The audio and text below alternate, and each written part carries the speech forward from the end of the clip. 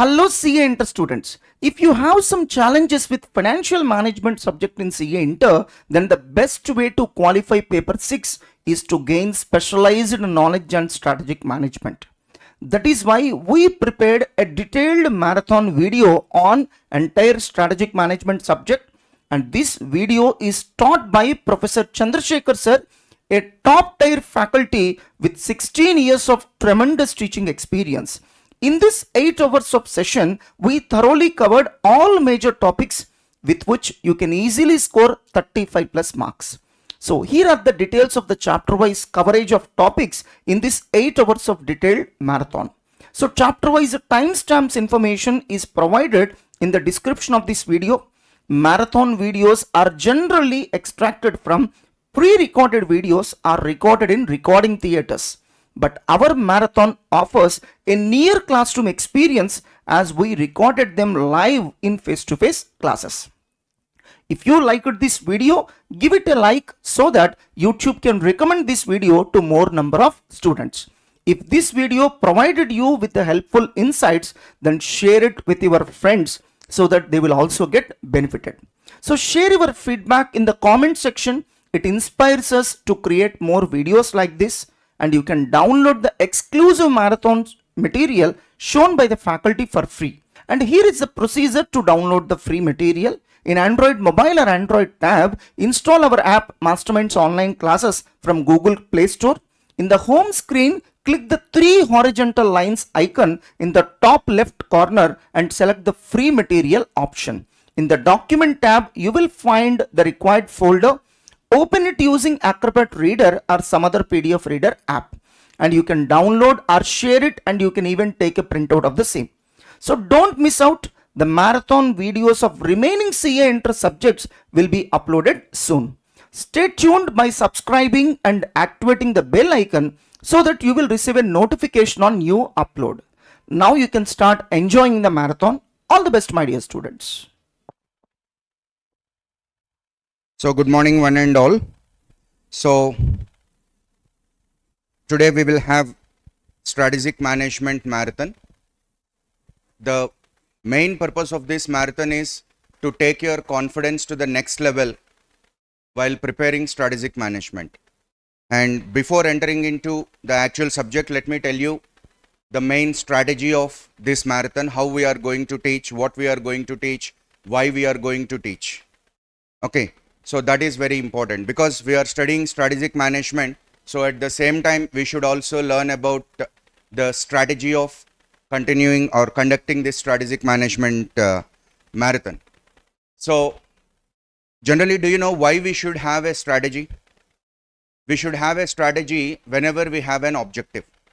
Without objective, there will be no strategy. That is the first point all of you should understand.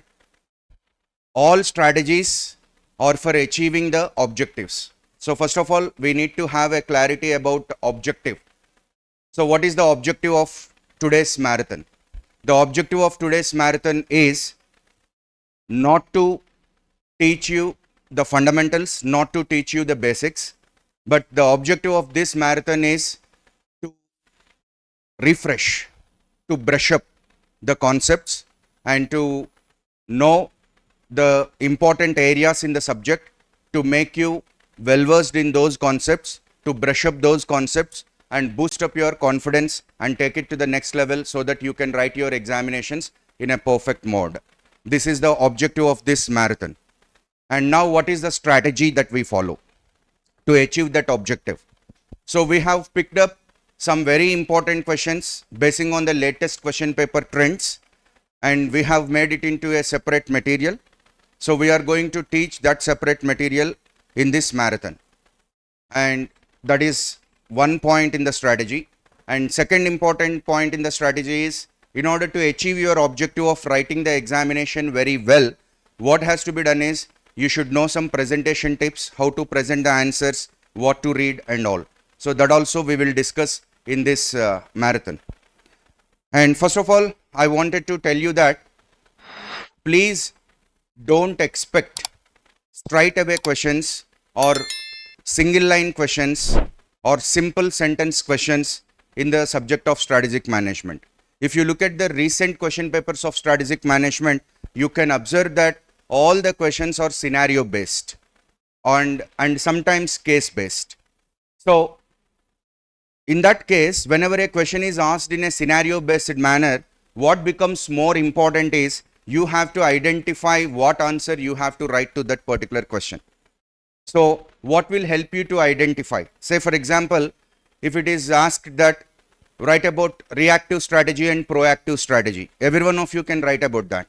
But once a scene is given, once a scenario is developed and given to you that Mr. X and Y are two partners and Mr. A and B are two partners in another business, both of them are competitors. Mr. X and Y always wanted to predict the future and accordingly they want to set up their business and they want to run their business, and Mr.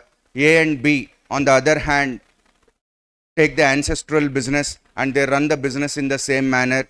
According to you, what are the modes of strategies followed by X and Y and A and B? If in this case a question is asked, now it becomes very tough for you to identify what type of question it is. Of course, you may identify right now because you have understood, I have told you the concept of proactive and reactive strategy. But if the same type of question is asked in the exam, you may get confused. So what is very important? Generally, you might have heard that in strategic management, keywords play a very, very important role. And that is absolutely true. And that is very much essential, not only now, but in the earlier time also. But at present, identifying the keywords, knowing the key sentences are very important, not only to write the answer, to remember and write the answer, but also to identify the question. Because whenever a scenario based question is given, you have to identify certain keywords in that scenario based question and accordingly you have to find out the answer for that. So this is very, very important and all of you should mind it. And next very important thing is writing the answer for scenario based questions. Whenever you are writing the answer for scenario based questions, the most important thing is connection.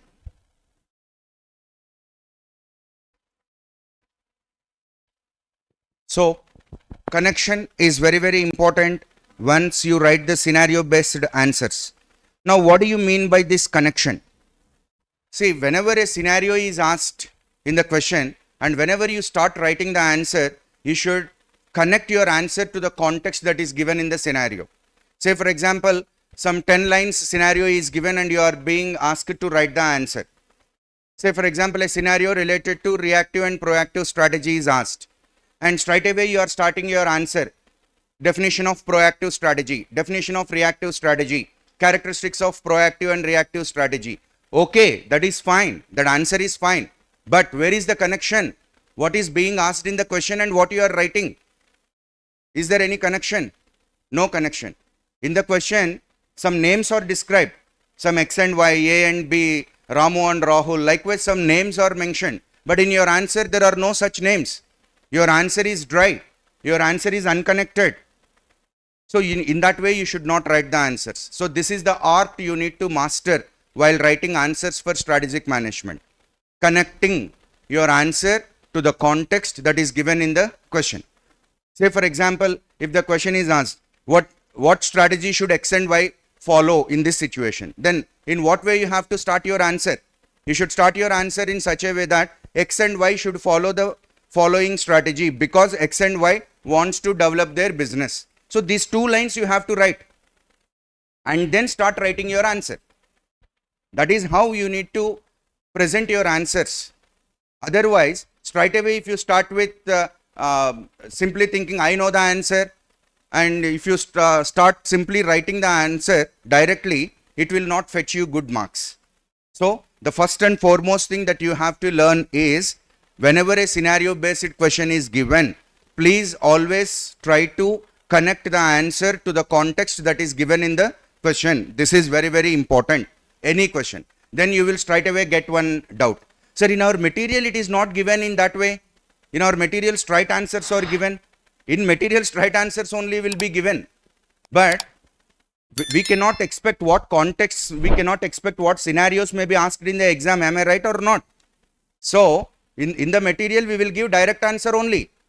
And that is the reason in our material we have TYK questions for CRD and TYK questions for self-practice. So in that section, we have tried to give the contextual connection for some questions. You just go through them, you will understand. Otherwise, you will lose lot of marks. And second important thing, what I wanted to tell you is mastering and identifying the keywords and key sentences. I have already alerted you that mastering keywords and key sentences in the earlier attempts and in the old scheme, they are helpful for only writing the answers. But right now, they are very much helpful for identifying the questions also. Say, for example, write about socio-cultural environment. If a question is asked in such a way, you don't require the help of any keywords to identify the question. Already straight away the question is given about socio-cultural environment. But right now, in the latest question paper trends, questions are not asked in that way. Questions are asked differently, where the word socio-cultural is never used in the question. But you have to identify that is a question related to socio-cultural. So, whenever a question is asked about socio-cultural environment, what words may be used in the question? The words like traditions, customer preferences, geographies, values, customs, these all words may be used, but never the word socio-cultural. Then how will you identify that particular question? That is the most important thing you have to understand. So, knowing the keywords, identifying the keywords are very important in strategic management, not for writing the answers, but also for identifying the questions.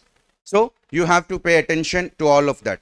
So, the strategy that we follow in this marathon is to teach you about all those keywords and sentences, to identify the questions and how to write the answers. These all things we will discuss, and also all the important questions. See, some of you may think, sir, this is very important question and sir did not teach it in the marathon. In your case, that may be very important question, but we have selected a set of questions based on the latest examination paper and latest examination trends, and accordingly we teach. Of course, we follow an order. And all of you know that we have 5 lessons in our strategic management. The first lesson is Introduction to Strategic Management. Second lesson is Strategic Analysis of Internal Environment. Third lesson is Strategic Analysis of External Environment. And next the Strategic Choices. And next the Strategy Implementation and Evaluation. See, generally, each and every chapter is important. You cannot take any chapter as choice, because a minimum of 5 marks question you will get from every chapter. From the first 2 chapters, you will get 5 to 10 marks. In the third chapter, you will get up to 15 marks.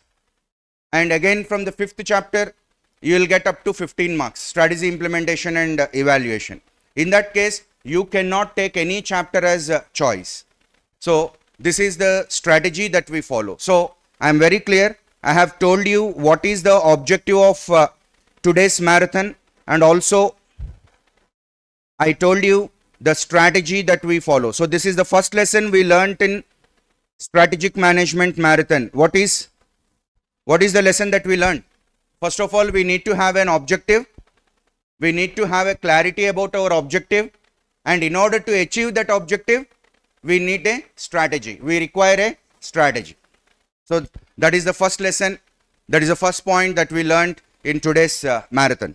Now, by keeping all these points in mind, let us move forward to Introduction to Strategic Management. And one very important thing what I wanted to tell you is, if you observe the schema of the syllabus, we have 5 lessons, and these 5 lessons give you complete understanding of crafting a strategy for an organization. In the first lesson, you will study about the terminology, the jargon that is being used in the subject of strategic management, that is Introduction to Strategic Management. So, in this lesson, you will study about all the definitions of what a strategy is, what an objective is, okay, what a vision is, what mission is. All this jargon, all this terminology we will learn in the first lesson. And the actual thing starts from the second lesson. In order to craft a strategy, in order to make a strategy, in order to design a strategy, or in order to devise a strategy, in order to formulate a strategy. So, how many words I am using? devising, crafting, making, designing, formulating. But what is the best word among all those words? Crafting. Crafting a strategy. Okay. Why it is the best word? I'll tell you. Why we should use the word craft? I'll tell you. So, we need to craft a strategy. So, in order to craft a strategy, what is required? First, you have to analyze the internal environment. After analyzing the internal environment, what we have to do? We have to study the external environment. After studying internal and external environment, then we have to make a choice of the strategy. And finally, we have to implement the strategy. That is how our lessons are made. Okay. First lesson, introduction to strategic management. Second lesson, analysis of internal environment. Third lesson, external environment. Fourth lesson, choices. Fifth lesson, implementation and evaluation. That is a schema. There is a scheme behind that. There is a logic behind the arrangement of the lessons. It is not random. It is not random. It is systematic. So, if you systematically learn all these lessons one after another, you will understand. Finally, you will get strategic thinking. And my dear students, I wanted to tell you that strategy is thinking. Where the strategy will not be in your paper. Strategy will be here. Strategy is thinking. How you think. Why you should think in that way. In that way, you should understand. So, this is all some introduction about the things. Now, let us move on to the first lesson, introduction to strategic management. And the first question, explain the concept of strategy. Or the word strategy is often misunderstood in the business arena. It is a 200% fact. What is that? Strategy is always misunderstood. See, there are some words which are very much misunderstood in this world. And among the list of all those words, top word is strategy. Many people misunderstand. If you look at YouTube videos regarding what is strategy, Michael Porter tells something. Some other professor from Harvard tells another thing. Some other professor from MIT tells some other thing. Someone tells some other thing. A professor tells strategy is a plan with a outcome. Another professor tells, no, strategy is not a plan. Strategy is something else. But finally, we don't get clarity regarding strategy because clarity is rarity. Very rare we understand the things clearly. So, strategy is the most misunderstood word, my dear friends. It is the most misunderstood word. Okay. See, all of you sitting here have heard strategic management, have gone through strategic management classes earlier. Do any one of you confidently say what is strategy? I don't want definition given by William F. Gluck or Igor Ansel for someone else. No. What is your definition? I don't want Arjuna Uvacha or Krishna Uvacha. What is your Uvacha? What you say? Okay. I don't want what Michael Porter says. I don't want what William F. Gluck says. What do you say? What do you understand by strategy? That is very important. But it is very tough. Of course, you can say strategy is a plan or strategy is a long range blueprint. That you keep all that away. What you understood. That is very important. Right? So, strategy is often misunderstood word. Because for very tiny things, petty things, we use the word strategy. For example, two friends want to escape from home and want to go to a movie. Then one friend says, I'll tell you the strategy. Even for that also strategy word is used. Someone want to skip the class. Then he'll tell, let me tell the strategy. Even for skipping a class, such a small thing, you use the word strategy. You did not understand the strategy, Ra. What is there to understand? So, strategy is often misunderstood. Strategy is not that for that simple things. Strategy is such a grand word. Strategy is a very big word. Okay. So, strategy is often misunderstood in the business arena. And that is the reason many companies fail, thinking that they are following the strategy and making a strategic mistake. Okay. Everyone thinks that we are following a strategy, but actually they are not following the strategy. You cannot make a strategy simply by closing the doors and keeping yourself inside the four walls. You cannot make a strategy. What are the lessons? Strategic analysis, internal environment, strategic analysis, external environment. You have to analyze internal environment and external environment. Only then you can make a Strategy. Only then strategic choice. Fourth lesson comes. First, second lesson and third lesson. That is very important for making a strategy. Only then you can make a strategy in the fourth lesson. Do you understand what I am telling? So strategy making is not so simple. It's not so easy. Right. Many people think that strategy is simply another term for planning. 99 out of 100 people does the same mistake. What they think? Strategy is plan only, long-term plan. Just they add one adjective there. Strategy is plan only, but long-term plan. Okay. Okay. Then why don't you call long-term plan? Why you use another word for that? Don't know. Okay. So we will try to understand all of that, right? Now, sir, where does this word strategy comes from? See, strategy is a military word. Strategy is a military word. See, there are some military words. Jeep is a military word. Boots, military word. Okay. Huh? Yeah, logistics, military word. Likewise, strategy is also a military word. The word strategy comes from stratagem or strategos, means moving forward, moving forward. So in the business also we need to move forward. But when you are moving forward, what is required?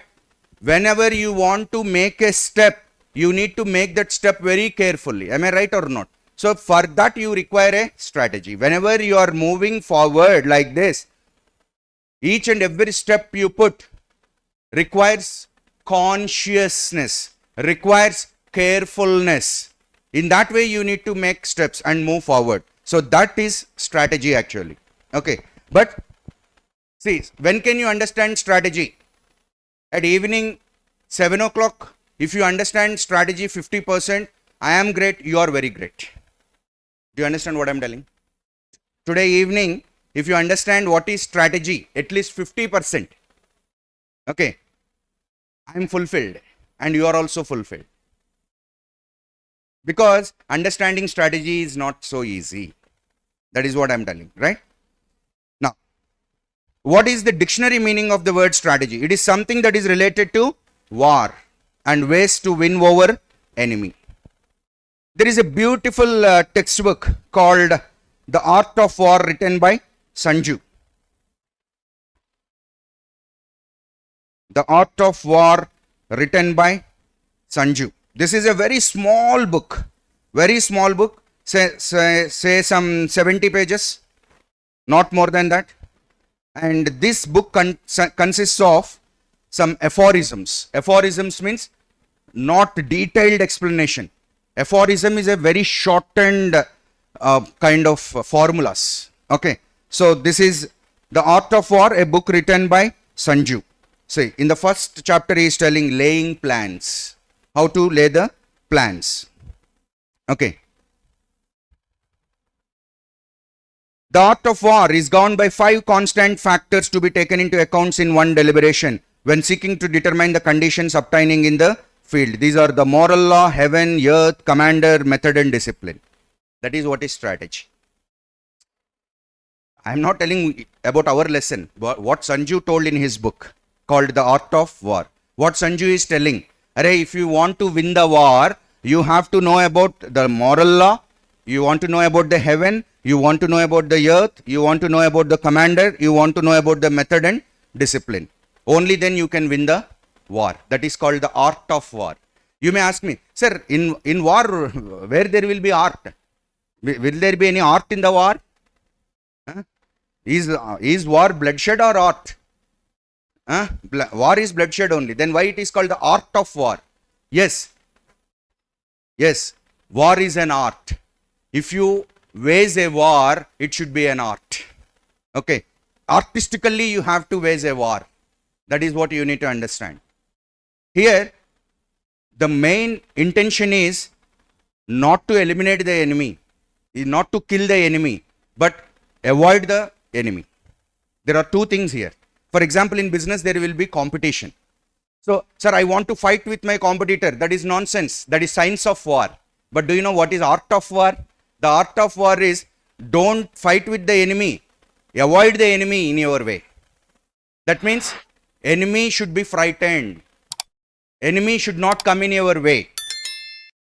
Okay. and you should say my way is highway. Okay, you should make your way highway, and no one should interfere, no one should come in between. In that way you have to behave. If you behave in that way, you are strategic. Do you understand what I am telling? You are moving ahead, everyone is coming in your way, everyone is interrupting, everyone is interfering. Okay, it is a big headache to you. But on the other hand, you are moving ahead and no one is coming in your way. Okay, route is very clear. Then you can make a happy journey. Am I right or not? Now, what is strategy? Why strategy is required? Strategy is required to eliminate all these people who interfere and who interrupt you. Okay, if you think in that way, that is called as strategy. That is what I am telling. Don't confuse. Sir, which definition I have to take? Right now you told 3 definitions for strategy. I will tell 300 definitions for strategy till evening. That is what I told you. Okay, by evening 7 o'clock you should understand at least 50% of the meaning of strategy. Okay, so this is the best textbook for strategic management, the art of war. He is a Chinese war philosopher, Sun Tzu. He has written a wonderful book, and basing on this, see, these are all aphorisms. See, this is one aphorism. By means of these 7 considerations, I can forecast the victory or defeat. This is called aphorism. Very simple statement. But you have to understand the meaning of that statement. The original textbook is 70 pages, but the commentary on the textbook is 700 pages.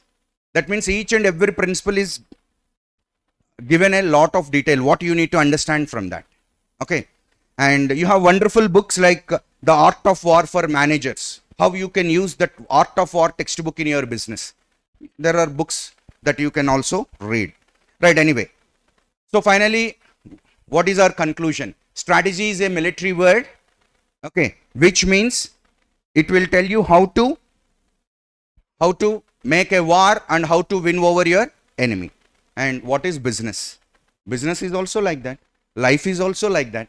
So the Art of War textbook is not only related to war, but to our life and business also. Because in business also we have competitors. They are competitors. They are not compromisers. Okay. There are 2 words, competition and compromise. What is competition? Com means together. Okay. Petition means complaining. There are 2 persons and one is petitioning on another. That fellow did like this. I don't like him. He is petitioning on the other. And the other fellow also is petitioning against this fellow. I don't like his behavior. I don't like the way he laughs. In this way, he is petitioning. Now we will say that both of them are in competition. They are competing with each other. On the other hand, 2 people, they have promised, sir, I don't complain against the other person. Then they are compromised. Compromise.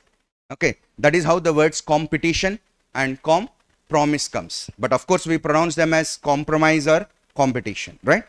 Anyway. Now let us try to understand the meaning of strategy. First of all, let us jump to the definition of William F. Gluck's very simple, most comprehensive definition. See, if you type in Google definitions of strategy, you will get 101 definitions about strategy and you will get confused. Okay. But let us take one comprehensive and simple definition of the word strategy, that is William F. Gluck's strategy. What is it? What it is? Strategy is a unified, comprehensive and integrated plan designed to assure that the basic objectives of the enterprise are achieved. If you want to understand the strategy, you have to master this definition. You have to understand this definition very clearly. This is the most comprehensive definition that is available to us, given by William F. Gluck. Right? What he is saying? Are Babu, strategy is not a simple thing. There are 3 adjectives added. What are those 3 adjectives? What are those 3 adjectives? Unified, comprehensive and integrated plan. What do you mean by unified? Unified means, what do you mean by unifying? Bringing together. Bringing together. Am I right? So, in any business organization, there will be 3 levels: corporate level, business level and functional level. So, you need to have strategies at every level.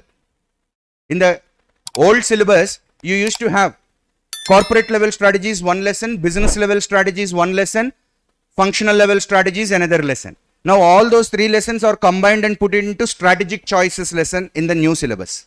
But there will be strategy for every level of business. There will be strategy for corporate level, strategy for business level, strategy for functional level.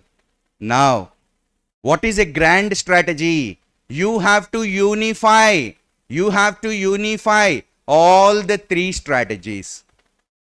Sir, I did not understand, sir. What do you mean by unifying? It's very simple. It's very simple. At the top level, people are telling, we want to expand to other country. We want to expand to Europe. We want to expand our business to Europe. That is what the top level people are telling. But the low level people, what they are doing? They are not at all focusing their activities, anything related to that, and they are doing something else. That means the top level says forward march, and the functional level says about turn. What is this? Where is unification? If the top level says forward march, everyone should also do forward march only. The business level and functional level also should do forward march only. The top level says about turn, and again the business level says about turn, and the functional level says left turn. What is it? Where is unification? That means the corporate level, business level and functional level should have the same thing in mind, should think in the same way. Am I right or not? Otherwise you will get confused. Am I right? See, if you have two bosses, both the bosses should tell you the same thing. Only then you can do something. If boss 1 says go right, if boss 2 says go left, you will be confused. So strategy should be unified. Unified means at all levels, everyone should follow the same strategy. Okay, that is called unified. And what do you mean by comprehensive? Comprehensive. This is very important. This is very important. I'll tell you one very important thing. You have a study plan and you have a study strategy. What is the difference between study plan and study strategy? You have a study plan and you planned very well that every day I should study for 18 hours, if possible 36 hours every day I want to study. In that way you planned, okay, and you started studying, but you neglected food, you neglected water, you neglected sleep, okay, you neglected your health because study plan, always focusing on studies, you are very serious. Do you think that you will achieve your objective? That means your study plan is not comprehensive. Why? Your study plan is only talking about your studies, but what about your health? What about your food? What about your sleep? Study also consists of, do you think study only consists of reading? Do you think study only consists of preparing for the exams? Your study also, when can you study? When can you study? When you have good health, when you sleep well. Am I right or not? Am I right or not? Yes. So, if you forget about your food, if you forget about your health, if you forget about everything and only focus on your studies, you are not a wise man. Your plan is not comprehensive. That is not strategy. Then what is strategy? Strategy should be comprehensive, man. It should take care of, it should consider everything. Whenever you are making a strategy for studies, you should also take care of sleep and food also. Then it becomes comprehensive. Likewise, in a business, you want to expand your business to other country, but you neglected technology development. You neglected culture of the organization. Then do you think that you can achieve that strategy by neglecting all these things? No. That's why strategy should be comprehensive. And the third most important thing, strategy should be an integrated plan. Integrated plan means what? Once there is a strategy, that strategy should be integrated in each and every activity. In each and every activity that you perform. You should not say, sir, that strategy is for 2030. Till 2029, I'll behave in whatever manner I want. But from January 1st to 2030, I will follow everything according to the strategy. That is utter nonsense. Why? Arey, whenever you have a strategy, in each and every step that has to be integrated, in each and every step that you make, you have to follow it, because strategy cannot be achieved overnight. If you have a very big strategy, you cannot get the result of that strategy overnight.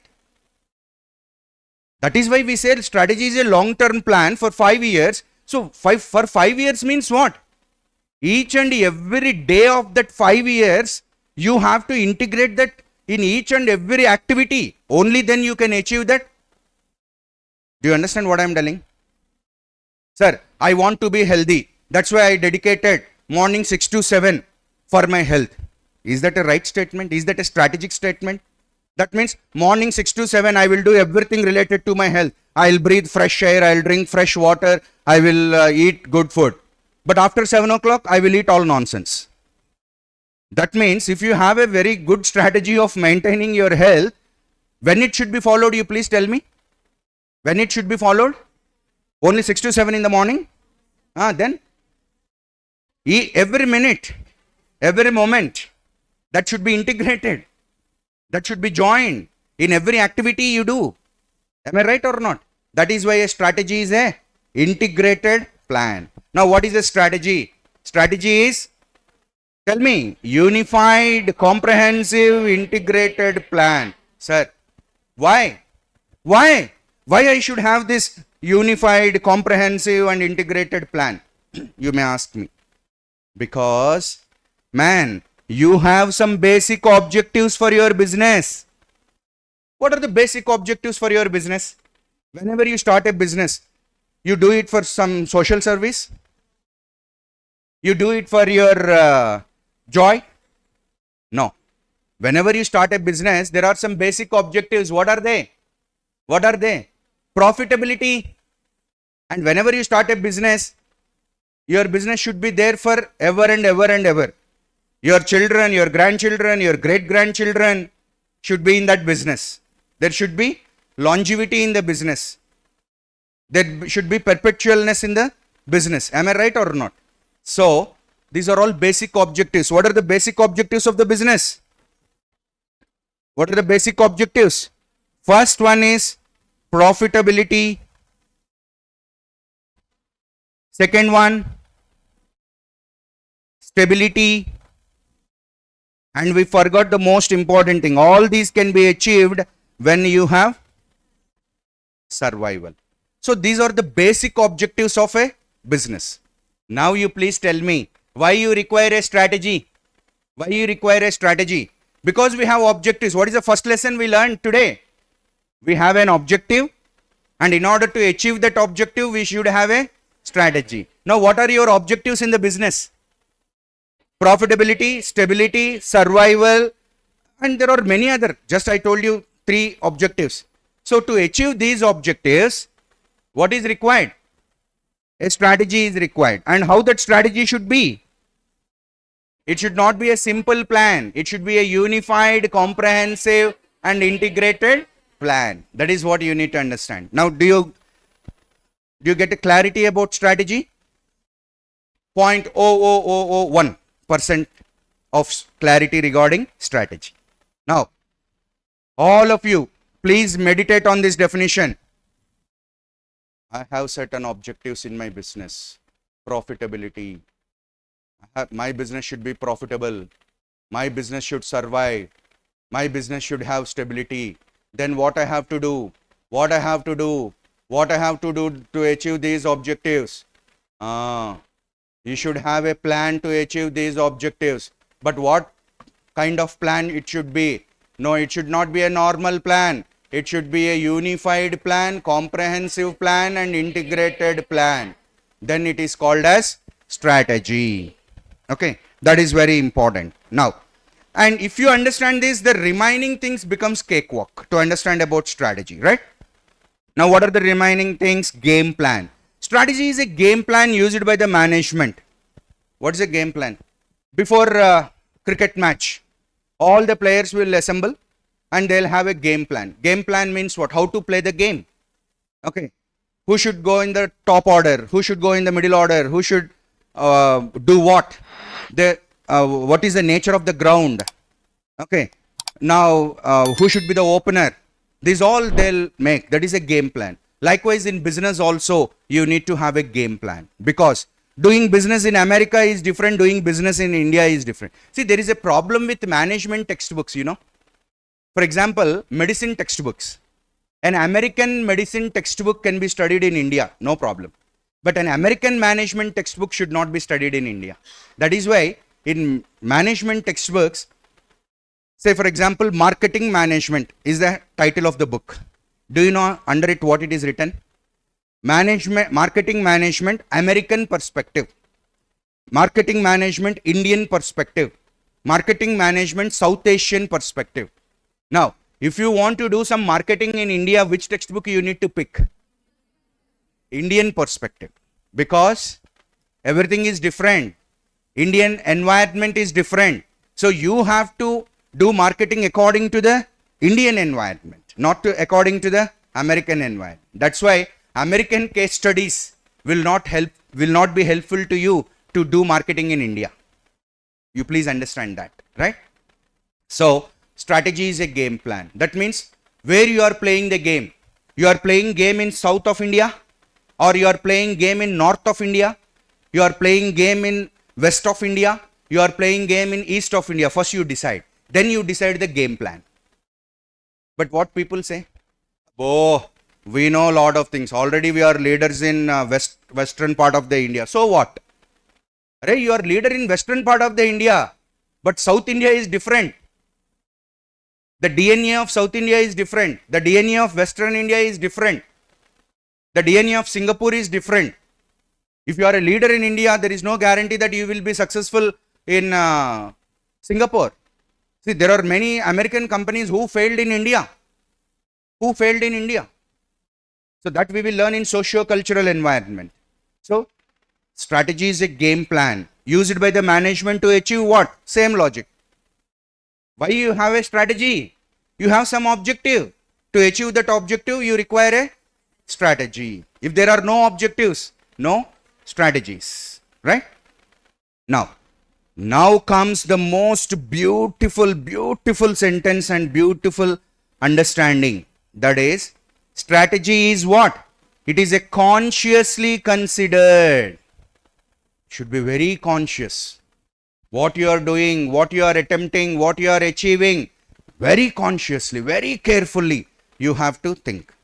Sir, consciously, carefully means what, sir? Second lesson and third lesson will tell you, man. Analysis of internal environment and analysis of external environment will tell you how conscious you should be. You should be very conscious. You should know about your employees, customers, competitors, suppliers, middlemen, intermediaries, above. You need to study about socio-cultural, technological, political, economic, legal, above. Lot of factors you have to consider, and carefully, consciously, you have to make a step. That is why strategy is a consciously considered. Consciously considered. You should not say, simply by closing your eyes, you should not say, ma.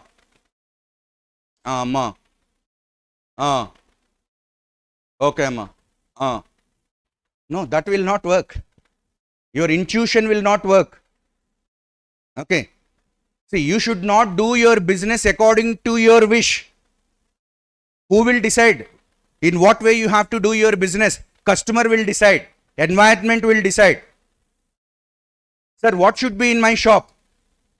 In your shop, you should not have the items which you like. You should have the items which the customer like. If you run a hotel, okay, hotel or hotel? Hotel. If you run a hotel, what should be the menu? Not the menu you like. I like masala dosa very much. No. The customers in that area may like uggani. Okay. Then you should have uggani in the menu.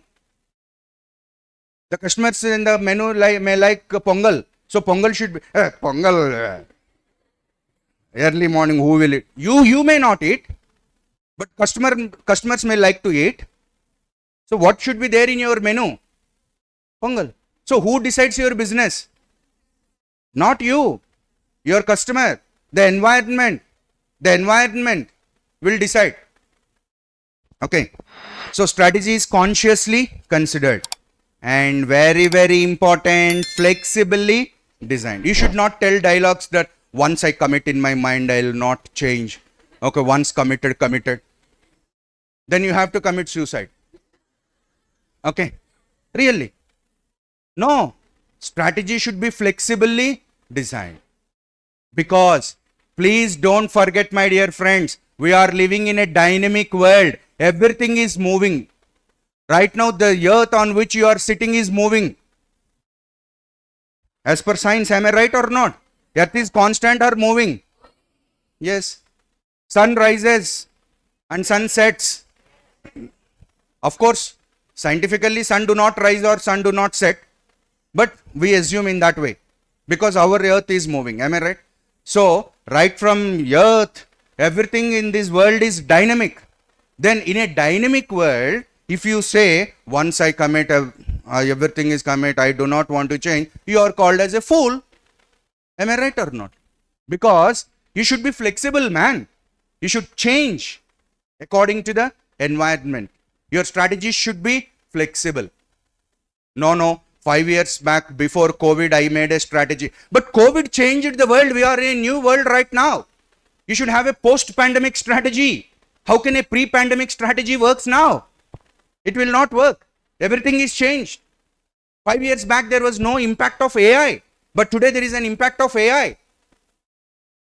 What is the definition you learned about strategy? It is unified, comprehensive, and integrated. Then why don't you include the post-pandemic reasons, the post-pandemic factors into your strategy? So, strategy should be consciously considered and flexibly designed. It should be flexible. It should be bent in any way. For example, you standing here, you thought of moving in this direction in a straight way. But once you started making steps, but all of a sudden, a big obstacle came. If you are a fool, what you will do? You will sit there and cry and you will try to remove that. But if you are an intelligent man, you will think of bypassing it. You will think of how to change your direction. Don't expect the customer to change his tastes and preferences. Don't expect the environment to change. You change. That is very important. Life lessons. In strategic management, you will learn lot of life lessons also. That is why this strategic management should be understood at 2 levels. One at the business level, one at the life level. And these principles are equally applicable both in business and life. So your strategy should be flexibly designed. Sir, why? Why I should have a consciously considered and flexibly designed corporate intent? Baba, we cannot skip any word, man. That is the problem with this subject. Each and every word is ambrosia. Each and every word is elixir. Each and every word, I cannot express. Huh? See, strategy is a consciously considered and flexibly designed scheme of whom? Scheme of whom? Corporate intent. See, everything in this world comes from intention only. And if you understand, this world is all about intentions, contentions, pretensions, detentions, and retentions only. If you understand. I have an intention in my mind. The other person is not behaving like that. Then I will have a contention. The other man is not listening. Then I will start pretension. Okay. And still the other person is not cooperating with me. Then I will have a detention. I want to detain him. Okay. This is all the world about. So everything starts with intention only. So why you should make a strategy? Because businesses have intention, corporate intent. See, this is the first question. But all these things we will learn later, one after another, right? Corporate intention and action. Sir, why we should have a strategy? Because in business, if you want to achieve your objective successfully, what do you have to do? You have to mobilize your resources. See, whenever I am telling you, need to note them down. For example, if I say to mobilize the resources, even in the material, you also keep it like that, to mobilize the resources. At the end of the day, you will not understand anything except mobilizing the resources. So, to mobilize the resource means what I am telling? to mobilize human resources, financial resources. Above, business is a set of bundle of lot of resources. So what is very important? What is very important? What is very important is how you utilize these resources. You should utilize these resources with a strategy and to direct human effort and behavior. What you do in your business, that should be determined by the strategy. To handle events and problems, you require a strategy. To perceive and utilize opportunities, you require a strategy. To meet challenges and threats for corporate survival and success, you require a strategy. So every business wants all these 5 things. Every business wants to mobilize the resources, direct human behavior and attempt, handle events and problems, perceive and utilize opportunities, meet challenges and threats for corporate survival and success. Okay. So for all these things, what is required? You require no, don't say that. This is a very simple. Whenever in SM class, whenever what you require, strategy, that should not be the answer. To do all those 5 things, what is required? A consciously considered and flexibly designed scheme of corporate intent and action is required. That is called as strategy. That is required. Okay. Because if you simply say strategy, you will forget everything. Strategy means how it should be. It should be consciously considered and flexibly designed. Okay. Right. And now comes the first thing, long range blueprint. I have a desired image in the coming 5 years. My company wants to be a multinational company. I want to achieve this. I want to achieve that. Okay. But what is your plan of action? In what direction you want to move? You write that on the paper.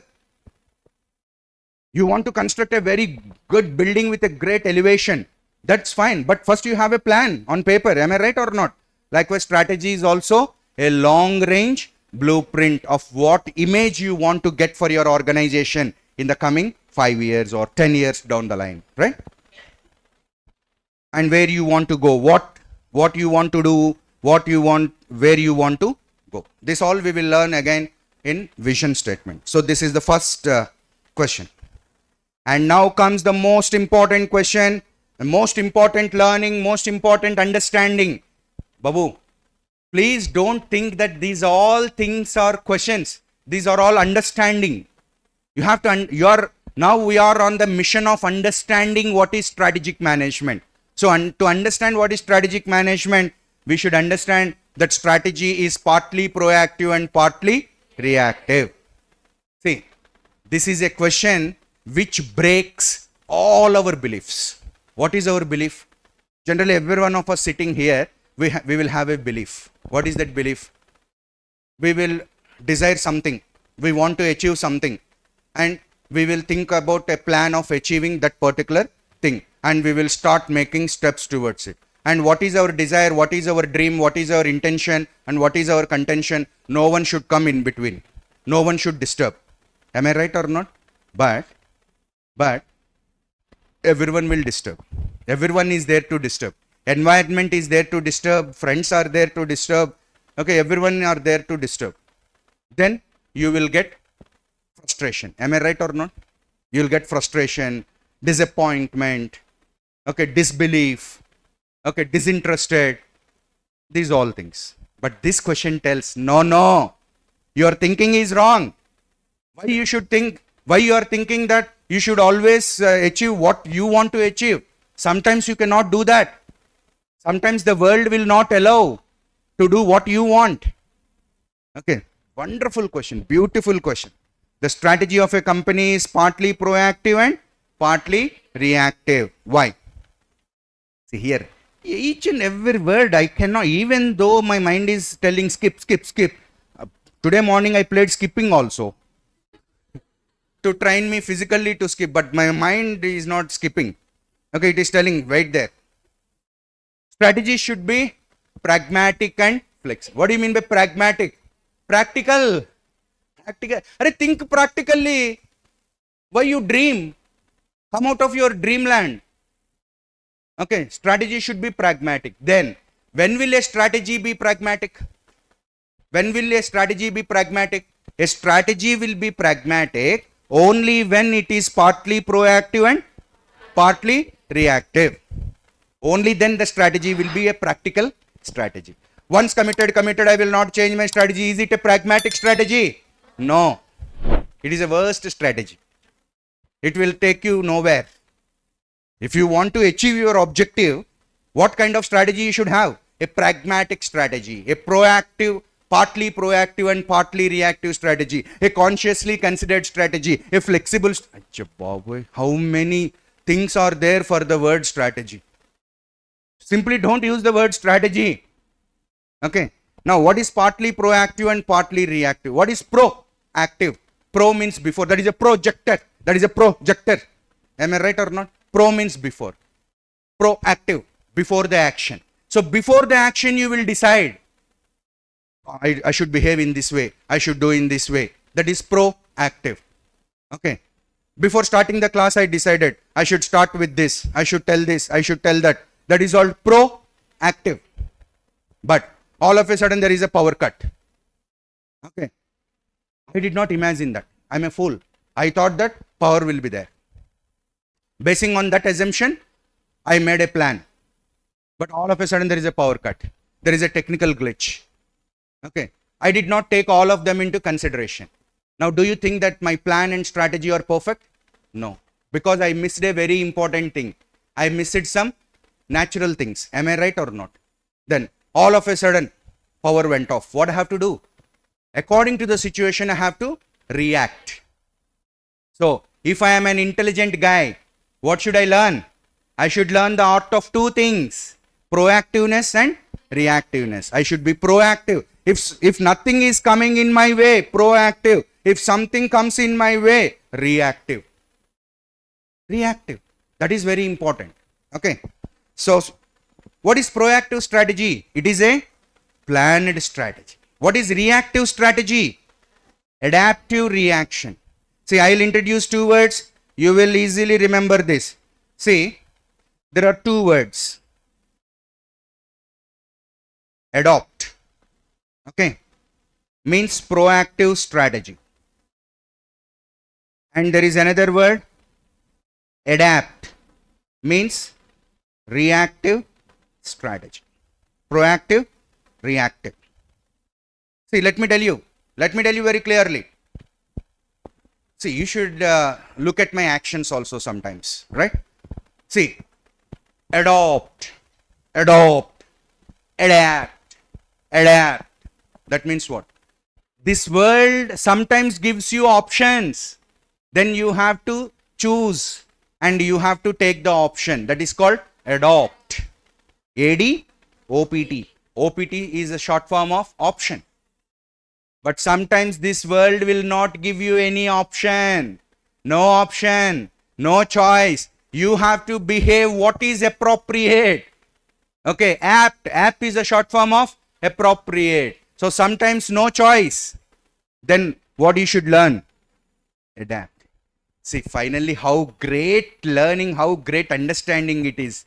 Whatever happens, you should move forward. Then in what way you should be?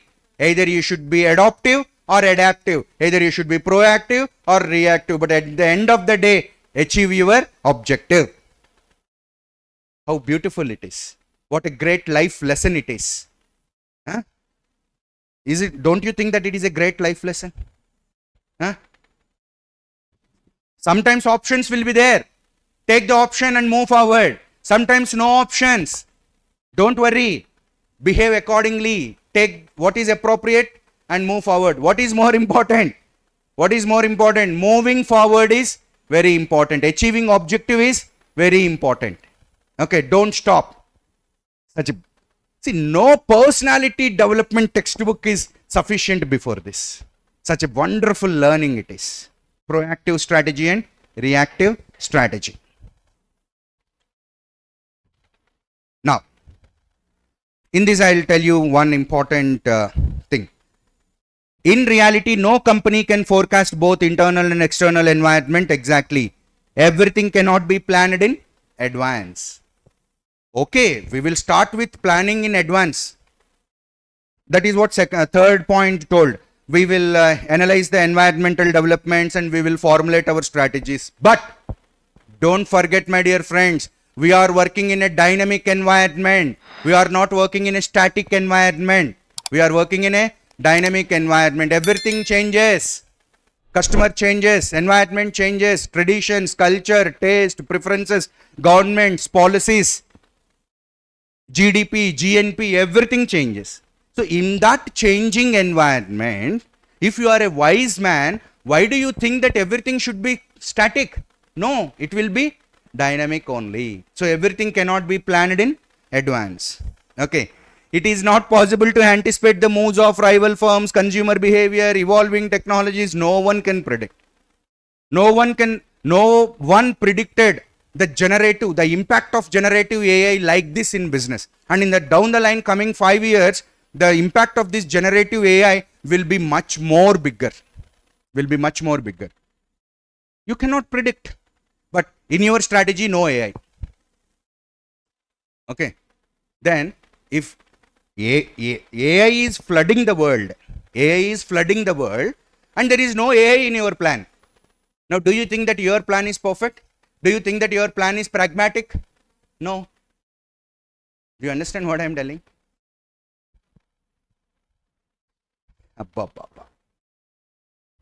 See, this is what I called as tattoo point.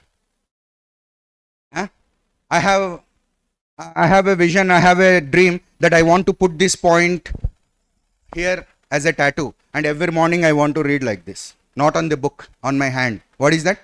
There can be significant deviation between what was visualized and what actually happens. Every day morning after getting up, if a businessman, if a student, if every individual in this world made a tattoo of this on the hand and read, there can be significant deviation between what was visualized and what actually happens. How beautiful your day will be. Why? What is our problem? What is your problem? There is a deviation between what you visualized and what is actually happening. You visualized that today's SM marathon class will be very good. I'll get more number of marks. I will revise all the concept. But this fellow is not teaching in that way. Very worst. Okay. Then there is a significant deviation between what you have visualized and what is actually happening, and that causes you lot of frustration. Am I right or not? But if you again look at the tattoo, there can be significant deviation between what was visualized and what actually happens. What happens? Cool. Okay, let us listen, because अनुकुन्नी जरगो गदा. Okay, so कुछ होता है. Okay, so that you need to understand. So when you understand this, that there will be a significant deviation between what was visualized and what actually happens, then how you have to make your strategy? You have to modify your strategy in the light of possible environmental changes. That means if you say, sir, all the time proactive, no, it will not work. Okay, then sir, what I have to do? Last point is telling man, stitching together. Kalipu kuttemantunnadu. Stitch together. Okay. You stitch together. What, sir, what should I stitch together? Stitch together both reactive and proactive. So, see, in your 10th class, you might have studied about the double helix structure of DNA. Did you study the double helix structure? Now, I am not a great artist, but I am trying to portray it like this. A double helix structure. So you stitch together what? Proactive and reactive. We will start with proactive. I will start my journey with proactive. Proactive means I had a plan in my mind. I want to follow it. I want to execute it. Started making steps. But all of a sudden, apatalana bastalanta bhavuna brahmanda mahavisparat jyoti, like this, a big obstacle came. Now what I have to do? Sit and cry there? No. Reactive strategy. Proactive,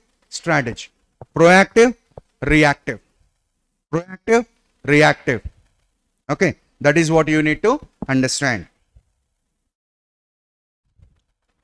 Now, what are the strategic levels in an organization? See, here we are not talking about small organizations. Here we are talking about large organizations. So every large organization is divided into Three levels. What are those three levels? Corporate level, business level, and functional level. See, you have to question everything. You have to question why? Why I have to learn this question? Because what William F. Gluck definition said, strategy is a unified. Till unified it is sufficient. Comprehensive comes in the next question. Okay. Whenever I said unified, no, stop there. Unified. So unified means what? Strategy is formulated. Strategy is formulated at different levels and you have to unify that. Now, you have to learn about the levels. What are the levels? Corporate level, business level, and functional level. Sir, who will be there at the corporate level? CEO, senior executives. This is called as C-suite. Okay? C-suite. Suite is a collection. Corporate suite. Okay? All these heads, these all people will be there. C-suite. Now, sir, what they will do? Will they sit and enjoy, eat burgers? No. What they will do? Their role is to overlook or oversee? Oversee, not overlook. Okay, oversee means to observe everything, to supervise everything, to oversee the development of strategies for the marketing department or HR department. Otherwise there will be whole organization, HOLE. Okay. If the corporate level management do not oversee the strategies for the WHOLE organization, okay, then the organization, there will be a HOLE in the organization, right? You need to understand that. Now, sir, still some clarity I am expecting. Okay, no problem. Come to the third point. Okay, what is their role? The role includes defining the mission, vision, goals, determining what business it should be, allocating resources, formulating and implementing. Wait, we will learn what is vision, what is mission and all. Then you will understand. I am not going to explain all that here. But you just understand, they do lot of things. Corporate level management do lot of things. What they do?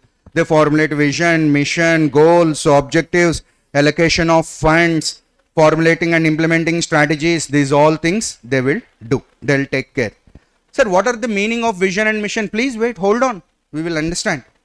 And now comes business level managers. See, each and every company, each and every big company will have lot of businesses. Say ITC. ITC is having lot of businesses. Okay. They are into FMCG, they are into paper, they are into tobacco, they are into hotels. These are all businesses. And each business will have a head, a business level manager. You take Tata, Tata Motors, Tata Steel, Tata Finance, TCS, Telco, Tisco, lot. And these are all different businesses of Tata. Okay. And these all businesses will have a business level manager. And what is the duty of those business level managers? Their role is to translate the general statement of direction and intent of corporate level management into concrete strategies for individual businesses. Say for example, I'll show you. See, everything we can do with an example.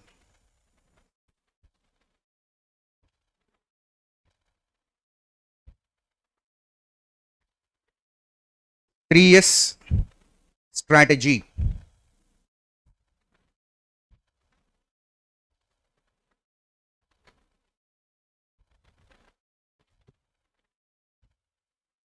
See, N. Chandrasekaran, the chairman of Tata at the corporate level, he told to all the business level managers 3S strategy. What is that 3S strategy? Arey Babu, for example, I am Chandrasekaran. I am Chandrasekaran only, no?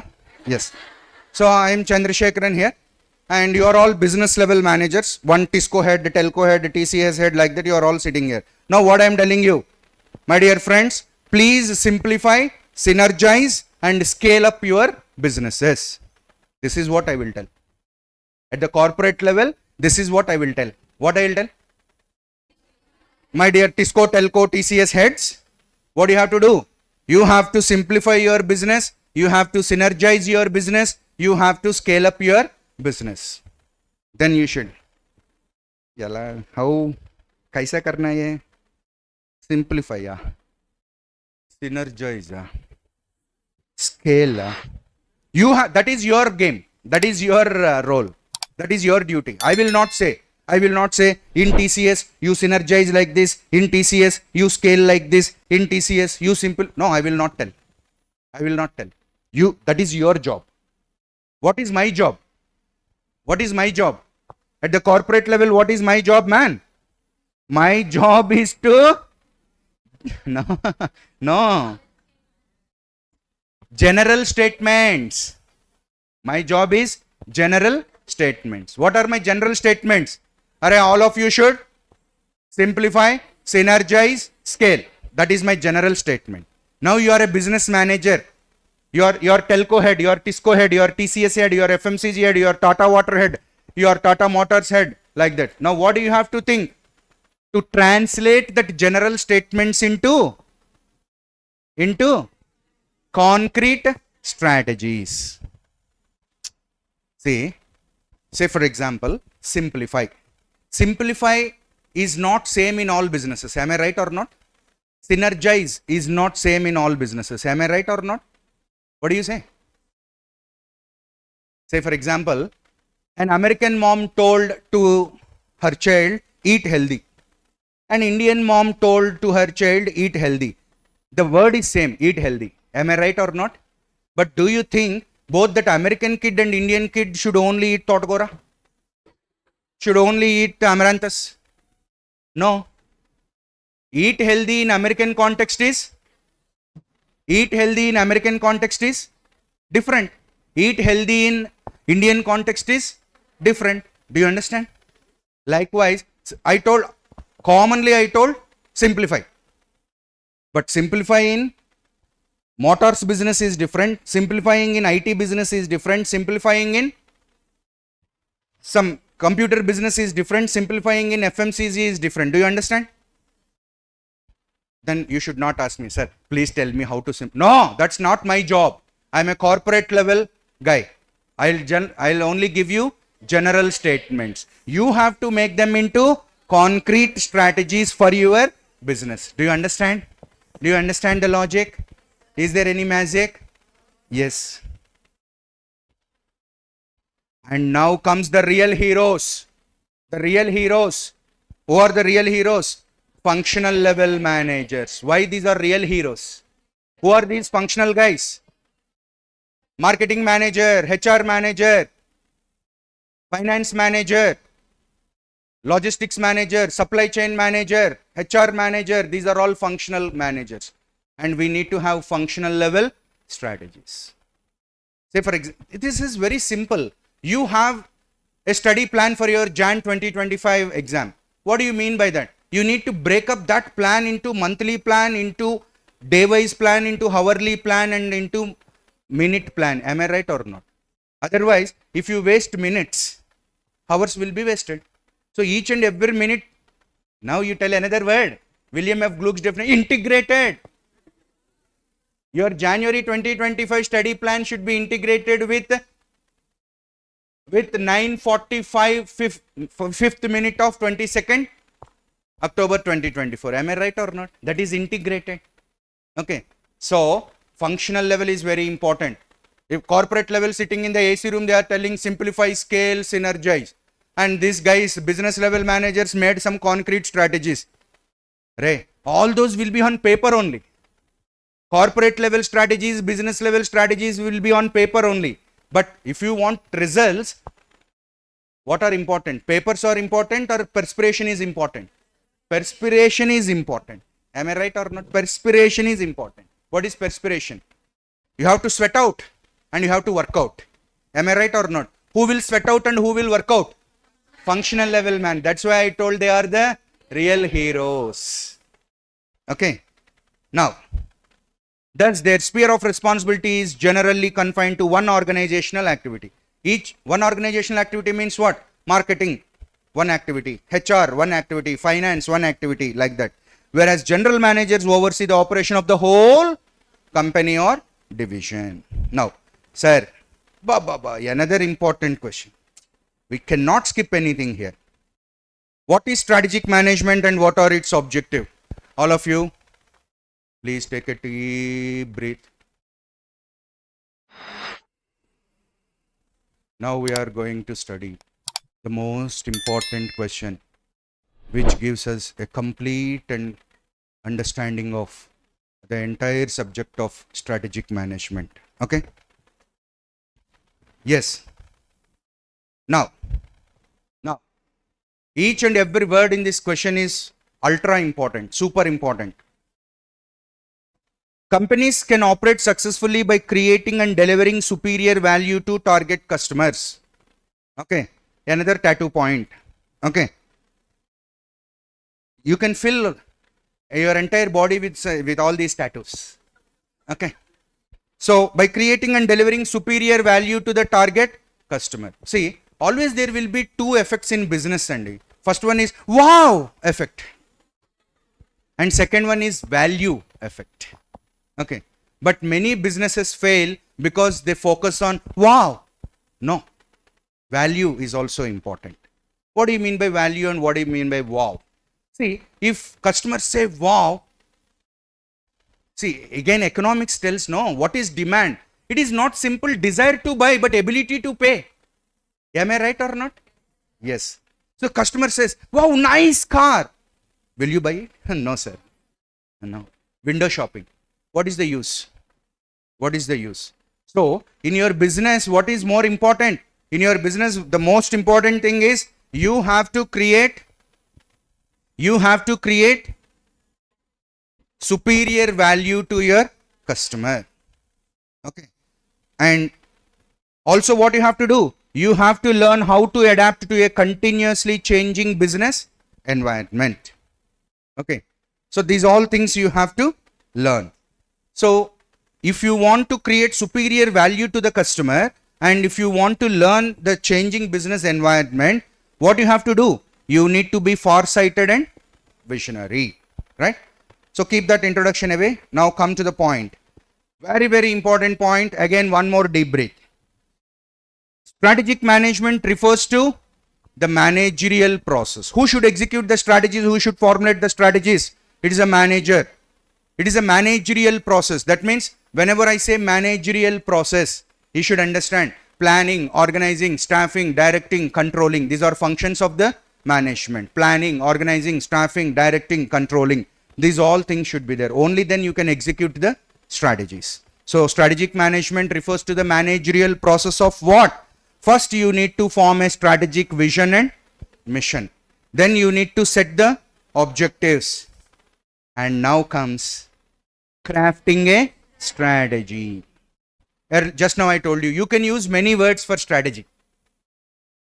See, why you should write that word? See, that is why students ask, sir, can we write on our own? If I give you permission, what you will do? You will write formulating a strategy. Another guy writes making a strategy. Another guy writes devising a strategy, designing a strategy. No, crafting a strategy. Sir, why, sir? Strategy should be crafted. Crafted means what? If you do something with a lot of skill, okay, very carefully, then it is called craft. But this meaning, will you get it in formulate? If you use the word formulate, will you get the same meaning if you use the word design? No. Of course, you have to design a strategy. Of course, you have to formulate a strategy. But while formulating the strategy, while designing the strategy, while devising the strategy, while making the strategy, what you have to have? You need to have lot of skill, lot of attention, lot of consciousness. Sir, what is the word that can reflect all these things? Crafting. That's why we used the word crafting a strategy. Okay. Implementing and evaluating the strategy and initiating and necessary corrective adjustments which are deemed appropriate over a period of time. This is the entire concept of strategic management that we learn in our syllabus also. Okay. Our entire syllabus is these 5 points only. What are these 5 points? If you want to have a strategy for your business, first you need to have a vision and mission. Then you need to set your objectives, and in order to achieve that objectives, you have to craft a strategy and you have to implement and evaluate the strategy. But you cannot implement the strategy as you like, because Remember the previous question, strategy of a company is partly proactive and partly reactive. You start with a strategy, but all of a sudden environment will not allow you to implement your strategy as it is.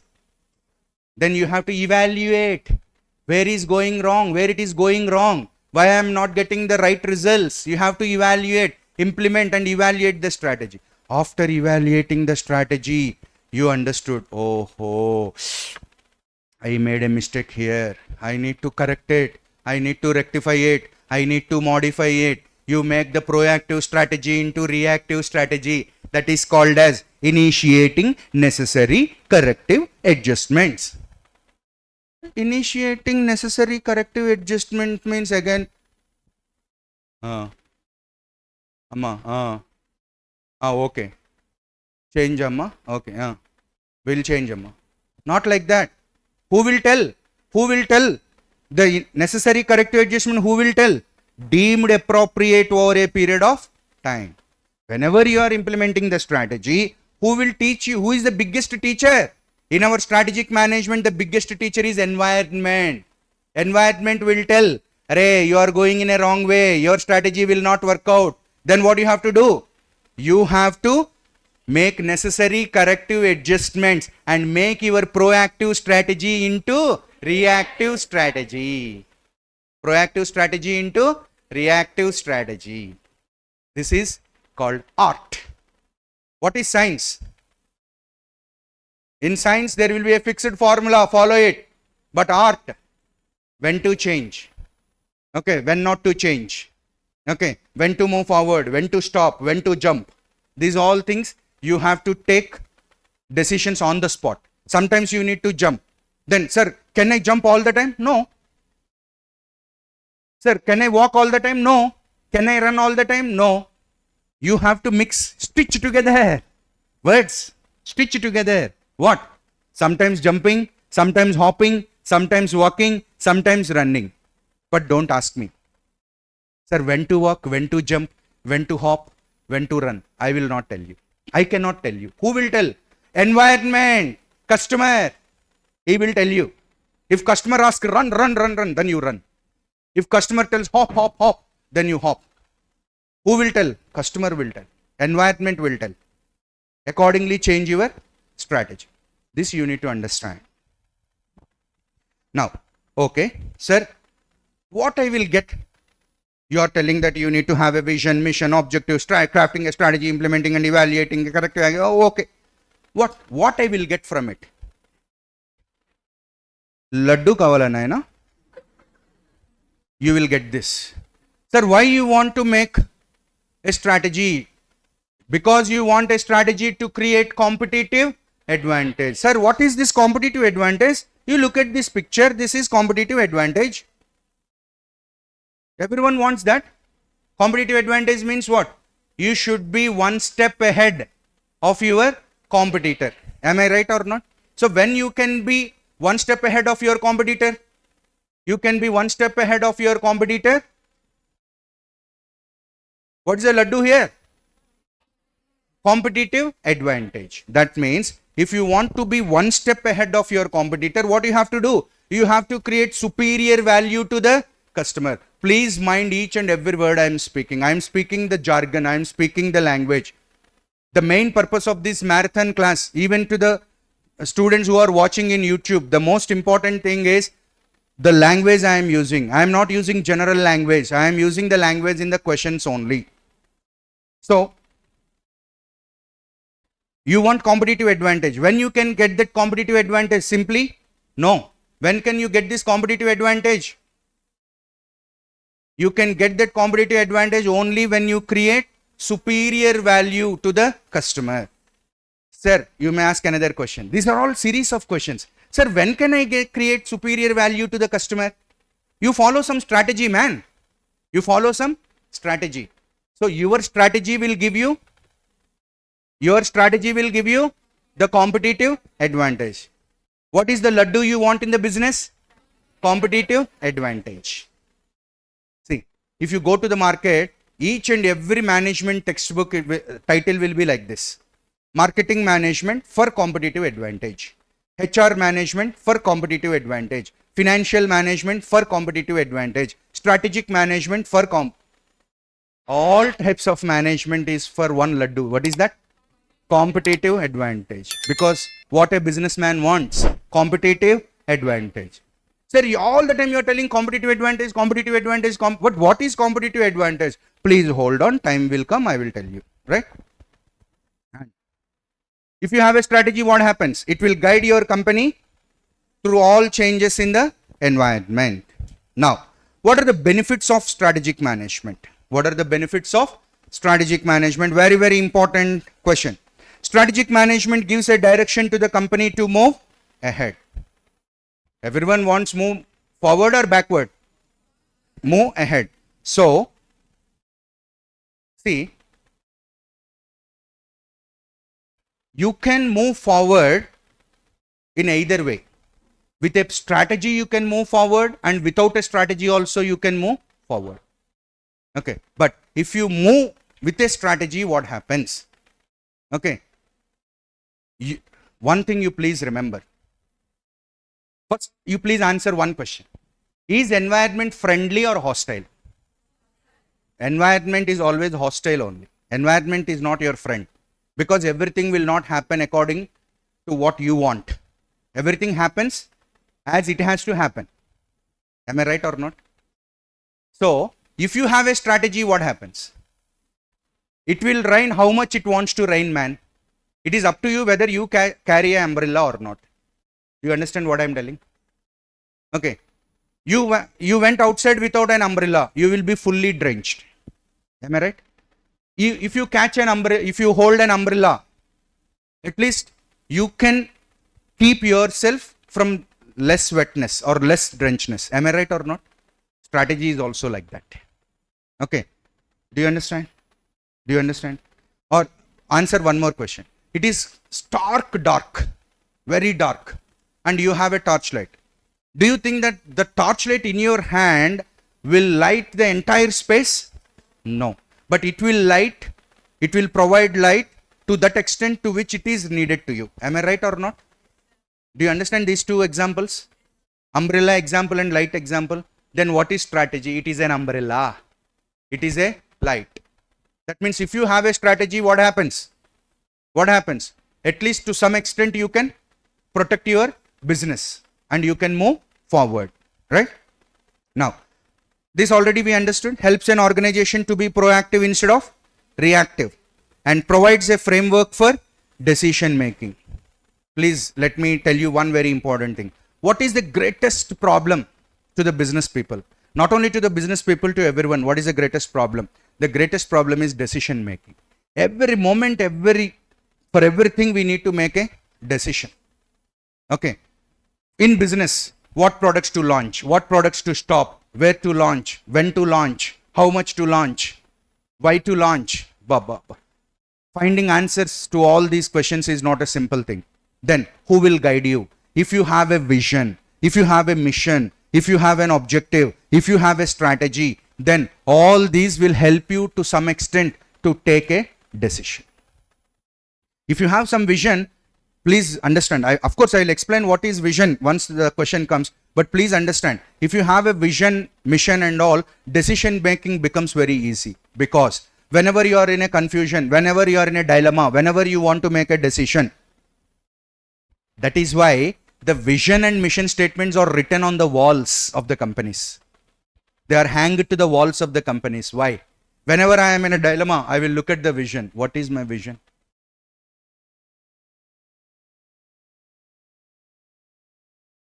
Okay. Then I will make a decision basing on that vision and mission. Likewise, values also. Values means what? I have to tell a lie. My friend is insisting, no, this time, okay. And now I looked at my value system. Don't tell lie. Satyam vada. Dharmam chara. That is my value system. Then I will have confidence to tell to my friend, what?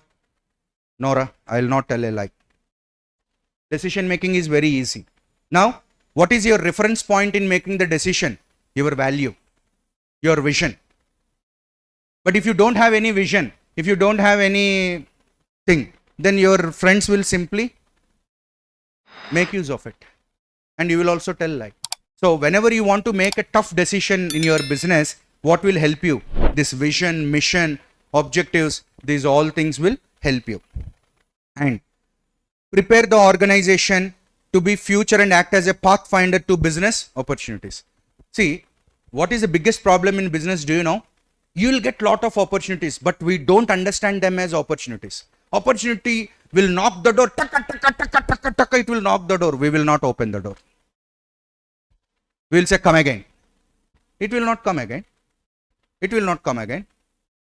But if you have a vision, if you have a mission, if you have an objective, if you study the environment, then you will understand, oh, Mr. Opportunity is knocking the door. Let me open the door.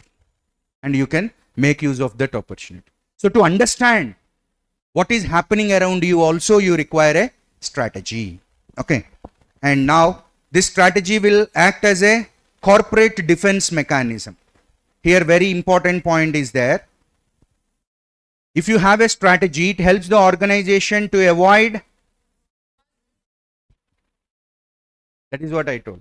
Even though you have umbrella, your feet may get wet, your shoulders may get wet, but the main part, head, will not have any problem. Am I right or not? In the same way, it is okay to make mistakes, but you should not make costly mistakes. Okay. What is costly mistake? You made a very big strategic mistake and that costed your company. Now your company is no more. No survival of your business. That kind of mistake you made. Is that not a costly mistake? But if you have a strategy, if you have understanding of the environment, if you have a vision, if you have an objective, sir, then do you think that I will not make any mistake if I have a strategy? No. Even if you have a strategy also, you will make mistakes, but you will not make costly mistakes. My dear friends, please understand the difference between mistake and costly mistake. A product failed, mistake. But company failed, costly mistake. An investment failed, mistake. Total portfolio failed, portfolio of investments failed, costly mistake. So strategy will help you as a defense mechanism not to make you costly mistakes. Okay. Strategic management helps to enhance the longevity of the business. See, Reliance handed over, started by Dhirubhai Ambani and handed over to Mukesh Ambani, now being handed over to Akash Ambani and all. So longevity, likewise Tata, longevity, ITC, longevity. So how you will get that longevity? If your predecessors follow some strategies, then you can get that business. And if you follow some strategies, you can give that business to your successors. Then your successors, then your business will be taram taram nirantaram. Okay, it will be there forever. And that requires strategic management, managing your company in a strategic way. That gives the longevity to the business. Because survival, I told you what are the three basic objectives of a business: profitability, stability, survival. These are very, very important. Okay. There is one more sentence here. If you have a strategy, strategic management helps the organizations to take a clear stand in the industry and make sure that it is not just surviving on luck. See, during COVID, this point was very clear. Many businesses proved that they are simply surviving on luck. Why? Because all of a sudden, a major calamity happened and many businesses closed. That means, till yesterday it ran successfully, till yesterday it ran profitably. But what happened today? COVID. And due to COVID, the business was stuck. The business was closed. Yes. Then how did it run till yesterday? It ran on luck, man. It did not have a strategy. But if that business have a strategy, okay, in what that strategy will give you? That strategy will act as a defense mechanism. It will not allow you to do costly mistakes. It will act as a pathfinder. It will give longevity to the business. Then You need not survive in your business anymore on luck. Okay, so that is the most important thing about strategy. And if you have a strategy, you can develop core competency and competitive advantage. Already I told you something about competitive advantage. I'll tell more about core competence in a separate question. We will get that. Sir, are there any limitations for this strategic management? Yes, there are limitations. What are the limitations? The first limitation is environment is highly complex and turbulent. No one can predict. Predict is not possible. Prediction is not possible. How environment turns, what government decides, what new policy comes, what new technology comes, how customer change their mindset, you can. That is why you cannot make a foolproof strategy. You cannot make a strategy which is very strong. No, you cannot make. That is why we are telling you, Arey Babu, strategy should be proactive and reactive. Okay, so environment is very complex and turbulent, and you cannot make a very strong strategy. And strategic management is a time consuming process. Why? Today morning I came to office. Okay, today morning I came to office. There will be lot of operational problems. Operational problems means, sir, generator is not functioning.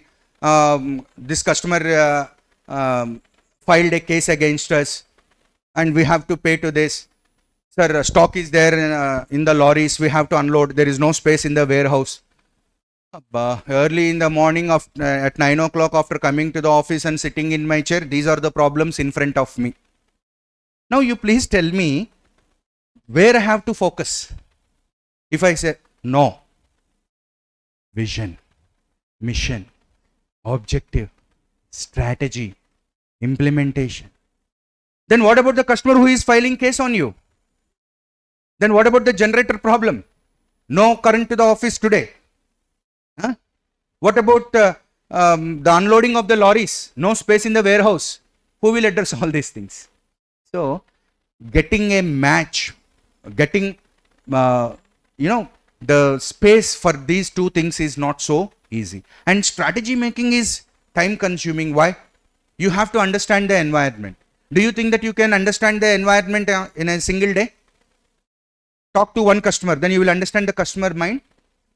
Huh? Read one newspaper. Do you understand the environment? No. It is a time consuming process to understand the environment and all. Strategic management is a costly process. Why it is a costly process? There are strategic consultants like Michael Porter, and today there are political strategists also. Today politics has become very costly because of political strategists. And do you know how much a strategist charge? Strategists charge a lot of money. They'll not have day-wise consultation or monthly consultation. They will have hourly consultation. For each hour, they charge lakhs of rupees. For example, if you want to have a strategy for your business, see, there are some strategies like Michael Porter, of course,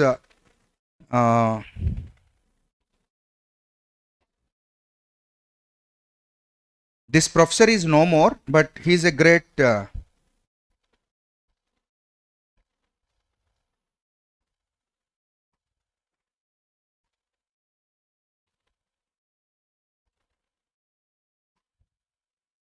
okay. So these are some strategies like strategists, and they charge a lot of money to, if you go and consult them, sir, what should be my strategy in business? They'll take a lot of time and they'll charge a lot of money. So it is a costly process. And finally, competition is unpredictable. Even though you make a strategy, there is no guarantee that that strategy will work out. Because don't forget one, see, all the important points I told in the first 1.5 hours to understand strategic management. See, whenever you don't understand something in strategic management, do you know what you should do? You should remember what I told you. Environment is unstable. For example, you are reading something and you did not, why is this? Why? No connection. Why I should read this? Then you simply remember, environment is complex, environment is dynamic. Then you will understand everything. Because every concept in strategic management comes because environment is unstable. Environment is dynamic. Environment keeps on changing. Okay. Right. Now, what is strategic intent and what are its elements? Okay. Now, this is the root question. Root question means what? Root question means what? Sir, why strategies? If you ask, what answer I'll give? Companies are having intent, man. They have lot of intentions. In order to make their intentions fruitful, we should have a strategy. So what is strategic intent? The purpose what the organization strives for. The purpose what the organization strives for. Do you think that question will be asked like this? What is strategic intent and what are the elements? You are ready to write the answer. Strategic intent refers to the purpose or no. Those days are gone. How the question will be asked? How the question will be asked? Do you think in this way the question will be asked? Strategic management is defined as a dynamic process of formulation. Might be. It might be asked in that way. But in the recent trends of question paper, how they are asked? Mr. Ram runs a business. He wants to expand his business outside the country. And he is taking the help of consultants. And the consultant first asked him what is his purpose. And the consultant then asked him in how many years he wants to expand his business. And now, if you are a consultant, how will you guide Mr. Ram and what actually Ram wants? This is the question. And again, you understood that question is related to strategic intent. How will you write the answer? Strategic intent refers to, no, where is Ram? Ram is missing in your answer. Ram is there in the question, then Ram should also come in your answer. Am I right or not? But the problem is many students are missing Ram in the answer. Ram is there in the question, but where is in the answer? Where is connection between your answer to the question? Then what is the best way to start your answer? As a consultant, after listening to the Ram's intentions, I was very much clear that Ram should have a strategic intent. And then you start write your answer. Bring Ram into your answer. Because he is in the question, no? Will you eliminate or what? What is there in the question? And write some answer in an unconnected way. And you will lose 1 or 2 marks because of that lack of connection. No, connect your answer to what is being asked in the question. That is very important. And you need to write answer not in a paragraph style. Points. Okay. And another doubt. Sir, can I write in my own language? Yes, you can write, but don't disturb the meaning. Okay. And if you don't want to disturb the meaning, you have to write the same words. Am I right or not? If you remove the word craft and write anything in that place, can you give me assurance that it will give the same meaning? Please tell me. Strategy should be made with a lot of skill.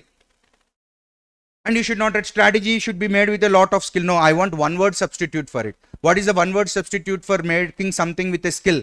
Crafting. Then what do you have to write? No way. You don't have any escape. You have to remember the word craft and you have to write it. But write it on your own, no problem. Okay. But don't spoil the meaning. Okay. Now, strategic intent refers to the purpose what the organization strives for. What the organization strive for? If you start a business, what you will strive for? You will strive for Loka Samasta Sukhino Bhavantu. Will you strive for it? Of course you may. But profits, expansion, growth, stability, survival. These are all very important in business. Am I right or not? What do you say? Yes. So, senior managers of an organization must define what they want to do, why they want to do. See, these are the most toughest questions. Am I right or not? See, you will tell all of your problems to your friend for 1 hour. After listening very patiently and carefully, your friend, if he asks one question, hey, what is your problem? Huh? What is your problem? What do you want? You please tell me what you want. Again, 1 more hour. But answer will not get. So the toughest part is define. What we will do is we will refine. Don't refine, define. Okay, refining is easy, defining is tough. You understand? Making rice into flour is easy, refining. But making rice into paddy is tough. Am I right or not? So defining is problem, refining is easy. So first you define the problem. What is your problem in business? What you want? What you want to do? Please tell me first. And don't say I want this, I want, no. Why? Why you want that? I will tell how, but you please tell me why.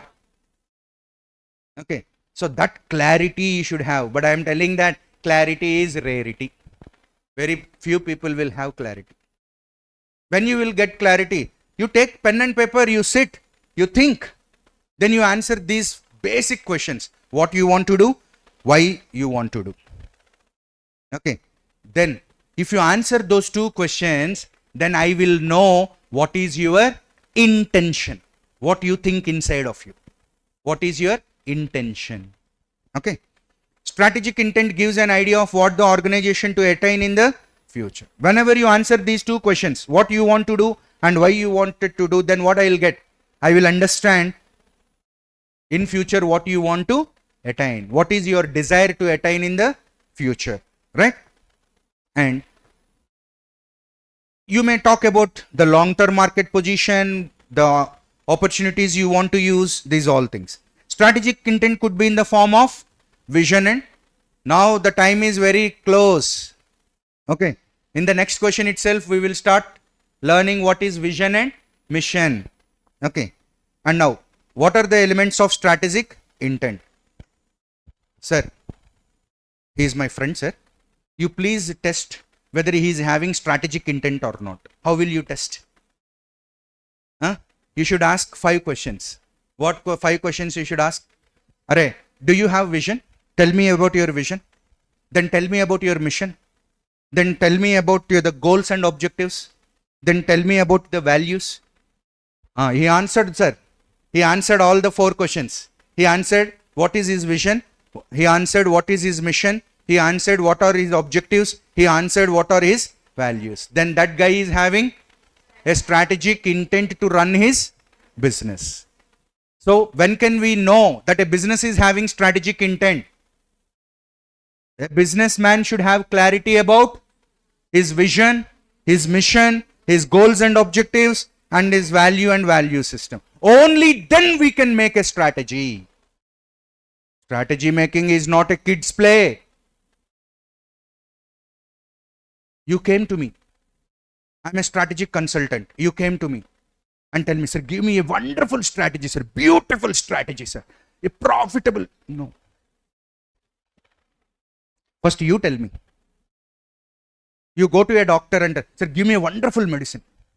Beautiful medicine. Powerful medicine. First you tell me, Ra. What is your problem? What are your symptoms? You please tell me. Only then I can give you medicine. Likewise, first you tell me what is your strategic intent. What you want. Why you want. Where you want. When you want. Then I will tell how you want. If you tell me that you are suffering from fever, then I will tell you how to reduce that fever. And you don't tell me anything. Sir, please give me pill for my ill to make me well. No. Or how can I give a pill for your ill and make you well? It's not possible.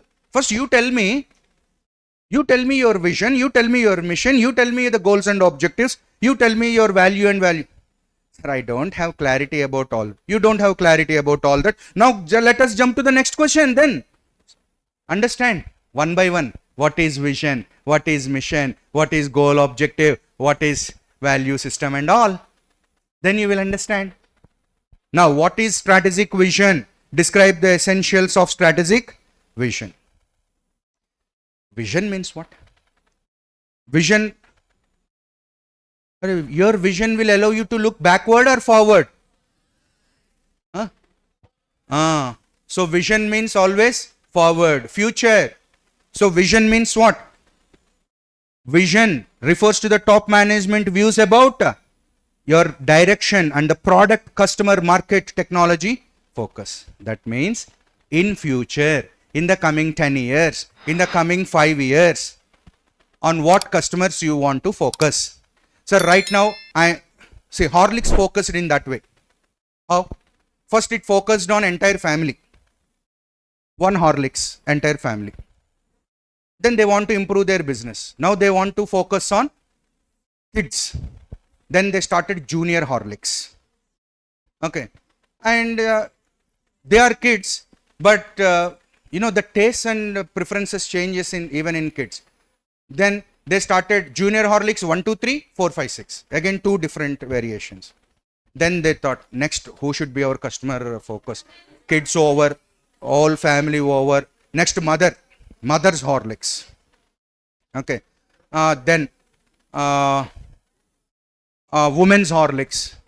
Then Horlicks Plus. Okay. So customer focus. On which customer we want to focus. Okay, that is very important. So what customer focus? What technology? Today we are using normal technology. Right now in Masterminds we are having technology focus. In the coming 5 years, we want to have a complete ERP in our organization. And do you think complete ERP means I call some fellow and write a check 25 lakhs ERP? No, not like that. It is a very long process.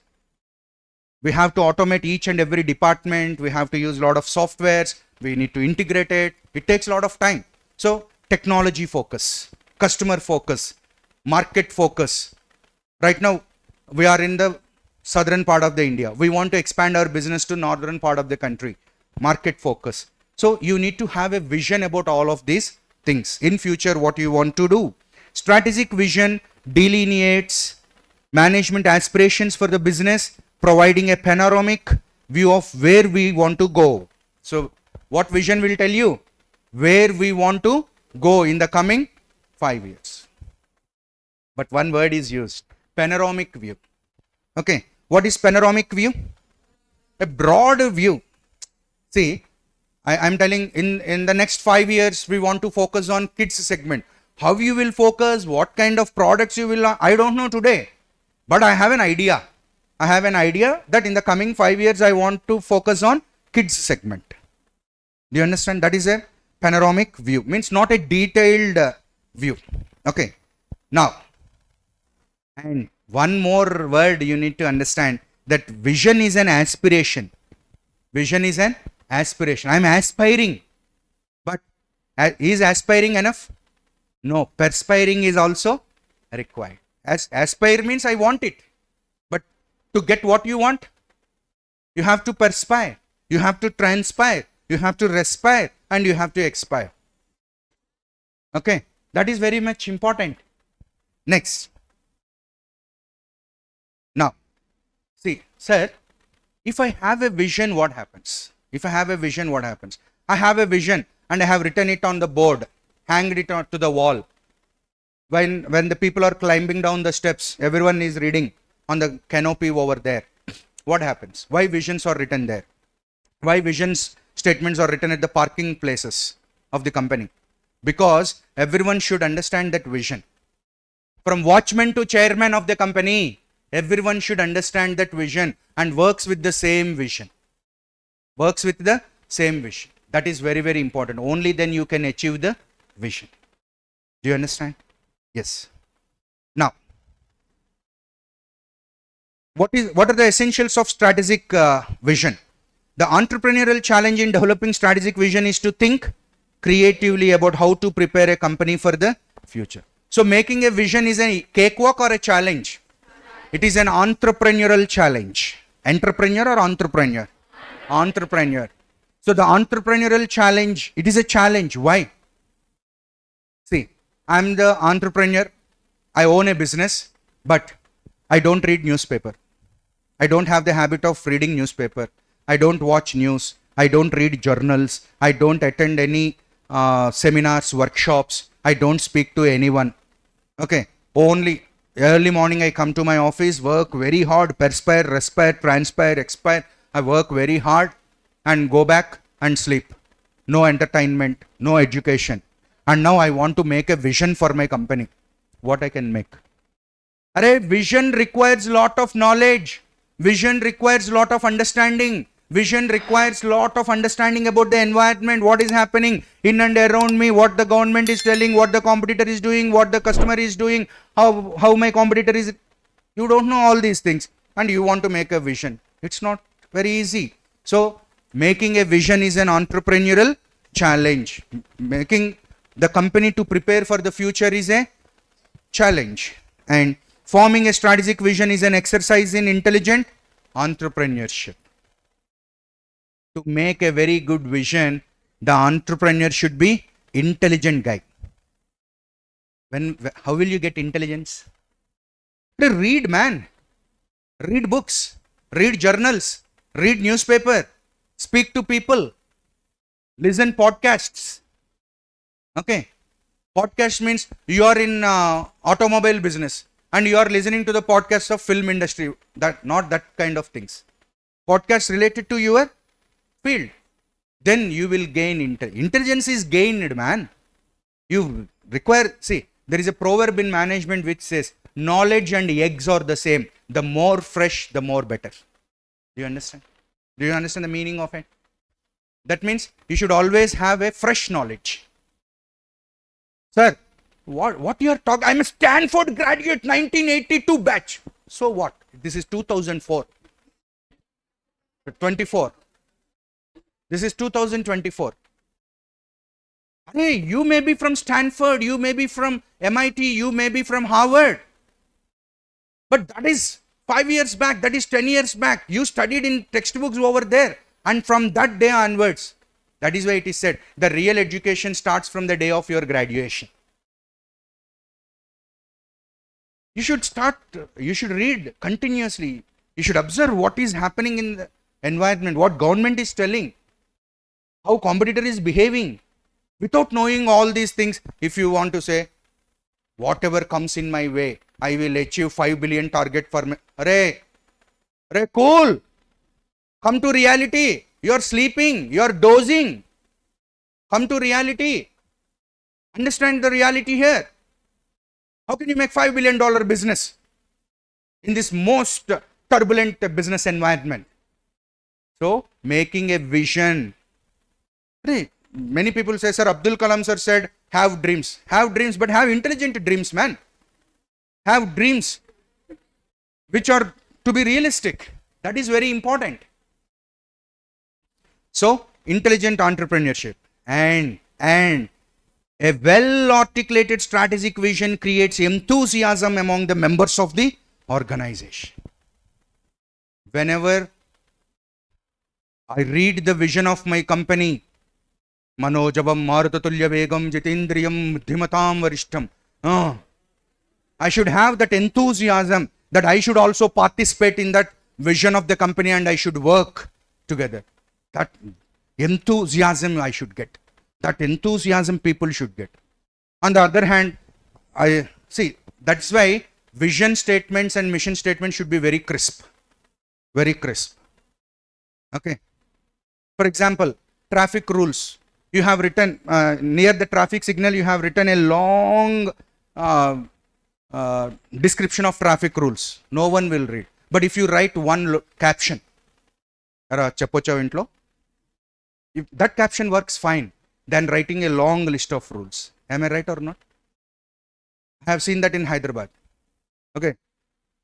Are you planning to reach home safely? Question mark. That is enough. Instead of telling wear helmet, stop don't tell all these things. You just one caption which is very enthusiastic, which make the people to think. Are you planning to reach home safely? Question mark. That's all. Then that question will answer everything. Am I right or not? So vision statement should be like that, very crispy, very small. Vision statement 5.5 pages, who will read? Who will understand? So the vision statement should be very simple, crispy, and whenever someone reads that vision statement, they should get enthusiastic to follow that vision of the company. And the vision should clearly illuminate the direction. See, I'll show you the vision. Here also it is given. The vision of ICAI and the mission of ICAI. Now I am unfolding the most easy thing. See, many students, they are confused about vision and mission. Of course, they read like parrots. Okay, like, they'll say, sir, vision means about the future, mission means our existence, our purpose. Don't say all those things. What you understand, you please tell me. Don't tell what is there in the book. I don't want that. Okay, what you really understand. If you are asked to write the vision and mission of your company, how will you write? You please tell me that. Don't tell all the definitions. Okay, now I'll tell you. Very simple. Vision means what you want to become. What is vision? What you want to become. Then what is mission? How you should behave. Simple logic. Now you should have clarity. In vision statement, what you should write, Amma? In vision statement, what you should write? All your dream of what you want to become, you write in the vision statement. But my dear friends, can you become something without behaving properly? To become something, you have to behave properly. See, become is future tense. Behave is present tense. Do you understand? Behave is present tense. That means if you want to achieve something in future, you have to behave properly today. If you want to become something tomorrow, you have to behave properly today. Your behavior today will tell whether you will become tomorrow in that way or not. You want to become a chartered accountant, but none of the days you behaved like becoming a chartered accountant. Okay. But anyone asks, I'll become a chartered accountant. But your behavior is not supporting that. Then how can you become? See how beautifully it is said. Is it not a life lesson? Vision, mission. Vision, what you want to become. But if you say, I want to become like this, no, that is not enough. You should also have clarity regarding your behavior. How you should behave. Because without behaving properly, you cannot become what you want to become. That is why vision statement should be supported by mission statement also. Mission statement, behavior, your behavior. Vision statement, your becoming. Is it very simple? Now do you understand? Now I will show you with an example of ICAI's vision and mission statement. You will understand it very clearly.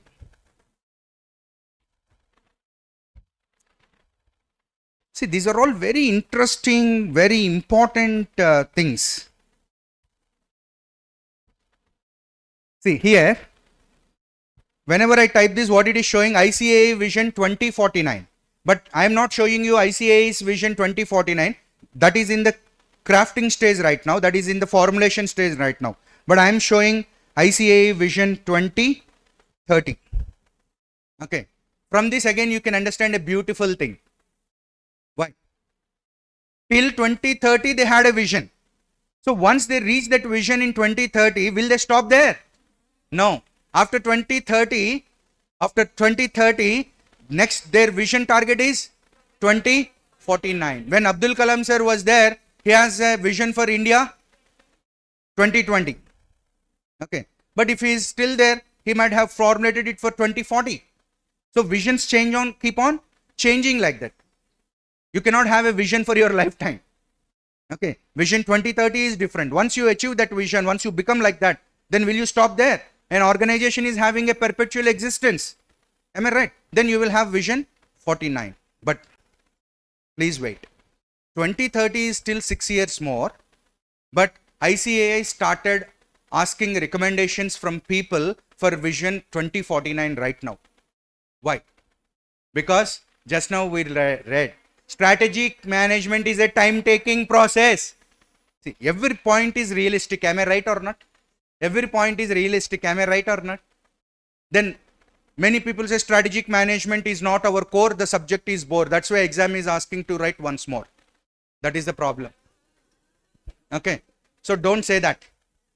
Everything is realistic here. Everything is practical here. Okay. Now, let us see ICAI Vision 2030.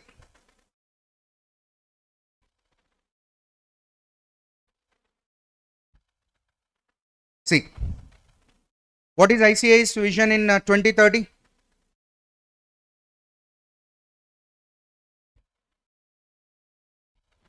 It wants to be world's leading accounting body, a regulator and developer of trusted and independent professionals with world-class competencies in accounting, assurance, taxation, finance, and business advisory services.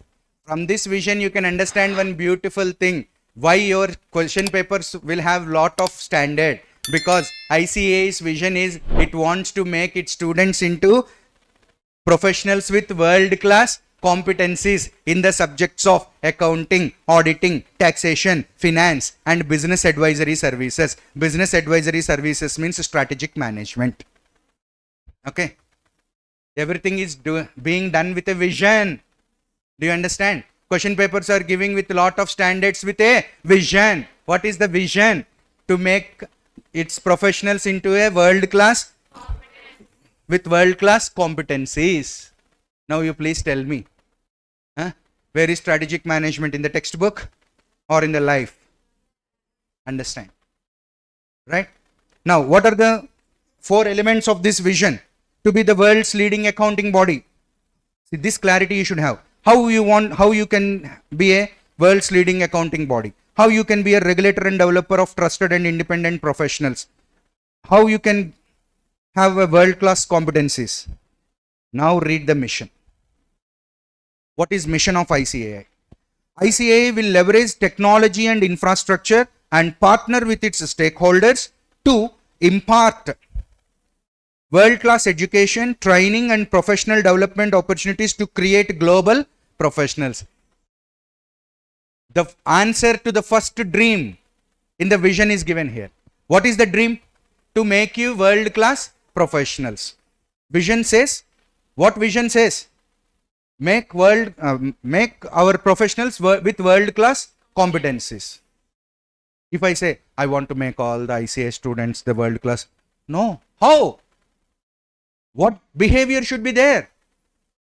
It is telling. To make you world-class professionals, what ICAI wanted to do? It wanted to use leverage. It wanted to use technology, infrastructure, and partner with the stakeholders to impart world-class education, training, professional development opportunities to create global professionals. This is called clarity, which is rarity. Many people don't have. This is clarity. This is the actual connection between vision and mission statement. In vision, your dream of making world-class professionals. In the mission, clarity, purpose of what? How you can make world-class professionals. What you should do to make or create world-class professionals. Now, do you understand the link between vision and mission? Vision tells what you wanted to do. Mission tells how you can achieve your vision. That's why it is said, mission spells the vision. Mission spells the vision. Okay? Mission spells the vision. Now, develop an independent and transparent regulatory mechanism that keeps pace with the changing times, ensure adherence to highest ethical standards. So, see, if you observe, there is nothing new in the mission. But what is there in the mission of ICAI? What is there in the vision? They are spelling it out very clearly how to do that. What we will do? Vision. How you will do? Mission. What you want to become? Vision. How you will become? How you should behave? Mission. Do you understand the differences? Yes. Again, how you can create global profession. Whenever you find time, you please read it. Wonderful, beautiful understanding about vision and mission. But today I want to tell you one thing. This vision and mission have become a joke today. Recently I went to a restaurant and in their menu card their vision and mission was printed. After reading that vision and mission, I understood finally they want to start a pesticide company. But that was a restaurant. Means someone told them, "Arey, you should have a vision and mission." Then they typed in Google best vision statement. One vision statement they read, very beautiful it is. Copy paste. Arey, visions and mission statement should not be copy paste. How can you copy paste your dream? It is ridiculous. Am I right or not? Once a person asked me to write the vision and mission statement because he asked me what you are doing. I told I teach strategic management. Then he told write a vision and mission for my company. Then I started asking him many questions. and he is frustrated. Sir, go to Google and search some very good vision and mission statement and copy paste. Why you disturb me asking all these questions? Arey, how can I know your dream? How I know your strengths? How I know your weaknesses? How I know your opportunities? How I know your threats? Without knowing all these things, how can I make vision and mission statement? Okay.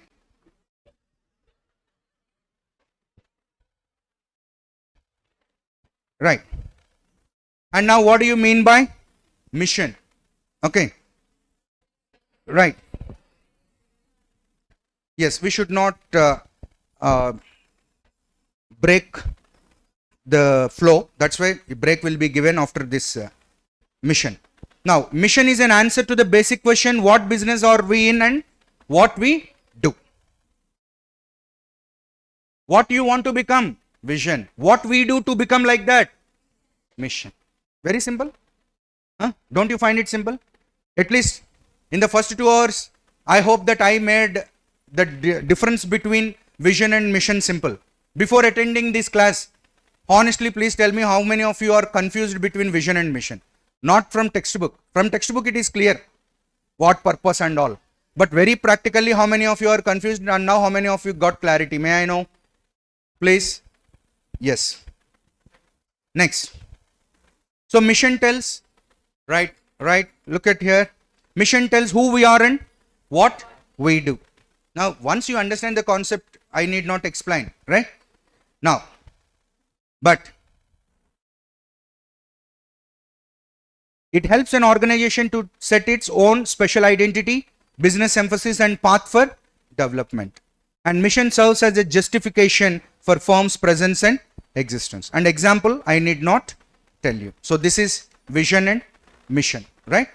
So now, after having vision and mission, we need to have objectives. Some people will have confusion here. Sir, what you told in the beginning, why you are changing words? You told in the beginning, it is enough if you have an objective and you make a strategy for it. That's the game. Then why this vision and mission in between? Are Babu, you have to frame your objectives based on your vision and mission. That is the story of strategic intent. This first lesson takes time because this is the foundation. No, foundation should be deeper. Then you will understand the remaining things. Many people will get a doubt. Sir, why don't you start with objectives? Because one thing you told, first we need to have an objective, what we want to achieve and how we want to achieve, you make a strategy. That is very clear. But why in between this vision and mission? Because first you have a dream, no? But that dream is very complex. So you have to break the dream into objective, and for each objective you need to have a strategy. That is the answer for that. See, in an organization you will have multiple objectives at the same time. You will not have a single objective. It is not like have one objective and have one strategy for that. No. You will have lot of objectives. And where from all those objectives comes? All those objectives comes from your vision only. So your vision is the starting point. Basing on vision, okay, you will formulate the objectives. Now, sir, how can I make the objectives? Or what is an objective? See, objective should define the organization's relationship with its environment. Many people make this mistake. What mistake they do? They don't study about the environment. They don't know anything about the environment. They don't know about CA course. Okay. But this fellow will have an objective. I'll get all India first. I'll get 100 out of 100 in auditing. That is not possible, Ra. Be realistic.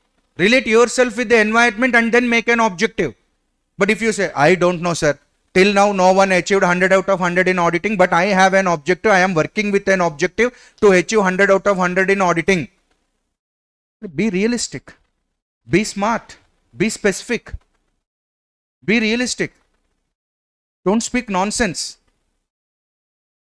So, always your objective should relate with your environment. In what environment you are functioning. Basing on that, you need to set your objective.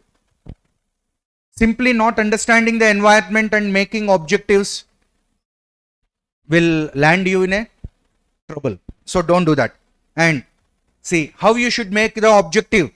Your objective should help you to reach your vision. Okay. See, ultimately what is important? No. Strategic intent. First, you should have an intention that I should run my company strategically. If you want to run your company strategically, what is required? A vision is required. A mission is required. Objectives are required. Values are required. For achieving all this, a strategy is required. Do you understand? This is very clear. See, many years I taught strategic management, but this clarity I got very much later. Without having this clarity, I taught many batches. Really. But you should have this clarity at least. What is more important? Strategic intent is more important. Vision, mission, objectives, values are very important. Then where is strategy, sir? To achieve all this, you require a strategy. Strategy is a tool. It's a plan of action. Okay. So, in what way you should put your objective? Your objective should help you to make your dreams come true. Make your vision and mission. And they should provide basis for strategic decision making. See, always this world gives you choices and options. Or you can move left, you can move right, you can jump up, you can sit down, you can squat, you can do anything. But what you will do? Will you run? Will you jump? Will you hop? Will you squat? It all depends on your objective. That is why Swami Vivekananda tells, a person with an objective commits 5,000 mistakes, whereas a person without an objective commits 50,000 mistakes. Do you understand the beauty of objective? The importance of objective? That is what SM is also telling. Even though you have a strategy, you will commit mistakes. But strategy will help you to not to commit costly mistakes. Even though you have an objective, you make mistakes. But if you have an objective, you will make less mistakes. A person with an objective commits 5,000 mistakes. But without an objective, commits 50,000 mistakes. Okay. So, once you have an objective, then you can make a clear-cut strategy to achieve that objective. And here, one very 5-star point, which is not there in your book, but which is very much helpful, because I am not simply looking at you as students who are writing January 25 attempt. I am looking at you as entrepreneurs and future chartered accountants and future business consultants and advisors. For that reason, I am telling you one very important point. All of you sitting here may have the same objective, but all of your strategies will not be and should not be same. Do you understand this point? And what is great in this? This is a great point. Many people don't understand. See, my objective and her objective and his objective may be same. But my strategy of achieving that objective, her strategy of achieving that objective, and his strategy of achieving that objective are not same. Why? Why? My upbringing is different. My strengths, weaknesses, opportunities are different. My environment is different. My home environment is different. My friends are different. My books are different. My movies are different. My heroes are different. My heroines are different. And her things are different. So she has to make objective is one, objective is same, but strategies are different. If you understand this point, you will come out of a biggest problem. You will come out of a biggest threat, that is called imitation. Because many people unconsciously they imitate the strategies of others. How can you imitate? How can you imitate? You can inspire. You can get inspired, but you should not imitate, because my environment is different, your environment is different. But don't, sir, objective is same. Objective is same. What is wrong in that? Objective may be same, but strategy should be different. Why? Because your environment is different, From all this, you should understand one important word. What is the most important word in strategic management? Environment. Environment. That is why 2 lessons dedicated to environment. External environment, 1 lesson. Internal environment, 1 lesson. Okay. See, if you understand all these things, subject becomes very easy. Okay. Now, sir, how I should make objectives? See, simply you can remember this SMART. Whenever you have an objective, specific, Okay. Specific means what? I will achieve 10% growth in business. No, don't say that. Don't say that. Be specific. 10% growth in business means what? 10% growth covering all the regions or only focusing on one region? 10% growth internally or externally? So specificity should be there. Okay. Today, people say, I'll study till I lose my interest. That is nonsense. Be specific. If you say, I will read till I lose my interest, after reading 2 lines, you will lose interest. That should not be there. Be specific. I'll read 5 questions today. Okay. Measurable. Measurable means how much you will do. Next one, achievable. I will achieve 5 billion sales, $5 billion sales in the coming 1 year. Then you have to use medicines. Better see a doctor. Because, what is that objective? It should be realistic, man. It should be achievable. Next, realistic. Realistic means what? I'll complete auditing FM and SM in a single sitting in the afternoon session. What is that? Be realistic. Time bounded. Time bounded means, so I'll read this question till I get it. It will get, you will get that question day after tomorrow. After exams. Yes. Time bounded. This question is having a scene of 10 minutes. I'll just give 10 minutes to this question. If I don't complete it in 10 minutes, I have to leave it. Because whatever you get in 10 minutes, okay, that is enough. Because opportunity cost, you cannot forego other questions. Likewise, an objective also time bounded. Till 2030, I'll try to expand to African countries.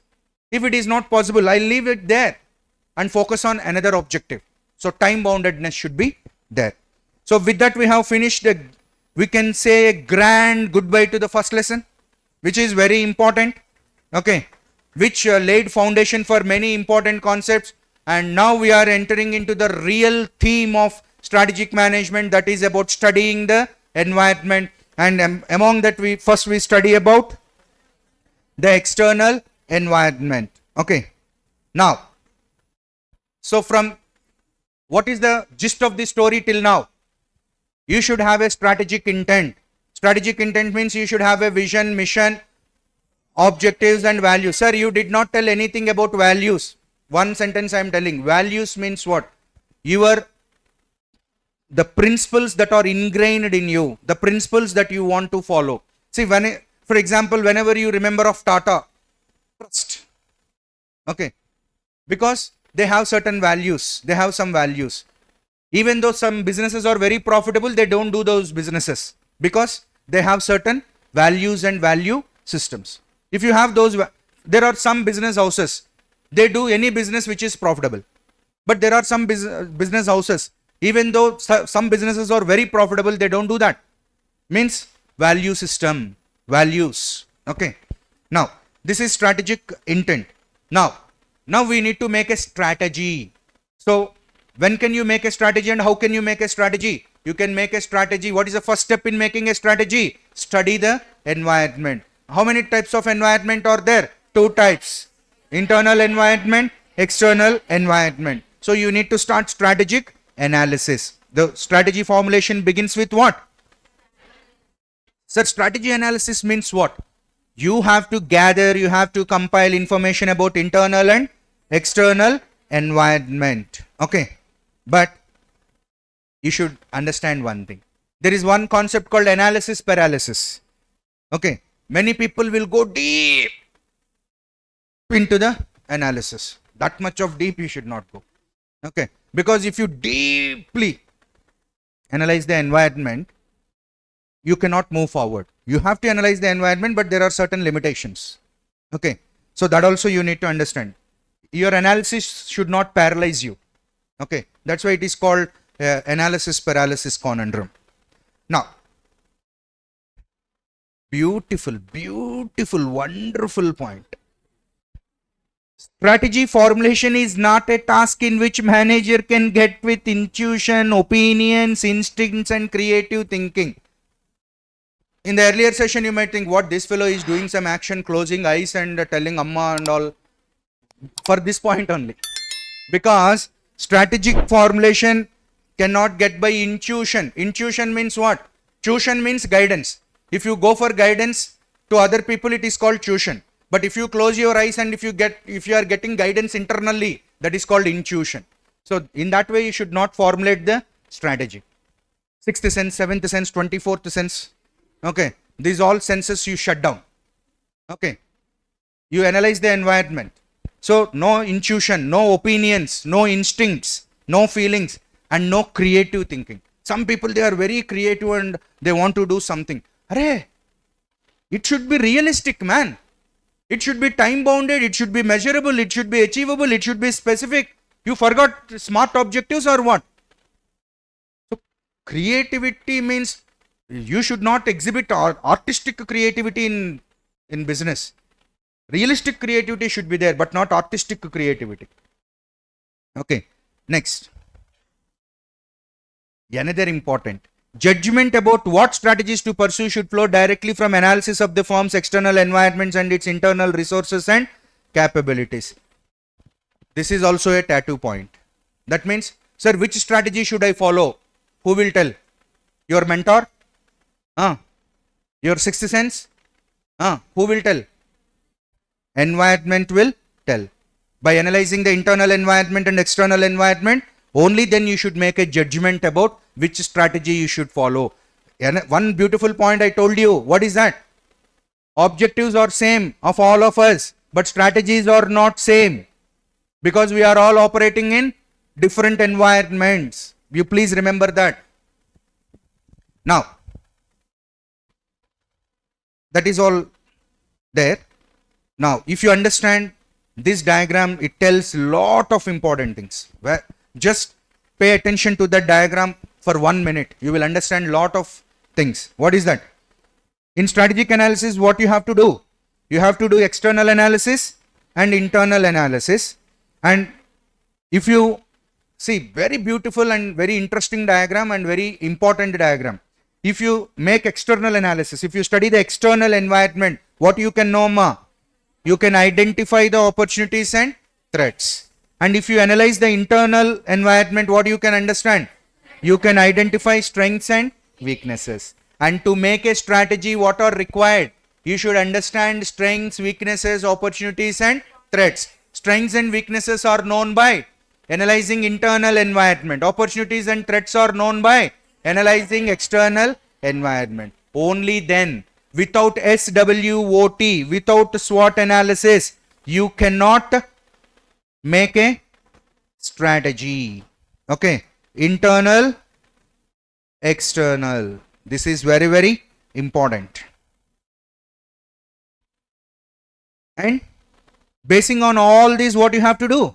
You have to evaluate your current vision, mission, goals and strategies. See, already you have some vision, mission, goals and strategies. Okay. That is fine, fantastic, fabulous, awesome.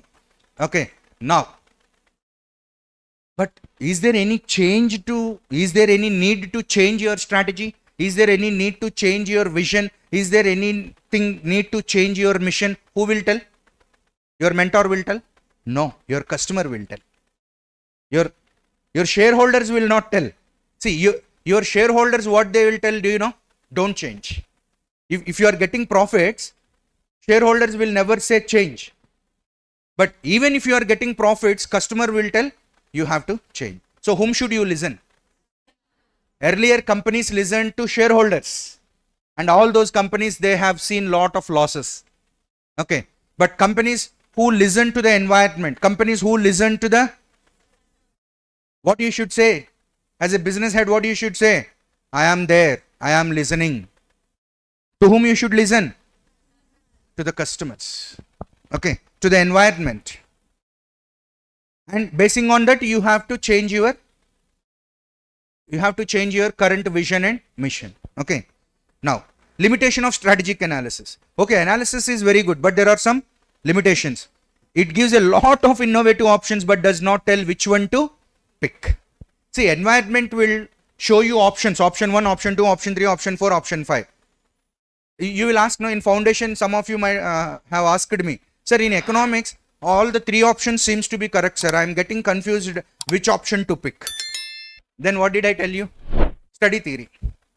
Now study theory well, then only you can pick the right option. Now, if you ask me, sir, in business, option A, option B, option C are there. All the 3 seems to be correct. Which I should pick? Now what do you have to study? Study your vision and mission. Basing on that, you pick the option. What is your vision? What do you want? Don't say, sir, it is good, it is good, it is good. All are good. But what you want? Sir, I don't have clarity. That is why I am telling it is rarity. First you get that clarity. Okay. Next.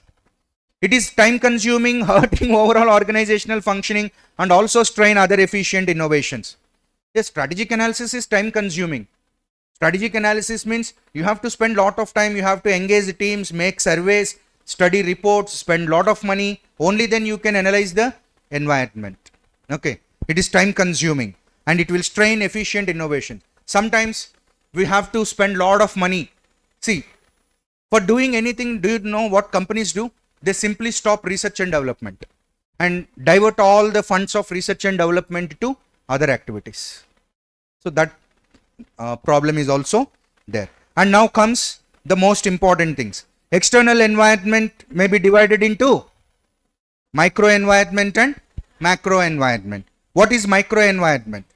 Micro environment means which is see, micro environment is also external environment, but very close to you. Every morning you will interact with that environment. Every morning you will interact with some of your customers. Am I right or not? Every morning you will interact with your competitors, with the market, with the suppliers, with the intermediaries, and with the employees. Am I right or not? These are people with whom you interact very frequently. That is all micro environment. And you have to study them.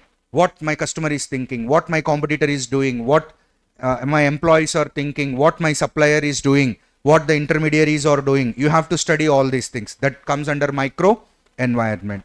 And this is macro environment: economic, political, legal, technological, global, socio-cultural, and demographic. We will learn about that macro environment in this question. Okay. See, what is the definition of macro environment? Macro environment is beyond the direct control and influence. Do you think that you can control the macro environment? Can you control the customer? Can you control the supplier? Can you control the population growth of the country? Can you control the government? No. This is beyond your control and influence. Okay. You will say, okay. If you, for example, if you say to the environment, okay, you don't listen to me, huh? Okay, I will also not listen to you. If you don't bother me, I don't bother you. You cannot say like that. You have no option. Am I right or not? Even though environment do not listen to you, you have to follow the environment. Am I right or not? Even though it will not obey your word, you have to obey it. Am I right or not? So that is the problem here. So environment is direct and you cannot control it, but you cannot leave it. I'm leaving it. I don't like it. I could not control it. You cannot say that. You don't have that choice. You don't have that option. Because why? The reason is it will have a significant effect on your business. If you ignore the environment, okay, it will give a nice slap to your business in the form of losses. Okay, so even though you cannot control the environment, still you have to study the environment and you have to follow the environment. Sir, what the environment consists of? These all things: socio-cultural, population, economic, legal, political, technological, global. There is no end. There is no end. Okay. Now, what are the elements of this macro environment? First one is socio-cultural environment. What do you mean by socio-cultural environment? Human relationships, social attitudes, cultural values, these all will have effect on business. I'll show you one example. With that you will understand. I hope that you will definitely understand the impact of socio-culture on business. Okay. Now I can show. Just now you came from break, so there will be no problem. So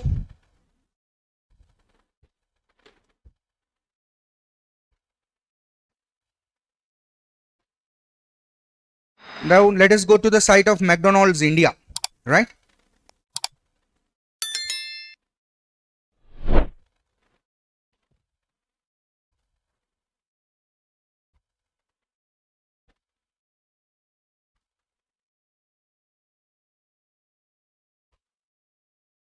McDonald's Japan. Now you please tell me, after looking at these two things, this is McDonald's India website. Okay. You can see in McDonald's India website, you can have, in beverages, for example, you will have masala chai. Okay. Come to Japan McDonald's site. Can you find a masala chai here? What best example can I give you for socio-cultural impact on business? So the menus in the McDonald's is same, but the menu is decided by whom? The menu is decided by whom? Don't say that. Socio-cultural environment, the tastes, preferences, customs, traditions, and all. So do you think that you find all these drinks here in India? No. Fanta grape, can you find in India? But I wanted to tell you one very important thing. Fanta is a brand which is having almost all flavors under the earth, under the sun. Okay. In Fanta, you can have all flavors. But in India, you will have only orange flavor. But in East Godavari, in Andhra Pradesh, you will have Fanta grape flavor also. Because their Ortos drink is there in Ramachandrapuram in East Godavari. So, due to that competition, that local competition there, Coca-Cola launched Fanta grape. Okay. But initially it launched across the AP and Telangana, but they stopped later. And even if you can remember, Fanta green apple also was launched in India, but now they stopped it. Okay. But you go to any country, you find n number of flavors under Fanta, but they are not available in India. And Fanta cranberry is the most popular brand, most popular flavor. Fanta cranberry. We don't have it here. So that is the impact of socio-cultural. You can simply observe by observing the menus of McDonald's, KFC. See, in KFC lunchbox, fried rice is served in India, but fried rice is not served in other countries of KFC. In KFC. So that's a one simple example I can tell you regarding socio-cultural. Likewise, painkiller tablets. In some countries, some painkiller tablets or some other tablets might be made from some animal fat and all. But those are not allowed to sell in India because socio-cultural. Okay. So that is one environment unit. That is what I am telling. Sir, some sort of burger is very much popular in America. You cannot sell it in India. You cannot sell it in India. Indians may not like it. Okay. So you have to observe that. Next one, demographic. Demographic means what? The age, gender, income, education of the people in a country is very much important in deciding the business. Okay. See, right now, in the last 5 years, if you observe, okay, all the top fashion brands and perfume brands, bike brands, they are targeting India. What is the reason? Because right now India is having the highest number of youth in the world. Okay, demographic factors. And why these people don't focus on Japan? In Japan, from Japan they are retiring. And one more example I can give you.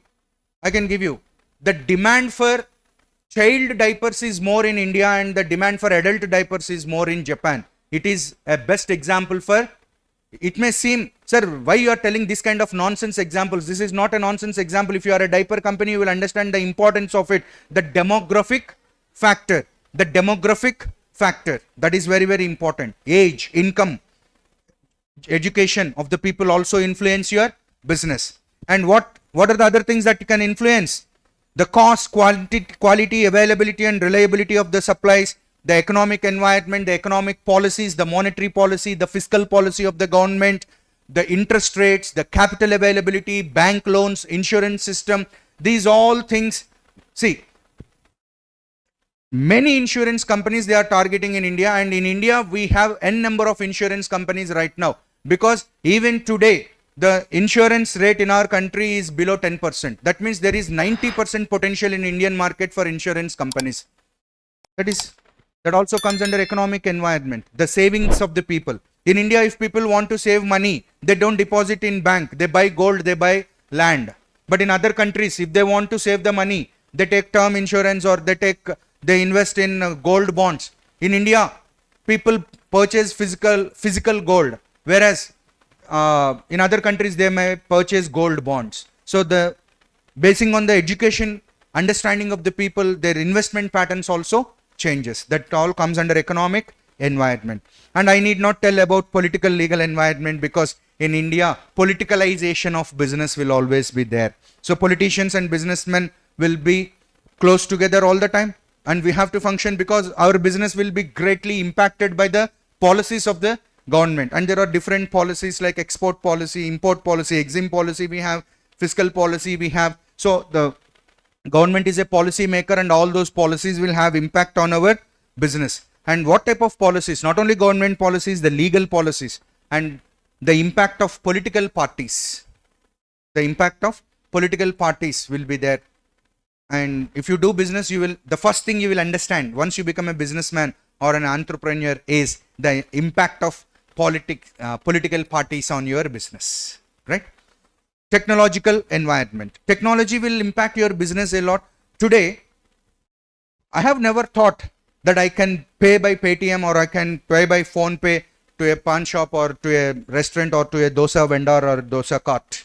Okay, that is happening. Now, the technology is touching the lives of each and everyone. Am I right or not? Touching the business from a street vendor business to a multinational company. Technology is having its impact in its own way. For a large company, technology is impacting in the form of cloud computing, in the form of large technologies. And it has also touched the business of a dosa vendor in a street in the form of phone pay. Okay, so technology is touching the lives of each and every business, and a businessman should understand the impact of technology, especially in the current days, the impact of Gen AI, generative AI, how it can, because if you don't take care of the technology, what happens? Your competitor will use generative AI and replace many jobs. So he will cut the salaries, he will cut down costs, and he will operate in a profitable way. And you don't know about that generative AI, you are employing more staff and you are making a lot of costs. So you have to understand the impact of technology, how you can improve your efficiency by making use of technology. And global environment. Right now we have some issues with Canada, and sometimes the doors will be open to some countries, sometimes the doors will be closed. So you will have opportunity to do business globally. We have WTO, GATT, these all things will be there.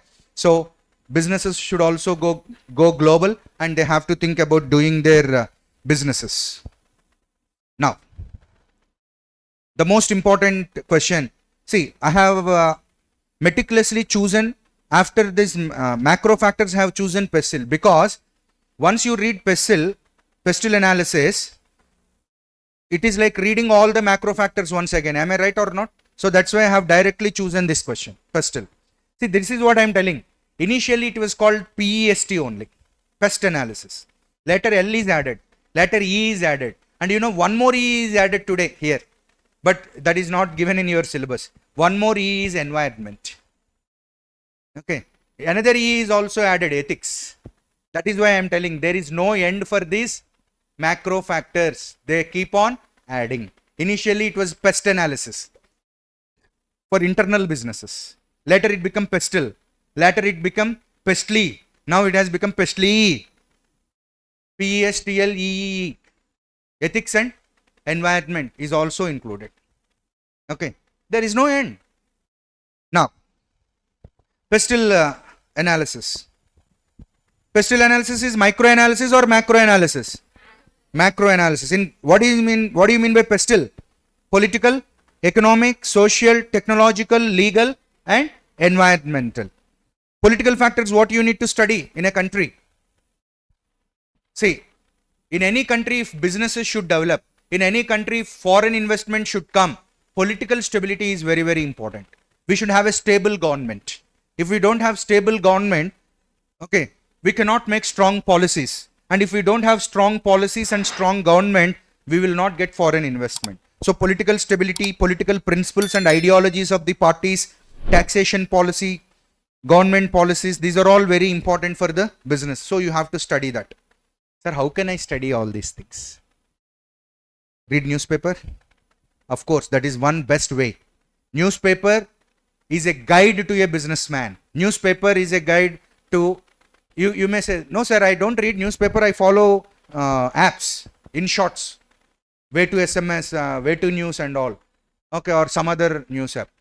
They only give news in a short manner, but if you want to know the analysis, okay, much more details, definitely there is no other way except to read the newspapers, journals and all. From that you can understand all this environment. Sir, I don't have time. What should I do? Then you have lot of market research companies. You just go them and pay the money. They'll give you the environmental information. Say for example, you want to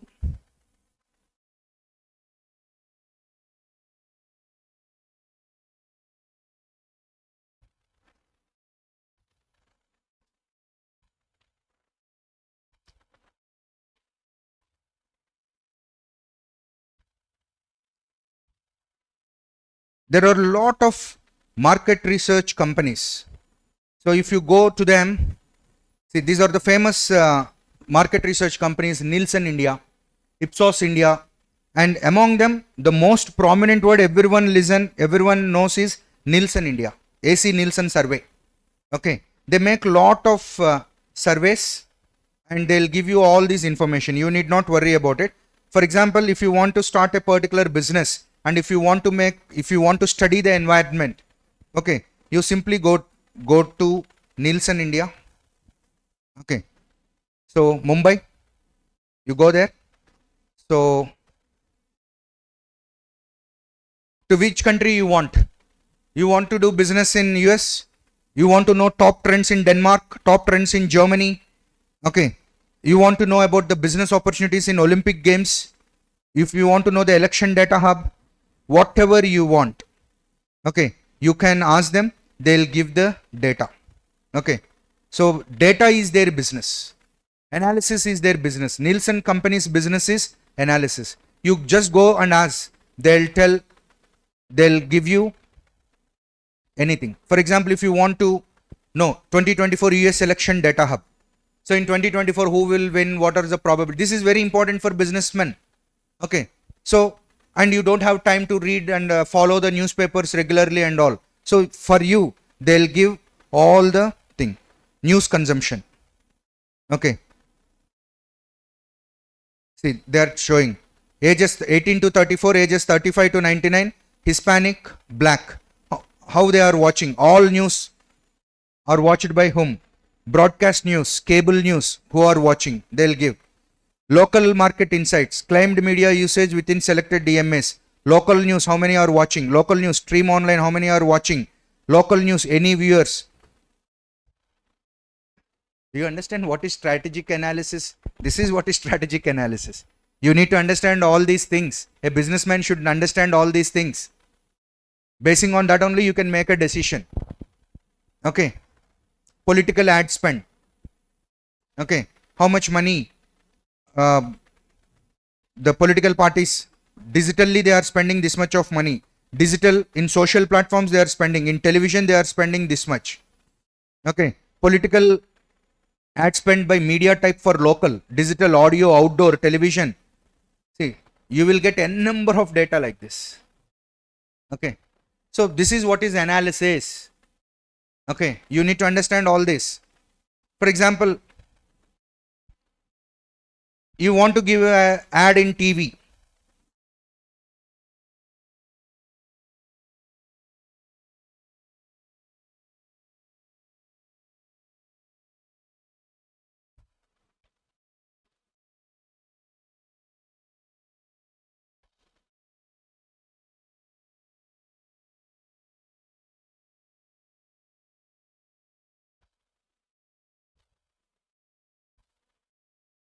So you can check these websites, Indian Broadcasting and Digital Foundation, or we have other websites also like BROAC.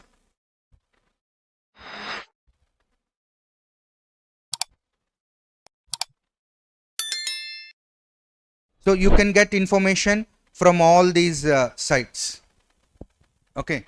So in this way, you need to analyze the environment. Likewise, economic. Above there are n number of websites. You can get data, economic data. What data you want? Specific industry features, market trade cycles, interest and exchange rates, customer and end user drivers, inflation and unemployment. You have CMIE, Center for Monitoring of Indian Economy. If you go to that website, you will find data about all those things. If you go to RBI website, you will find all the banking related interest rates, basis points, these all repo rate, reverse repo rate. These are all very important for businesses. Okay, so you can check out. Likewise, social. Social means lifestyle trends, demographics, consumer attitudes and opinions. Sir, how will you know? Again, market research companies are there. You go and ask them, they'll give you.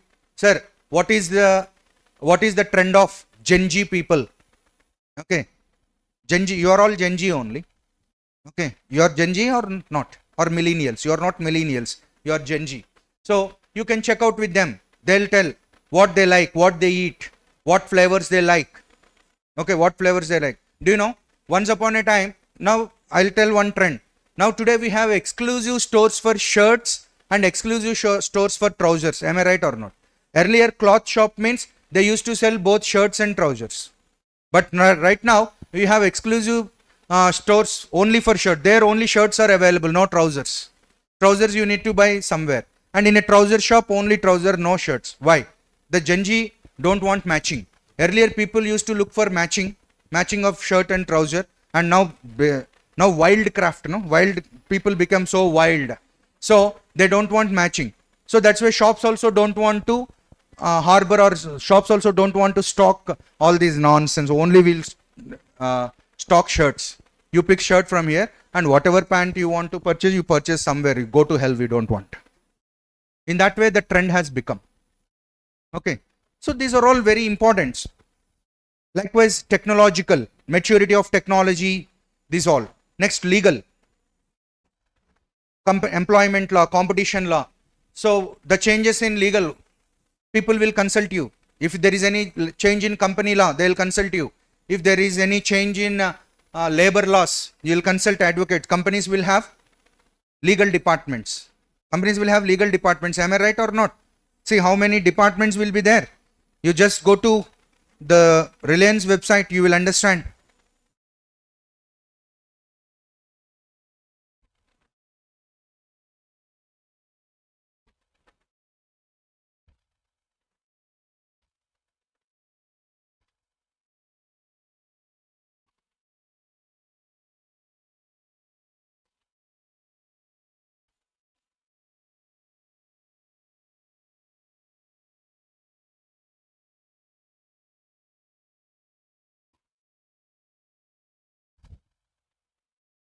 So how many committees are there? Finance committee, environmental, social and governance committee, human resources, nomination and remuneration committee, stakeholders relationship committee, risk management committee. Okay, and there are many other people.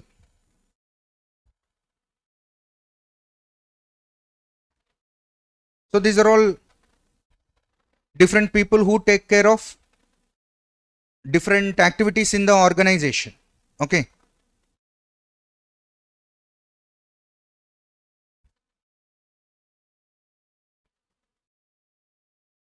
Next, environmental.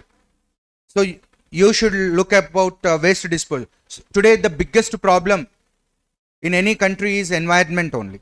Climate change. Climate change is impacting the businesses. Have you ever heard that Sahara Desert got floods? But now Sahara Desert got floods. And there are growth of plants in Antarctica. If I say this, you may say, what is great in that? Growing plants is very good, no? Growing plants in Guntur and America is good, but not in Antarctica. In Antarctica, plants should not grow. Plants are growing there means photosynthesis is happening. Sunlight is there. But in Antarctica, there should not be sunlight. It should be very cold, cold continent. Okay. But plants are growing. It's not a good sign there. Growing plants is not good sign. Where they should grow, they should grow. Okay. Where they should not grow, they should not grow. Am I right or not? Growing in Antarctica is not a good sign. It is a bad sign for climate change. And you see, if I am telling this, you are all laughing. But if I tell the same news to Mukesh Ambani, do you know what he says? Kalikalam. Very bad. Because that impacts his business. Because he might be planning some businesses which are related to climate change. Oil business is related to climate change. Okay. So, today climate change affects each and every business. And do you know, with this climate change, UK's woolen industry lost thousands of crores last year. Because in UK, winter started 15 days late because of heavy temperatures. Winter started 15 days late, and with that 15 days late onset of winter, okay, UK's businesses lost thousands of crores because, and even what we say, cold is also very less. They did not experience much cold compared to the earlier season. So obviously, what happens? You will reduce purchasing woolen wear. Am I right or not? It has impacted. So today climate change is touching each and every business. Each and every business. It is touching food industry. Due to climate change, people frequently they are getting diarrhea. Their digestive systems have become so sensitive, and people are facing a lot of problems. And earlier he used to say a double masala. Now only single masala, no double masala. Okay, because if you eat double masala in this climate, okay, everything will be a problem. So there is a change. There is a change in the food industry, in the clothing industry, in the oil industry, everything. So environmental factors you have to study. Next. Sir, why do businesses go global? Why do businesses go global? Because they want growth. Every businessman wants growth, profitability. So they go global. Yes. So what is the first reason? See, don't try to read everything. Don't try to read everything. That is a big mistake. Why do businesses go global? Don't you know? Why you want to go global? You want to grow. So the first answer is they need to grow. Okay. Next, rapid shrinking of time and distance across the globe. 1924, India to America, board a ship, sleep. After 1 month, they will wake you up and then you will land in America. Right now, just 24 hours, and from some destinations it is just 16 hours and 12 hours even from some destinations in India. So the time and distance did not shrink. The technology improved, the infrastructure improved, the speed improved. So automatically what happens? And with this, what is happening? It is biggest boost to the food industry. Am I right or not? Today, your relatives staying in America, what they may say? These brinjals we are also getting in America right now. Yes, you will get it. Why? Because within 24 hours you can send them there. But earlier you cannot send brinjals there because it used to take a lot of time. So they'll get spoiled. But within 24 hours from Amlapuram to America you can pick. That is what Walmart is doing. Walmart is picking aqua, the fishes, prawns and all from Kaikaluru in Krishna district, and in some places from Krishna district Walmart is picking up. Walmart is having such a long supply chain today that they pick the best and cheapest things across the globe and sell it in their stores in America. How it is happening? It is happening because of opening the global boundaries to the business. And it is happening with the rapid shrinkage of time and technology. You study Walmart, you will understand. If I simply say from Amlapuram to America, you may say, this fellow for rhyming he is using. No, there is a meaning, no rhyming. Walmart is doing that. Walmart is taking aqua, prawns, fishes from Kaikaluru in Krishna district. Of course, the farmers there might not know that. That is a problem. I am a farmer. I may think that I am just selling to her. But she is exporting to Walmart. I don't know that. But they are doing. I read and I read in the Walmart website itself. If you are interested, you can also read. Because Walmart is very famous for its supply chain. Supply chain, logistics. The first thing that comes to your mind is Walmart. They go on pick anywhere in the world. They develop that kind of blockchain technology. They develop that kind of supply chain. And that is why, what is the slogan of Walmart? Always low prices. Okay. Next, domestic markets are no longer adequate. Sometimes there will be saturation in the domestic market. Okay. Ramraj cotton, Indian market got saturated. Now they are focusing on foreign countries. They want to sell there also. Okay. I don't want to take big examples and fancy examples like Southwest Airlines, Tesla, Microsoft. No. What about Ramraj cotton? Is it not business expansion? Why I should tell big names always? Okay. Be practical. Be realistic. So, once you feel that you could, the local market is not adequate, and if you feel, see, this is what strategy should be flexible. See, first lesson is the foundation. What first lesson told? Strategy should be flexible. In India, there is lot of competition. Then what you have to do? America. You have to go like that. You should not sit and cry, in India I could not sell. Okay, in India you could not sell. Now think of other ways. Think of expanding. The need for reliable or cheaper source of raw materials and cheap labor. Now you can understand why Samsung starts its business in India, why Samsung set up its factory in Chennai, why Hyundai started its factory in Kanchipuram, why Nokia in Chennai again, why all companies come to India, because of cheaper source of raw materials and cheap labor, and to reduce high transportation costs. Why Apple is starting its unit in India? To reduce high transportation costs and to generate higher sales and cash flows. Cash flows means what? Bring to generate higher sales and cash flow. See, if your product is available across the globe, there will not be a cash crunch problem. See, right now there may be some countries, in newspaper we used to read, so and so country entered into recession, so and so country entered economy, Russian economy entered into recession due to war, UK economy entered into recession due to something. Okay. Now your main focus, your main business is in UK, and UK is facing recession right now, then you will face problem. But if you have business in other country also where it is flourishing well, then you can get money from there. So there will be an undisturbed cash flow to your company. See, whenever UK economy went into recession, companies like Tata and some other companies which have invested very heavily in that UK, they faced a lot of cash flow problem. So what is the solution for that? You also expand to other countries. So even if some countries went into recession, you may fill that gap with other countries. And please don't ask, sir, what if all the other countries, what if all countries went into recession? Then there is no problem. Then there is no problem.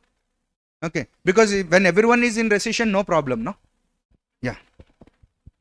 And the rise of services. See, if you are a product-based business, you will have lot of restrictions.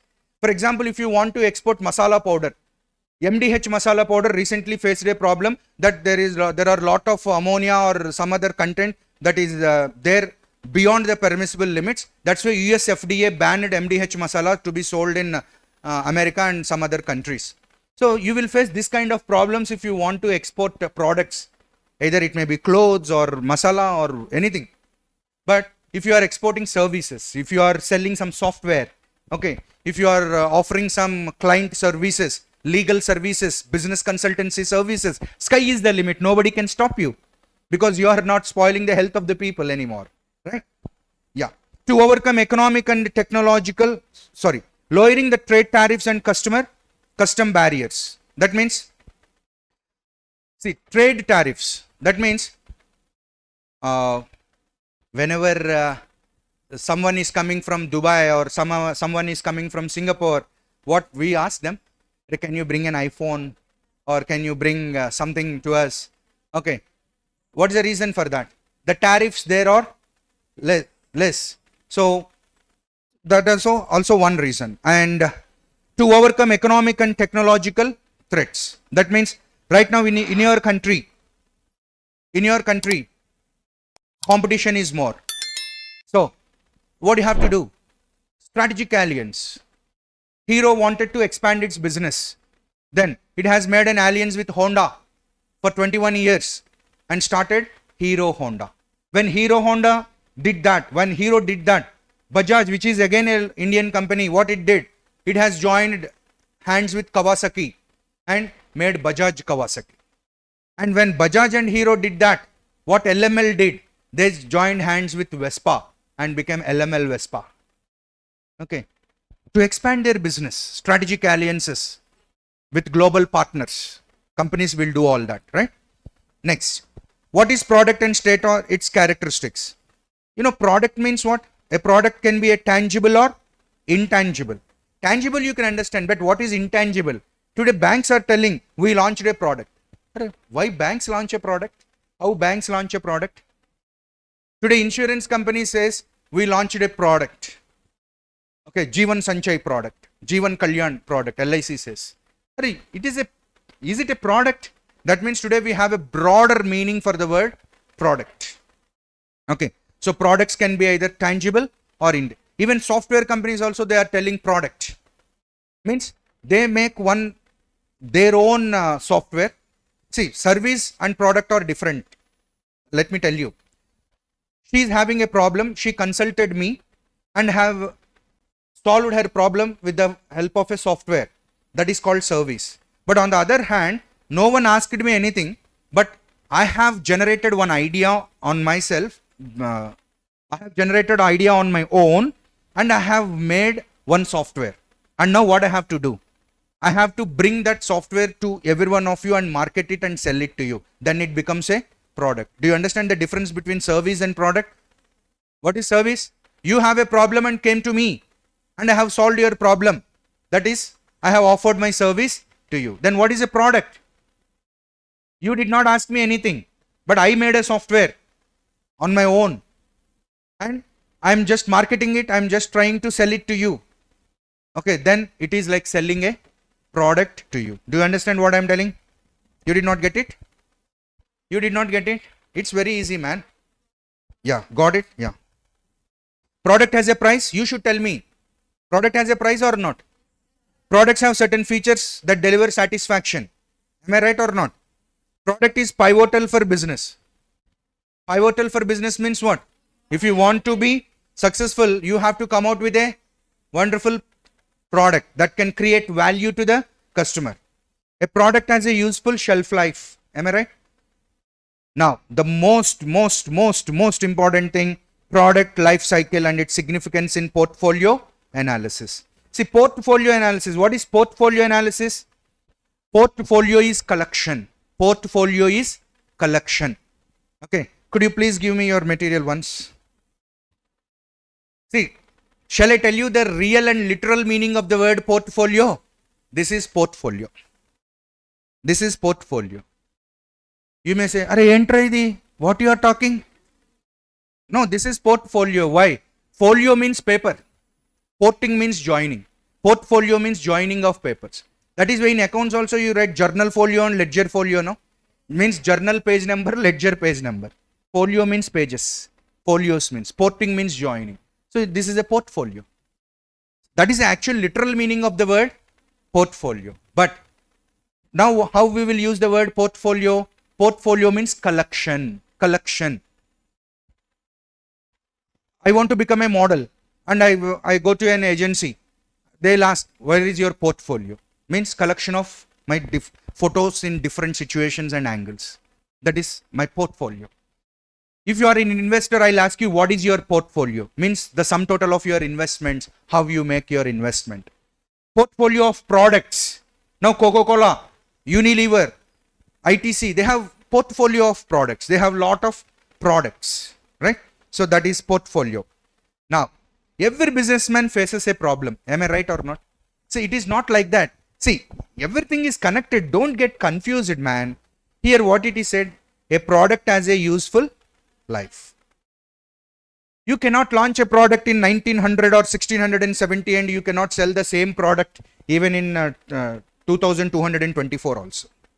Each and every product will have a life cycle, like a human, like an animal, like a plant. Everyone on this earth, without any exception, has a life cycle. What is that? Introduction, growth, maturity, decline, death.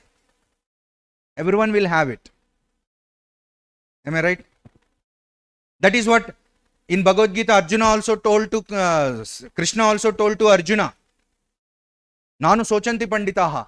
Wise people never brood over birth and death because that is natural. Likewise, products, birth and death is also natural. Introduction, growth, maturity and decline. In 2001, iPod was born. In 2006, peaks in the market. Okay, so in 2006, slowly picked up. In 2010, peaks in the market. In 2015, decline. In 2015, Apple announced we are withdrawing. Now there is no iPod. iPod became history today. Okay. Now smartwatches. Now they are picking up. They are in the growth stage. Now the time is for smart rings. Now we have smart rings. Okay. When I used to teach EIS classes, some 10 years back, I used to tell to my students rings and all. They used to say, Allah, rings are. What rings? People used to say that. Okay. But that has become a reality today. Today we have smart rings. Okay.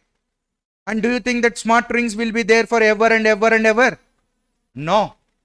Some other thing will come. Some other thing will come. So, product life cycle. But this product life cycle is very, very important. Why? This product life cycle is very, very important. Why? Because if I have 10 products in my business, in my portfolio, I cannot say all my 10 products are like my children. I have to give equal importance to all the products. Every product is my brain. No. No. Among these 10 products, some 2 products will be in the introduction stage. Some 3 products will be in the growth stage. Some 4 products will be in the maturity stage. Some 3 products will be in the decline stage. Now strategies should be different. Am I right or not? I have a 4 months baby and 4 years kid and 14 years child.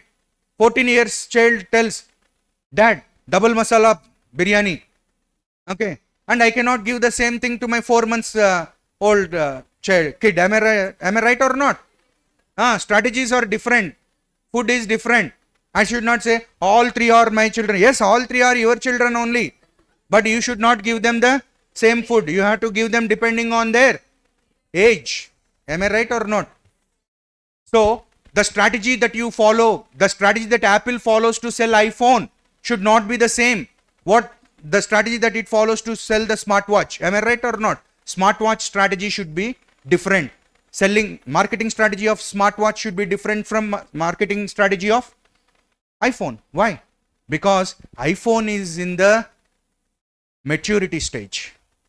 Smartwatch is in the growth stage. So growth stage strategies are different. Maturity stage strategies are different. Decline stage strategies are different. For that, at first what you should know? In my 10 products, how many are there in the introduction stage? How many are there in the growth stage? How many are there in the maturity stage? How many are there in the declining stage? Can anyone escape this product life cycle? No one. No way. Right? So, and this product life cycle is which type of curve it is? S-shaped curve. Okay. And why it is S-shaped curve? Because it resembles the relationship between sales and time. Your sales depends on time. If it is introduction stage, less sales. If it is growth stage, more sales. If it is maturity stage, sales will not grow, but sales will be stabilized. In the decline stage, the sales will come down. Introduction stage means what? Slow sales growth. Why slow sales growth? Just today you launched the product into the market. Do people like Dayagad, Dandayatra, they'll come and buy the product by evening? No. First, the product should get registered in the minds of the people, repeated advertisements. You have to spend a lot of money. In the first year of launching the product, you will get losses. Product should get registered in the minds of the people. My cousin should buy the product. My neighbor should buy the product. See, the product sales grows when your neighbor buys it. Am I right or not? First, my neighbor should buy it, then I'll buy it. Okay, these all things should happen. So in the introduction stage, what happens? Slow sales growth rate. But in the growth stage, what happens? After 1 year or 2 years of launching your product, all people, what is more important? Wow or value? Both are important. If product is wow, there is no guarantee that you will get sales. Value should also be. Value means what? For every rupee you spend, value should be there. Air conditioner. What the guy is telling? You come to us, you buy the air conditioner, you bargain the auto, you put the air conditioner. No, our people will not carry. You put the air conditioner into the auto, you take it to the 5th floor, you put it into your house, you find the electrician, you fit everything, all the hell you bear it. Then how many people will buy that company of air conditioner? But the other guy is telling, sir, you just come, okay, and just select, pay the money and go and sleep, enjoy. Our people will come, fit it, fix it, okay, everything. Now, which one is creating more value? I'll tell one very important, interesting thing. There are 2 tailors in your town. One tailor always gives you the best fit. The best of the best fit he'll give you. Okay, very fantastic tailor. But will not give on time. And there is another tailor, he'll gives good fit. Okay, but very prompt. Very prompt. Now you have a very good important occasion in your home. So, whom do you prefer? The best fit tailor or the good fit tailor? Why? The best fit tailor should give you more value, no? Yeah. So, in value means not only the shirt, but also the time when it is given, how it is given. Do you understand what I am telling you? In this way, you should understand what is value. Value is not only in the product. The product may be ultimate, but if it is not delivered on time, okay, it is of no value. So, value creation is very, very important. Now, maturity stage. In maturity stage, what happens? Slow down in growth rate. Why? In maturity stage, what happens? Many competitors will observe, what is this? Okay, this fellow is selling lot of products. Huh? So, why don't we also do that? So, many people understand your business and come into business and will form a competition. So, automatically, there will be a lot of players. Then at the maturity stage, what you should think? What you should think? Either introduction of a new product. That is why technology, this is what is strategy means. Understand what is strategy. Strategy, simply don't say plan. What plan, man? This is all strategy means.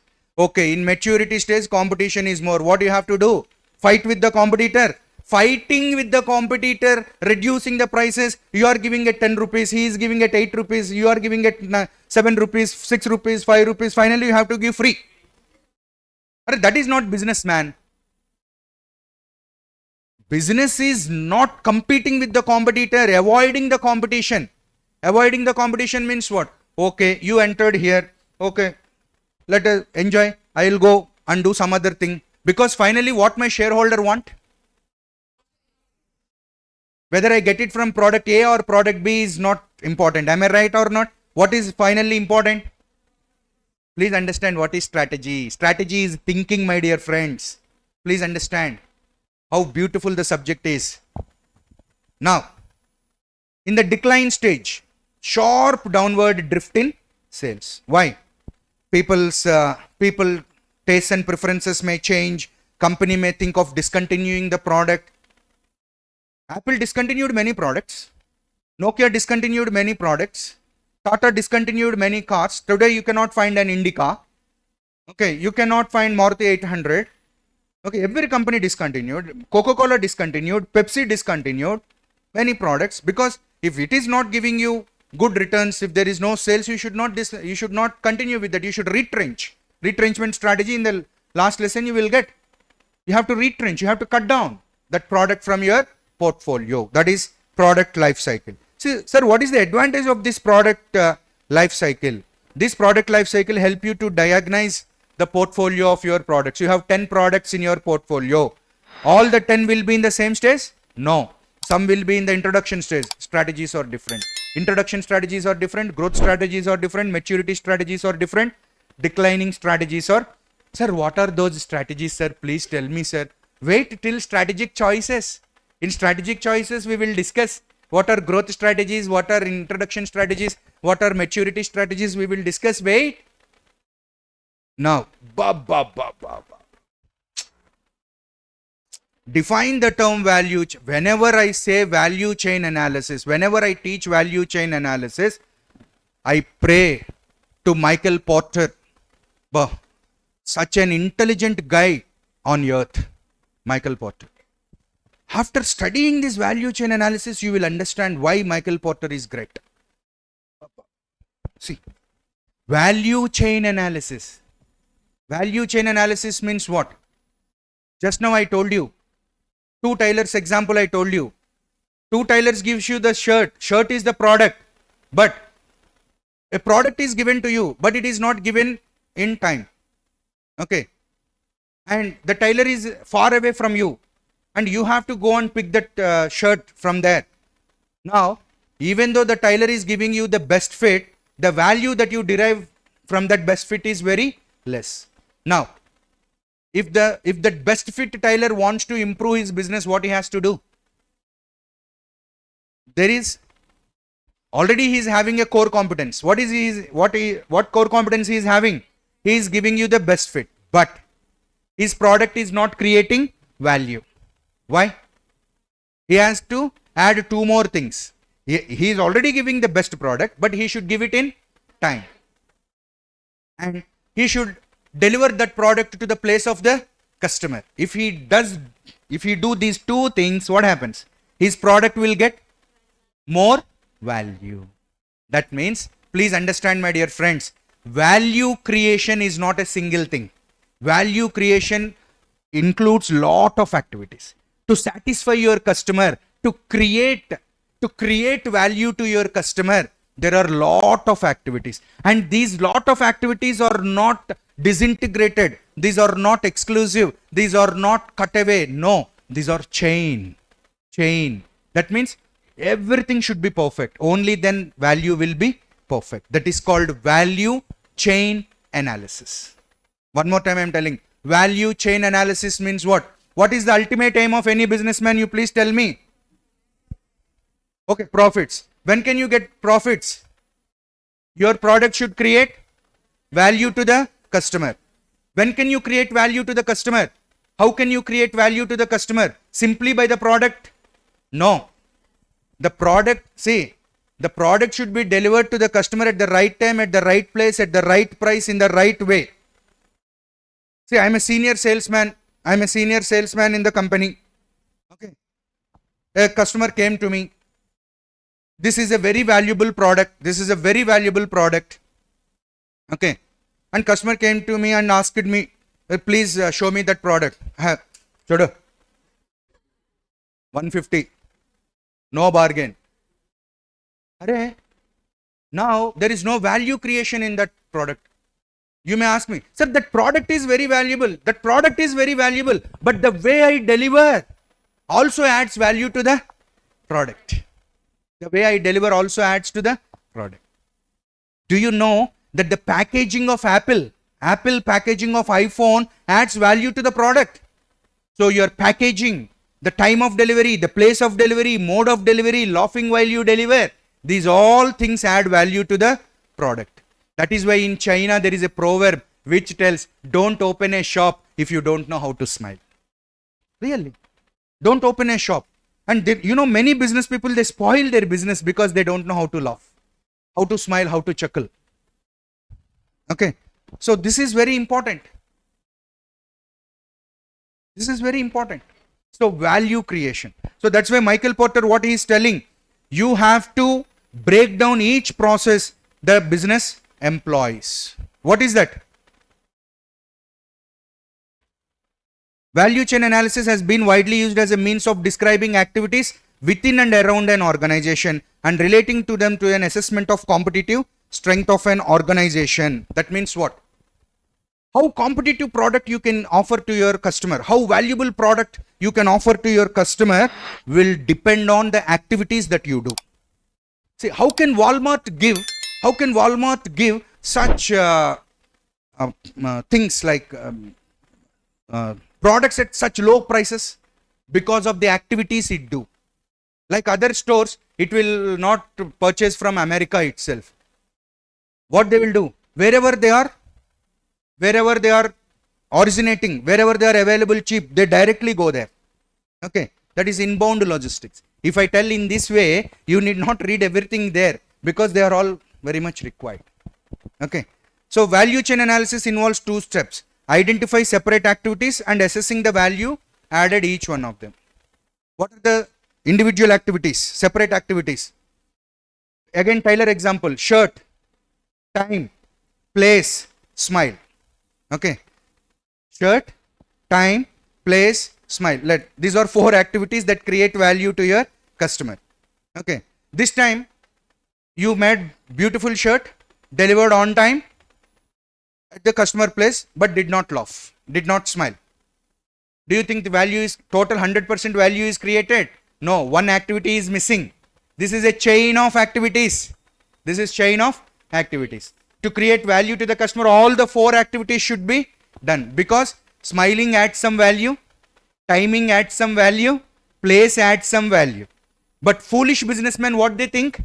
They think that only product adds the value. But intelligent businessmen, what they think?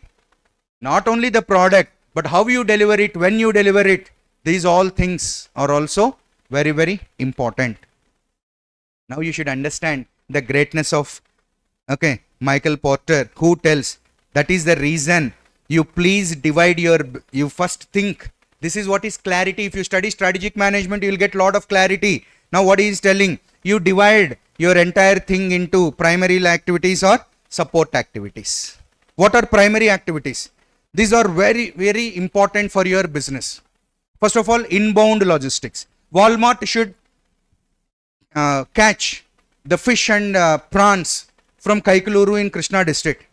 Okay, inbound logistics. Inbound logistics means bringing raw materials into your business. That is first activity.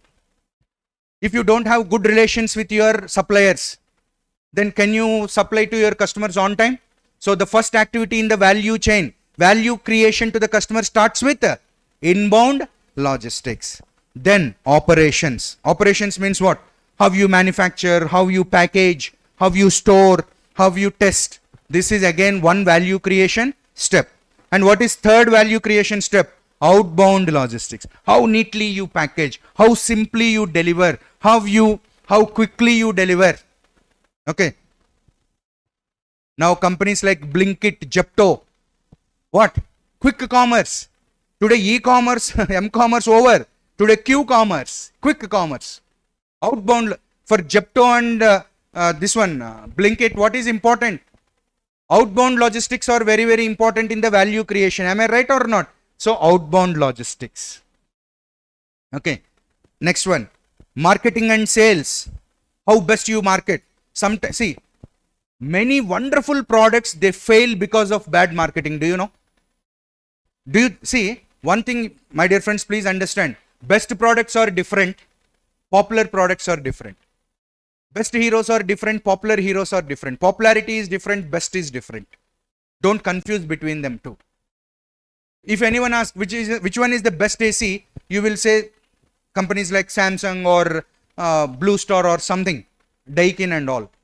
But will anyone say Mitsubishi? Okay. But Mitsubishi is the high load AC it is. Okay. Very costly AC compared to all other companies. Okay. But they don't do much advertising and all. So you have to find out best is different from popular. So marketing should be done to create value to your product. And service. Service means what? Many people, they complain. Sir, that product is best, but spare parts availability is not there. Okay. See, recently we want to purchase one brand of scanner. That's a very beautiful scanner available at a reasonable price, but we dropped from it. We did not buy that brand. The reason is very simple. Spare parts availability is not there. But the scanner is a value product. Please understand, my friends. Scanner is giving me a lot of value. As a scanner, it is giving me a lot of value. But my story do not end there. What I think, if there is some repair, is there any repair shop here? Authorized repair shop here? Or spare parts available? Not available. But other company, I purchased another company scanner, okay, which is a little bit costly thing. But why did I go for a little bit costly scanner? Because spare parts availability is there. Now you can understand which is creating more value. Now you please tell me, value is there in the product only? Value is there in the product only? No, value is there in many steps. Value is there in the inbound logistics, operations, outbound logistics, marketing and sales, and later on services. But the story do not end there. Michael Porter is telling support activities. You need to procure. You go and ask, sir, please tell me how to procure. You go and ask Walmart, they'll tell you how best you can procure. Okay, you should procure from different places where you will find the best quality product. Technology development. You have to offer good features in your product to the customer. That means you need to make use of technology, and you should have very good, well-trained people in your organization. Okay, that means human resources. Human resources. If you are having if your recruitment, training, developing, rewarding people in your organization is very good, then your employee will smile. Take this, sir. If you are not paying salary on time, okay, you are torturing the employee. If you want to buy, or otherwise leave. The product is very good, but your process is bad. Okay. So HR is very, now you should understand the greatness of Michael Porter. That means to get good sales, to create value, just product is not enough. These all things are also very, very important. Infrastructure. A customer came to your shop. Okay. Customer told, can I have one glass of water? Water. Sorry, sir, water is not available. Arre. Sir, can I take this product? Oh, you have to take, sir. Arre, put it on the shoulder. Put it on his head. Huh? So, that should not be there. So, infrastructure. Infrastructure means your company should have good physical infrastructure. Your company should have good human infrastructure. Likewise, infrastructure is a very broad word. You should have all these things. Only then value is created to your product. Please understand. These 10 activities should be there. Among these 10, 9? So these 9 activities. Among these 9, if one is missing, it is a chain. If one is missing, what happens? If one is missing, what happens? It is a chain. Value will be broken. That is why value chain analysis. That is what you need to understand. Do you really understand what I am telling? Do you find that these are all real, or do you think that, oh, value chain, oh, these all should be there? These all should be there, or do you feel, yes, sir, these all should be there? Yes. Now, list out the issues to be studied under industry environmental analysis.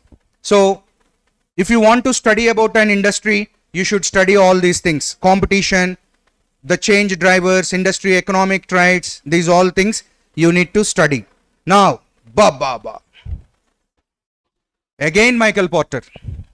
Okay, 5 competitive forces that exist in an industry as identified by Michael Porter. See, I want to tell you another important thing here.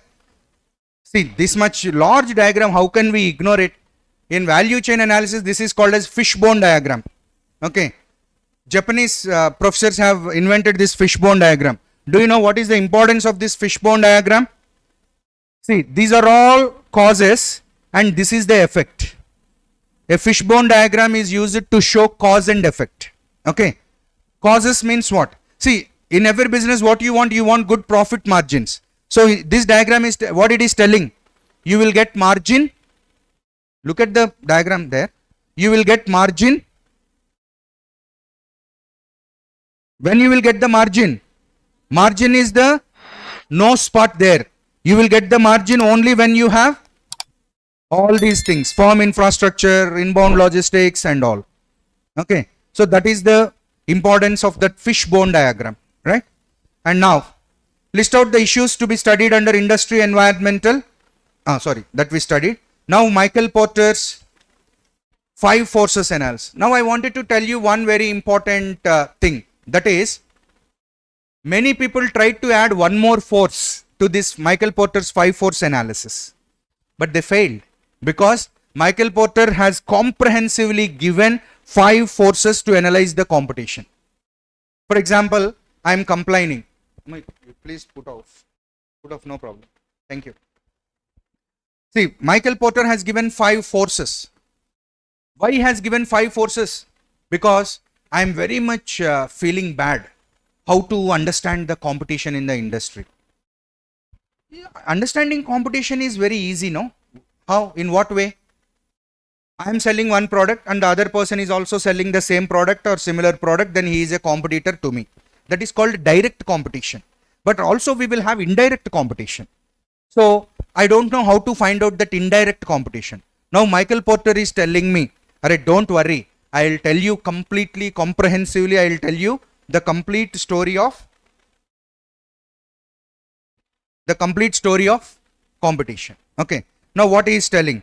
Arey, don't worry. Competition comes from new entrants. This is everyone knows that. Competition generally comes from new entrants. If someone enters into the business, that is always a competition. But another logic is here. What is that? The bigger the competitor, the bigger the new entrant, the more severe will be the competition. Am I right or not? When Aircel entered into Indian mobile business, Airtel and all these companies, they did not bother much. What they said? Aircel, sit in the corner. Go and play there. Aircel. But when Jio entered, it is Dandayatra. Am I right or not? So that is what you need to understand. The bigger the new entrant, the more intense the competition will be. Because the new player, what he will do? In order to grab the market, what Jio did? They reduce the prices. They give at free of cost. Now you asked me, sir, how can I stop that new entrant? What is the way I should stop that new entrant? The answer is very simple. If your business is a business requiring lot of capital, see, anyone can enter. You started a dosa stall, opposite to you another dosa stall comes within 15 days. That's not a big issue. But if you start an airline company, why there are few players in steel business, steel factory business? Why there are few players in airline business? Why there are only handful of players in telecom business? Because these businesses require high capital. So if your business require high capital, that is one blessing to you. Why? Because new entrants will not enter very easily. Next one, economies of scale. Economies of scale means what? See, Unilever is such a big company. It wants to launch its own health drink into the market, but it did not do. It has purchased Horlicks. Why?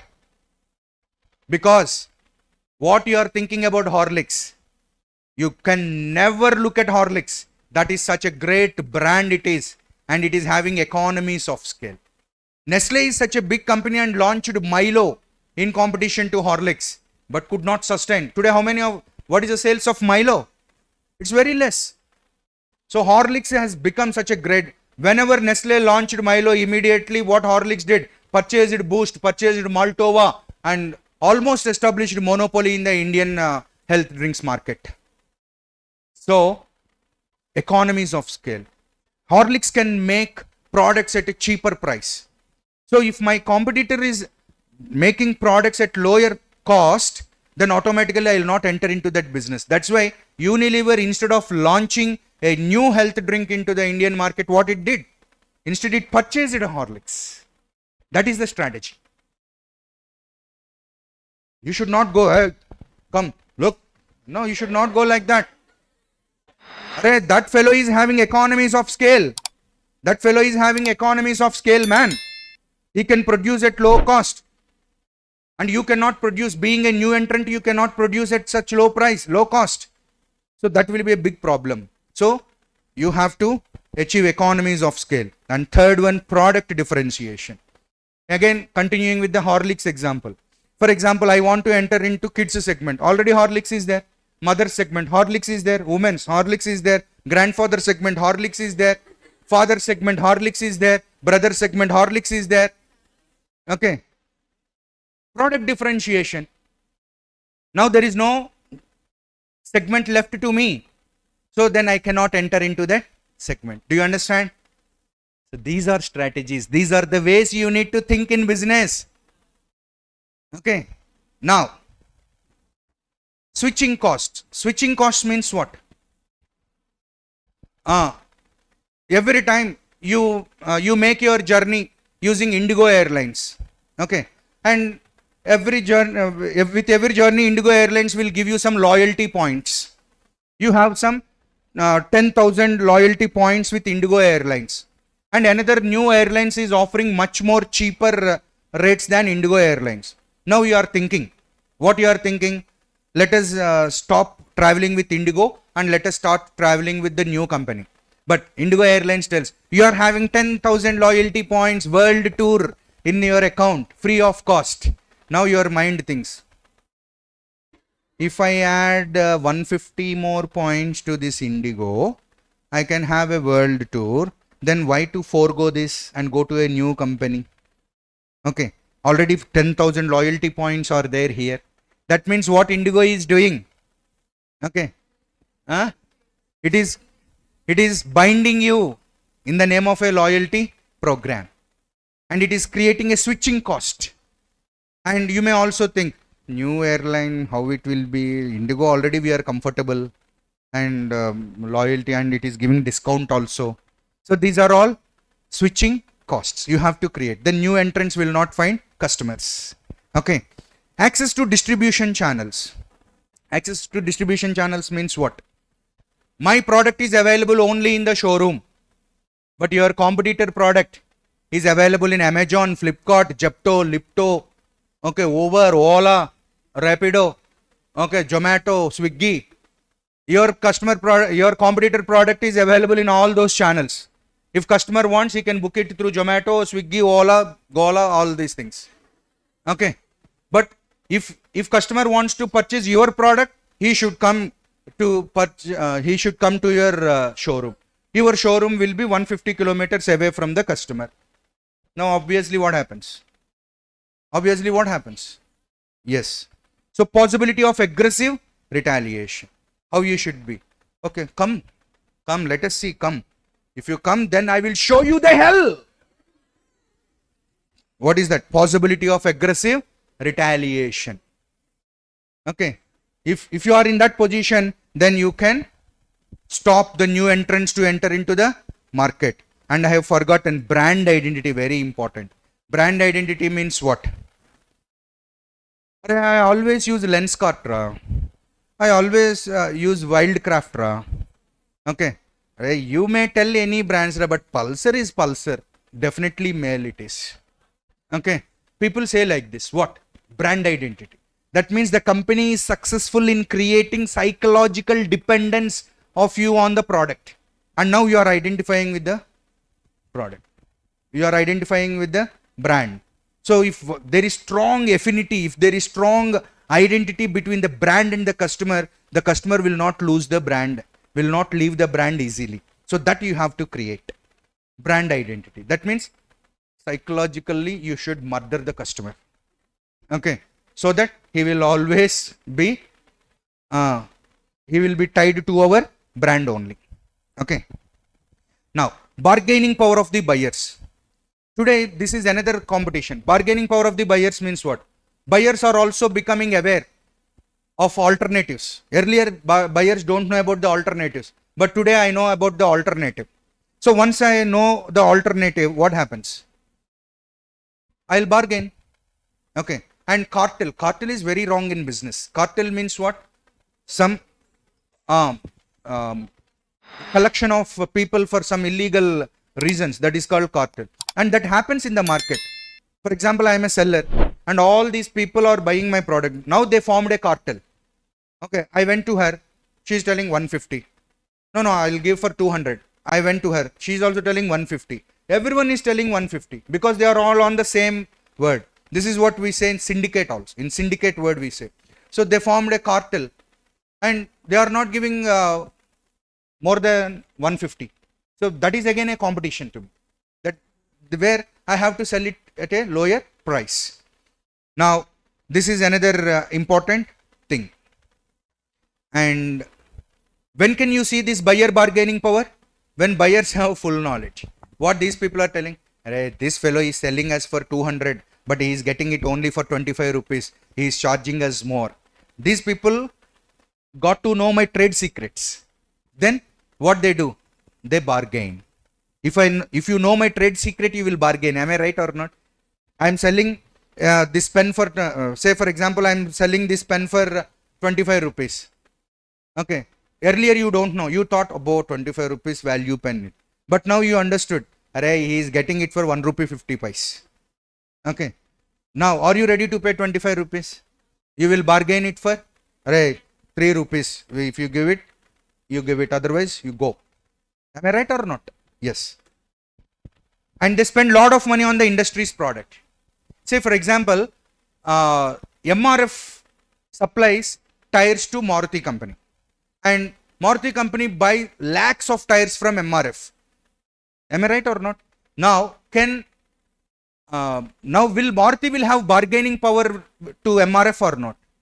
And can MRF tires say, if you want to buy or otherwise go? Can Maruti say like that? Why? Because can MRF say like that? Because Maruti is a big player from big buyer from MRF. Am I right or not? If MRF loses Maruti, it is very difficult for MRF to sustain because he is a big buyer. Then automatically what I have to do? What MRF have to do? MRF have to Ji Huzur. Okay. Why? You have to communicate, you have to talk. And if Maruti is telling, no, we don't pay much more than that. If you are interested, you give. Otherwise, we will take from C8. We will take from Apollo. We will take from some other Michelin company. Now, who will be at loss? Maruti or MRF? MRF. Next, industry's product is not perceived as critical to the buyer need. That product is not very much needed to the buyer. See, there will be some accessories. There are accessories. In a car, there are some accessories, which if you have, it is okay. But even if you don't have them, there is no problem. Then, if you increase the price of that, do you think that buyers will purchase? No, because they are not very much necessary for them. Next, buyers are more concentrated than firms supplying the product. This is the biggest problem. All my buyers are in Brodipet, Guntur. Whenever I go to one shop, the other shop person also knows what happens.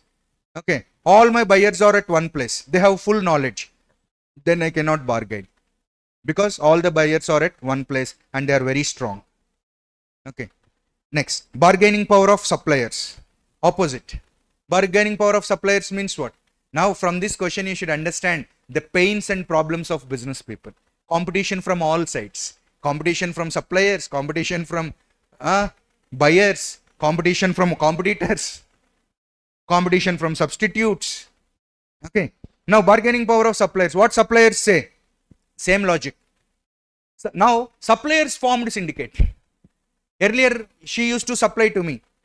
Okay. Now I went to her and asked for less price. And these two people talked with each other. Right, that Chandrasekhar will come. I told 150. You also told you also tell 150. No compromise. If required, I'll give 10 rupees. There is some agreement between them. And now all of them are standing on the same word. Again, I don't have any other chance left to me. Am I right or not? Any other option left to me? I have to definitely pay the price what they are demanding. suppliers. That is the problem. And suppliers create high switching costs. High switching cost means what?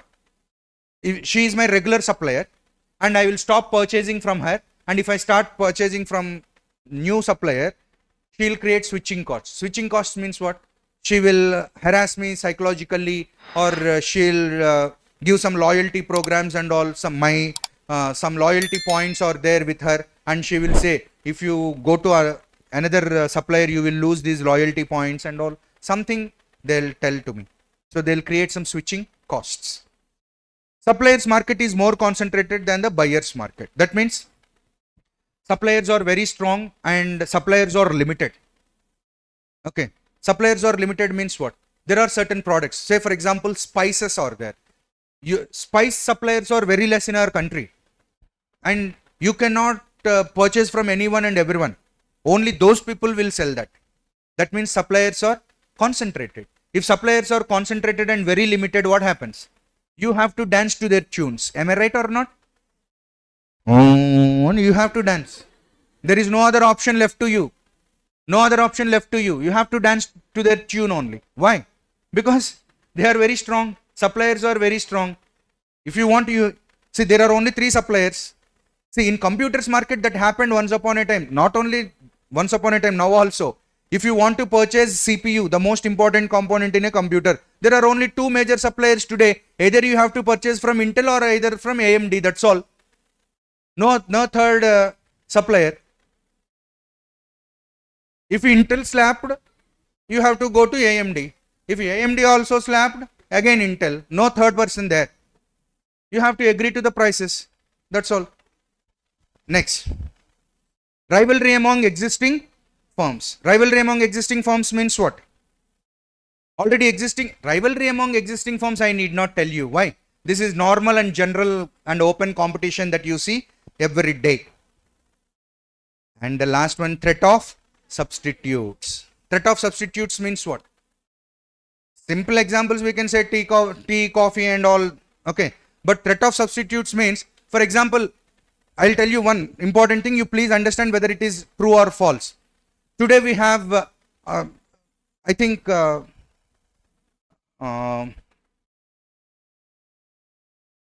in the coming future, in the coming few days, we will also have bullet train. Right now we have Vande Bharat Express and all. Say for example, from Vijayawada to Hyderabad. Okay. If the airline companies thought of increasing the prices, and already there is a bullet train or already there is a Vande Bharat Express or another express which runs at much higher speed, then what people might think? Instead of going for a flight, it will be just 1 more hour, we can go with a bullet train or a Vande Bharat Express. Will people think in that way or not?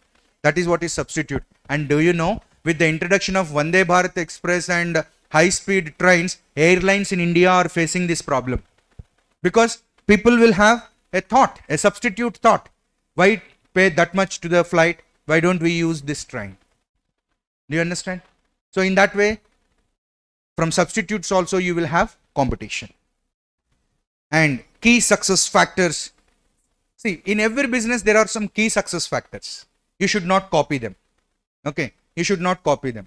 For example, in apparel business, color is a key success factor, design is a key success factor. But in pharma industry, is color and design a key success factor? Sir, the tablet is not in the design which I like. Then I don't take the tablet. You can't say that. Sir, the tablet is in blue color, but I like black color. No, you can't say that. Okay. So, this is very important. This is very important. In every business, there will be certain key success factors. See, sir, I want to start a restaurant. Okay. Should I deliver fast? No need. First, what kind of restaurant you want to start? Sir, I want to start near a railway station. Okay. Then, you should be a quick service restaurant. In railway station, train is there and a customer comes. Already he purchased a ticket, but he wants to carry some snacks with him. So he came to you. If you tell, come on sir, please be seated, have a glass of water, then you will have a glass of sauce. Arey, time is not there. Time is not there. Come quick, idli, come. Quick service restaurant. But See, that is why, have you ever observed in near all movie theaters, you will not find Domino's or KFC. Of course, KFC you will find at some places, but McDonald's will be there because McDonald's is a quick service restaurant. Whereas if you go to Subway or Domino's, what they will do? They'll make you to come stand, sir, before you only make the what is that pizza base, put all the dough, nuts, buts and all, and then they'll put it in the oven, do all that, and they'll give you. Or in the nearest cinema theater, if you do all this nonsense, okay, then what is the best restaurant to start in a cinema complex? Obviously McDonald's. It's a quick restaurant. So key success factors, these are very, very important. Very, very important. Okay. So what are key success factors? These are the things most affect industry's ability to prosper in the marketplace, like product attributes, resources, competitive capabilities. These all things will come under key success factors, right? And I told you about product attributes. Say for example, color is an important product attribute for a toothbrush, but color is not an important attribute for a tablet. Okay. And the same color is not, for example, you read a survey, what that black color cars are purchased by people mostly. Very fine. And now you want to start a toothbrush company and you started making black color toothbrushes. Again, people preferences will change. I like black car, but I don't like black toothpaste. Okay. Because I always think that my toothpaste should be in white only. So this imitation is bad. Okay. Likewise, resources. Resources means what? Say for example, Unilever in our India, they have very good number of resources that they can transport their goods to any place in less time. So that is one key success factor. Faster delivery is one key success factor. See, McDonald's is very much successful not only because of the taste but because of the faster and quick service, my dear friends, please understand. Okay. So from this class there is one beautiful takeaway. If you want to improve your business, there is no need that your product should be ultimate, superb. No, there are many other things that can make your product ultimate and superb. Okay. Next. Key success factors are important that industry may pay close attention to them. Say for example, if you want to start a business in an industry, first of all, you should browse Google. What you should browse Google? Key success factor for restaurant business. You ask Google, it will tell you. Have you ever asked? No, you don't find time.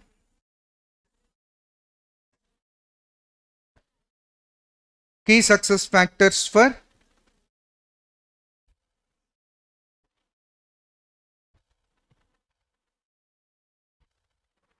what are the key success factors for restaurants? Marketing, location, restaurant technology, creating a profitable menu, customer service, great food, guest experience, inventory management, efficient restaurant operations, menu design, noticeable restaurant branding, participative management, a strong concept, staff satisfaction, cooking classes, lot of things are there. But you cannot, sir, how many are there, sir? 30. You cannot make 30 to get successful. Out of those 30, you should pick 2 or 3. That means whenever customer think about something, you should come to the mind, your business should come to the mind of the customer. In Telugu movie, there is one dialogue which says, yoga ravalante idi దగ్గరికి వెళ్ళు, బాగా రావాలంటే ఆడి దగ్గరికి వెళ్ళు. Okay. That means the customer should also remember the same thing. Okay. Arey, you want food. You want food to be delivered quickly, or even though it is little bit late, you want it very tasty. If you want quick, go to quick restaurant. If you can wait for some time, go to this restaurant. Quick means immediately some brand should come to your mind. Okay. Late but delicious, some brand should come. In that way, you should attach your brand to something. That is a key success factor. Do you understand what I am telling you? Yeah. Now, these are the prerequisites for industry success. and each and every business will have different key success factors. Just now I told you, each and every business will have lot of key success factors. Now what you have to do, you have to understand the key success factors and gain the competitive advantage. What you have to do, you have to make your strategy according to the key success factors and dedicate its energy to become distinctively better than rivals on one or more KSFs. That means, sir, McDonald's is delivering pizza or McDonald's is delivering French fries within 3 minutes of ordering, sir. 3 minutes, sir. Can we do it in 2 minutes? You have to understand that. You have to understand that. And see, if McDonald's is doing in 3 minutes, then you need to, if you want to do it in 2 minutes, you need to train your staff in catches also. Because you please observe in McDonald's, they catch. Okay. Say for example, this pizza, I want to get it to the customer. So for example, if I go like this and give it, it takes some 10 seconds of time. Why? Then that 10 seconds of time is also very valuable. Then what I have to do? I have to design a furniture in such a way that if I put it here, it should go there. No need to walk there and give it. Please don't laugh. Please go to McDonald's and observe all these things and please tell me, my dear friends. Please, I'm very serious about it. Then you will understand what is business, what is strategy, what is thinking, how you should do the business. Really, I'm very much serious about it. What you are thinking? Okay. Now, these key success factors will vary from industry to industry. That is what I told you. You should not say, sir, black cars are very much successful, then we will have black toothpaste. No. No. Sir, quick service restaurants are very popular, then we will have quick service hospitals. No. Huh? We expect doctor to spend more time with us. So, sir, quick service hospitals, no, they will not be successful. But quick service restaurants, they will be successful. Please understand. Don't copy. Don't imitate. Now, in very rare case, an industry may have more than 3 or 4 key success. What 3 or 4? For restaurant, 30 are there. Okay. But can you do all of that? Do you think McDonald's is doing all the 30? No. You just pick up 1 or 2 key success factors and you become a synonym for it. You become like that. Then people will like you. Then people will. Do you understand? Yes. Now, experience curve. Very easy to understand. What is experience curve? Very simple. Whenever you gain experience in a product, what happens? Okay. The cost of production will drastically come down. Why? Because you will know where the problem is. Okay. How to rectify the problem. How to stop wastage. These all things we learn. So that is why it is said, it is based on the concept we learn as we grow. Okay, we learn as we grow. What is the main concept in experience curve? Average cost per unit declines as the firm accumulates experience. Why? Because you will learn lot of things from your experience. So you will correct, rectify, modify, and accordingly you will do it. Now, experience curve will result from factors like learning effects, economies of scale, product redesign, technological improvements. If a new technology comes, okay, that new technology may bring down your cost of production, or you may have redesigned the product. Redesigned the product means what? You might have changed the design of the product so that you have eliminated some unnecessary things which might have reduced the cost of the product. Say for example, this chair. Instead of designing chair like this, I can redesign this chair with less furniture and less iron, but with the same stiffness and stability. I can do that. So that will definitely reduce my cost of production. But do you think that happens in the first year of your business? No, it will take some experience, right? Now, sir, why we should learn this experience curve effect? Because if you have very good experience curve effect, Horlicks is having very good experience curve effect. That's why such a giant company like Unilever also did not look at Horlicks. Okay. Why? Did not compete with Horlicks. Why? Because Horlicks is having experience curve effect. It is having economies of scale. It can produce at low cost per unit. And if it can produce at low cost per unit, it can also sell at low price. And you could not sustain. So that's why this experience curve effect is very, very important, right? Now, what is consumer behavior? Consumer behavior consumer behavior means what? How the consumer behaves. Behaves means what, sir? Shopping frequency, product preference, perception of the company's marketing, sales and service offering. That means once upon a time shopping means only festival shopping, but today weekend shopping, day end shopping, break end shopping. Okay. Likewise, that means consumer behavior is changing. And likewise, if phones are allowed while listening to this class also, shopping can be done today. So shopping is perennial now. Shopping is ubiquitous. All the attributes of God now can be attributed to shopping. We generally say God is omnipresent, omnipotent, omniscious, okay, ubiquitous. Now shopping is also like that. Even in the washroom also you can do the shopping. You can open Amazon Great India Festival Sale or something. You can do that. Yes. So shopping frequency, product preferences, what customer likes. Last Diwali, product preferences of the customer are different. This Diwali, product preferences are different. Sir, who will tell all these things? Go market research companies, ask them, pay them some 5 lakh rupees. They'll tell what customers preferred last Diwali, what they prefer this Diwali. For example, you are a sweet shop. Sir, last time customers preferred cashew sweets, but cashew barfi and all. But this time the shift is from cashew to badam. Now you make more badam related items, you will have more sales. You may think, array, this is all blah blah blah blah nonsense examples. These are real examples. You go to Haldiram's and ask them, they'll tell the same thing what I am telling you. You go to Almond House and ask them how much they are spending for surveys and marketing. Just to know one thing. I cannot imagine like last year during Diwali season, because Diwali is the greatest and very largest festival in India for businesses. Okay. So last Diwali we sold more cashew related items. Now this year also can we make the same cashew nut sweets? Don't know how the customer mood changes, we don't know. So we have to find out. So this time it may be badam or something other than that. So you have to find out and accordingly you have to make.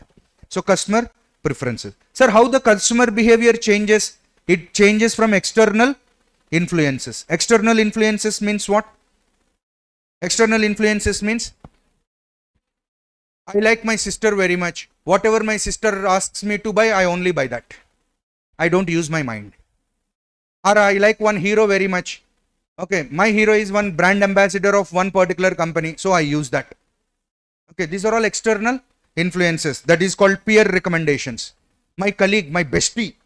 Okay, my bestie will tell what to purchase. Peer recommendations. And social norms. Social norms means what? In India, you are not having a gold ring. Generally, gold chain is very common. You have to wear, everyone is wearing. Social norms. But what is the rule? Nothing is there. Okay, have a direct impact on psychological and internal processes that influence various customer decisions. Okay. Now, marketing efforts of companies and environmental factors. Marketing efforts of companies means what? Why companies go for brand ambassadors like heroes and heroines? To have a psychological impact on you. And second one, environmental factors. Environmental factors means last summer people used to say for 30 years now without AC we lived, but this year we could not live, we purchased an AC. Environmental factor. Environmental factor. It is not great that for the last 30 years you did not have an AC. It is not so great. Why? Because environment is bearable and you have maintained it, but this year it has become unbearable and you purchased it. Okay. So internal influences. Internal influences means what? Consumer wants something. Deep inside his heart he wants something. So without asking anyone, without recommendation of anyone, he will directly go and purchase it. A customer thought, I should be healthy, I should be fit. So immediately he went to Decathlon and purchased some dumbbells and dumbbell wells, dumbbell kettles and all he purchased. Arey, who asked you to? No, last night I have a dream that I am very fit and all. Morning Decathlon booking. So, okay, like that. Now, decision making. After weighing the advantages and disadvantages of each option, customer would make a decision. So what the customer will do? First, identify the existing need, what he wants. Then he will search for the desirable alternative. If you want something, you will search for it or not. And you seek information on the alternatives. You ask your friend, you ask your someone else, or you read some review. If I buy this product, what will happen? If I buy that product, what will happen? In that way. And finally, you make a choice. And post decision, what you will do? Post decision, that means you fixed, I want to buy this product. Then what you will do? You will purchase it. And if you are a happy customer, what you will do? You will make a repeat purchase, or at least you will recommend, repeat or recommend. Okay. So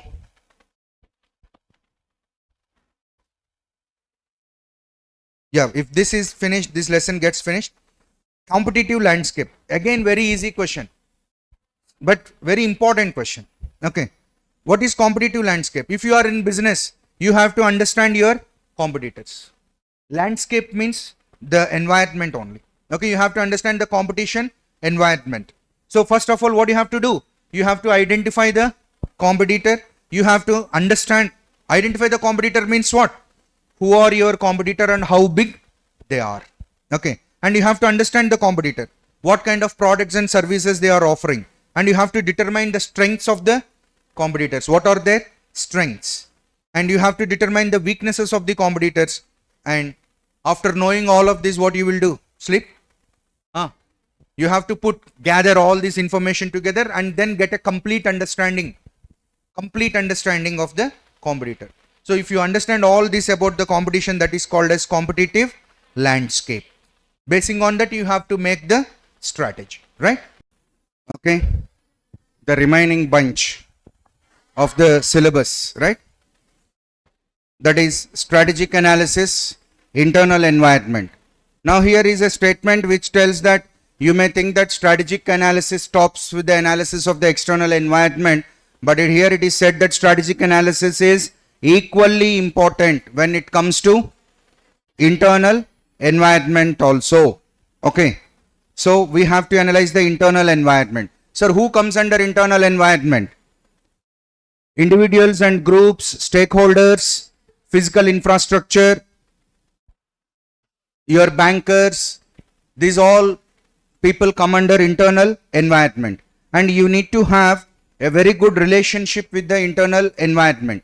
So before making a strategy, you should understand about the internal environment also. It is not just enough that analyzing the external environment, but you need to analyze internal environment also. And external environment is same to everyone, but internal environment is different, because your set of customers, your bankers, your government, say for example, for a company in Andhra Pradesh and Telangana and Tamil Nadu, Karnataka, Uttar Pradesh, the central government, its policies are same. But whereas the internal environment, your banker is different, from whom you have taken investment is different, your shareholders are different, your customers are different, your market is different. So internal environment is unique to you, whereas external environment is common, whereas internal environment is not common. So we need to study about the internal environment.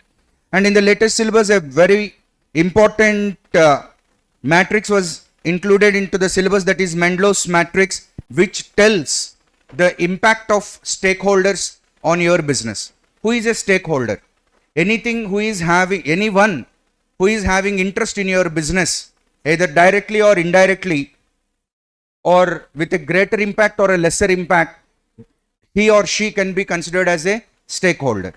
So Mendelow tells that stakeholders will have a greater impact on your business. And he has given us a simple framework to understand the impact of the stakeholders and take the decisions accordingly. And according to Menlo, these stakeholders will exhibit two things. They will have power on your business. They can exercise some power on your business, and at the same time, they will show some interest towards your business. So we need to understand these two things. Now, according to Menlo's matrix, depending on the interest in your organization and depending on the power they exhibit on your organization, they can be divided into four categories, four quadrants. First one, people who are having higher interest and higher power in your organization. You need to keep them satisfied all the time. Now, sir, who are the people who will have higher interest and higher power in my organization, on my organization? Who are they? Banks, government, customers, etc. They will have higher power and higher influence on your higher power and higher interest. Interest means what? What you are doing.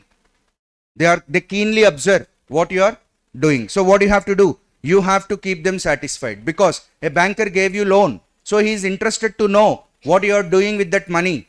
He is interested to know what you can do with that, what you are doing with that money, whether you are in a position to repay that or not. So you need to keep them satisfied because they have they have higher power. I'm extremely sorry. Yeah. Higher power and less interested people. And next one, key players, higher power and highly interested people. Who are having higher power and high interest on your business? They are shareholders, CEO, board of directors, because they directly participate in the day-to-day activities of the organization. They discharge the business level roles and functional roles, and they impact how your business runs. So you need to pay attention to them. And you have low priority stakeholders who are having low power and less interested people, like business magazines, media houses, etc. So these people get lot of interest when something happens in your organization. Something good or bad happens in your organization, these people will have high interest. In other case, they will have less interest only. They are not bothered what you are doing and they have less power. But you need to understand one very important thing. Depending on the situation, these quadrants change. For example, a negative thing happened. There was some scandal or scam in your organization. Automatically, these low priority stakeholders who are having low power and less interest will automatically become high powered and high interest individuals, right? And low power and high interest people, they are your employees, vendors, suppliers, legal experts, etc. That means they have low power. Low power your employees may have low power compared to your organization, but definitely they are highly interested about the profitability of your company, because every employee is bothered about how much profits you are getting, whether your business will be stable or not, whether they can work with you for a long term or not. In that way, they wanted to know. So this is Menlo's matrix. So from this, what we can understand? We can understand who are our stakeholders and in what way they can impact our business. That is one way of understanding the internal environment. But that will not end there. You need to understand one more important thing, that is strategic group. Strategic group. Here what we call as strategic group mapping also we need to do. Say for example, many people will have a wrong notion about competition. Okay. For example, I am an ice cream manufacturer. I make ice creams. So do you think that each and every other manufacturer of ice cream in the country is a competitor to me? No. You are an ice cream manufacturer. But on what sector or what segment you are focusing, that is very important. Say, do you think that Maruti is a car manufacturer and BMW is also a car manufacturer and both of them are competitors? No. Their focus areas are different. Their segments are different. If you say BMW and Benz are competitors, okay, that is to certain extent it is okay. But how can you compare Maruti and BMW? Just being they are making, just for the reason that they are making cars. So many people make this mistake. Many people make this mistake. So that's why you need to find out the strategic groups in your business. How many groups are there and to which group do you belong? To which group do you belong? Say for example, Quality Walls ice cream, Amul ice cream, okay, Vadilals, Arun, these all come under one group. But whereas Magnum is there, Magnum do not come under, even though Magnum is made by Quality Walls, that is a different category. Okay, that do not fall into this group. So, first of all, another very important thing to make your strategy is just try to know where are you and who is there in your group along with you. And the first strategy you need to formulate is to beat the people in your group, to beat the competition in your group first. So this clarity is very, very important. So this clarity will come if you study the strategic groups in the markets. So first of all, you should come out of the notion that everyone making car is not your competitor if you are making cars. Everyone making ice cream is not your competitor if you are an ice cream manufacturer. Only certain people belong to your group. So you have to identify. So what is a strategic group? So what is very important in strategy making is you have to identify your position. One's position means I am addressing you, that's why your position compared to the competitors. That means first of all you have to identify who are your direct competitors. Okay, who are your near competitors and far competitors also will be there. Okay, of course BMW may be a far competitor to you, but first you need to focus on your nearest competitor. For that reason you have to plot in a map who are to which group you belong and who are the remaining players in your group. That is called a strategic group. So a strategic group, how can you define a strategic group? Consisting of rival firms with similar competitive approaches. Of course, BMW will have its own marketing strategies and may give you competition, but its strategies are different from Maruthi's strategies because their market segments, their focus entirely they are different. And companies in the same group will have similarity in one or many areas. Okay, only then they will come into your group. Okay. Now, an industry contains only one strategic group if all firms follow identical strategies. For example, if all the car manufacturers in India, their main focus is middle class segment, then how many strategic groups will be there in India in car industry? Only one, because all of them are focusing on middle class only. But today we have sports car segment, premium car segment, okay, high class segment, middle class segment, entry level segment. So these many segments are there, and in each segment there are different players, and all the players in that segment forms one strategic group. So many segments, many groups. One segment, one group. As simple as that, right?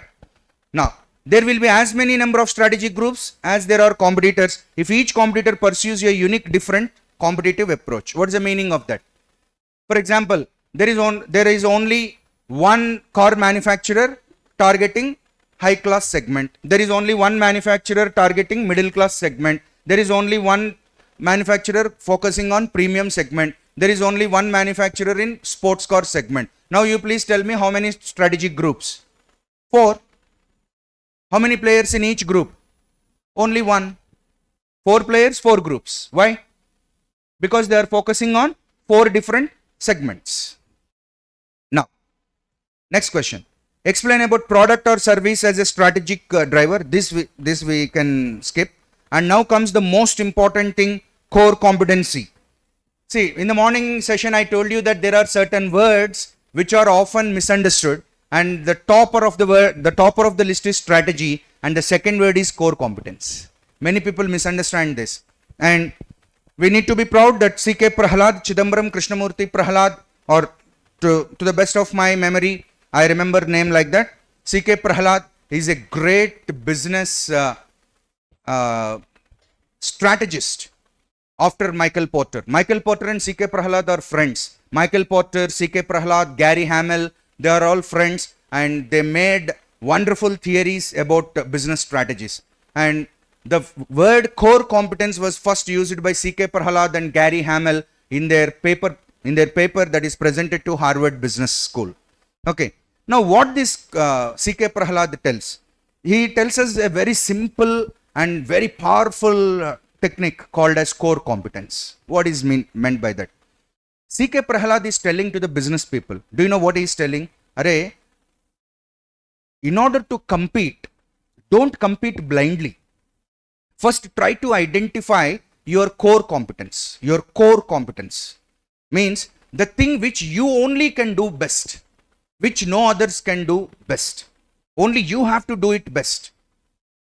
So first you identify that and you take that as a weapon to beat the competition, to win over the competition. That is the essence of core competence theory. But many times it becomes very tough to identify your best, what best you can do. Because say for example,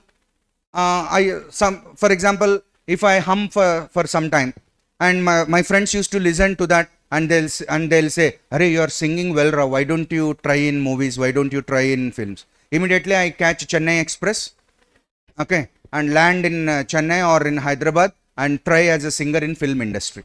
Because my friends are telling, "Arey, you are singing well." Likewise, many people spoil their careers. Okay, in a farewell party or in a classroom party or something, some students, they perform well in the dance. So other students and friends, they say, "Arey, you are dancing well. You have grace in your movements." Okay, then this fellow wants to become a choreographer and wants to change his career. And whenever parents used to scold, "Arey, you are not reading well, you are not focusing on studies," this fellow internally feels, "Mom, you are not understanding. I am a great dancer. You are not understanding. My friends are telling I am a great dancer." Arey, everyone can move their limbs. Okay, even I also can dance. Okay, even I also can move my limbs. But it does not mean that I can take that as my profession, as that for my bread and butter for the rest of my life. That I have to check out. So CK Prahalad is telling the same thing. Arey, you can do 101 things. Okay, but the best out of these 101 things, okay, you can do only 1 or 2 things in a best manner. You please identify that. And that should become the base for your competition, to beat the competition. That is called as core competence. Okay, it is not like, "Sir, I am jack of all, master of none." No, you should be master of one, but identify what is that one. And you plan your strategy, you formulate your strategy, you design your strategy, you craft your strategy basing on that one thing, and that will give you very good returns, and that will give you the competitive advantage. Core competency theory, why you should study? Because every businessman wants competitive advantage. How can you get competitive advantage? How can I get competitive advantage? If you want to get competitive advantage, first identify your core competence and work out at that core competence. Use that core competence to beat the competition. Then you will get competitive advantage. What a wonderful theory. Propounded by CK Prahalad and Gary Hamel. Right? So, competency is defined as a combination of skills and techniques rather than individual skill or a separate technique. See, competency is not a individual skill. Say, for example, material is a core competence of masterminds. Do you think that making material is an individual skill? No. To give you the best material, we require lot of skills. We require analytical skills, we require research skills, we require design skills, we require presentation skills. So if I say material is a core competence of masterminds, it is not a single skill. Best material from masterminds is equal to analytical skills plus technical skills plus presentation skills plus research skills. It's not an individual skill.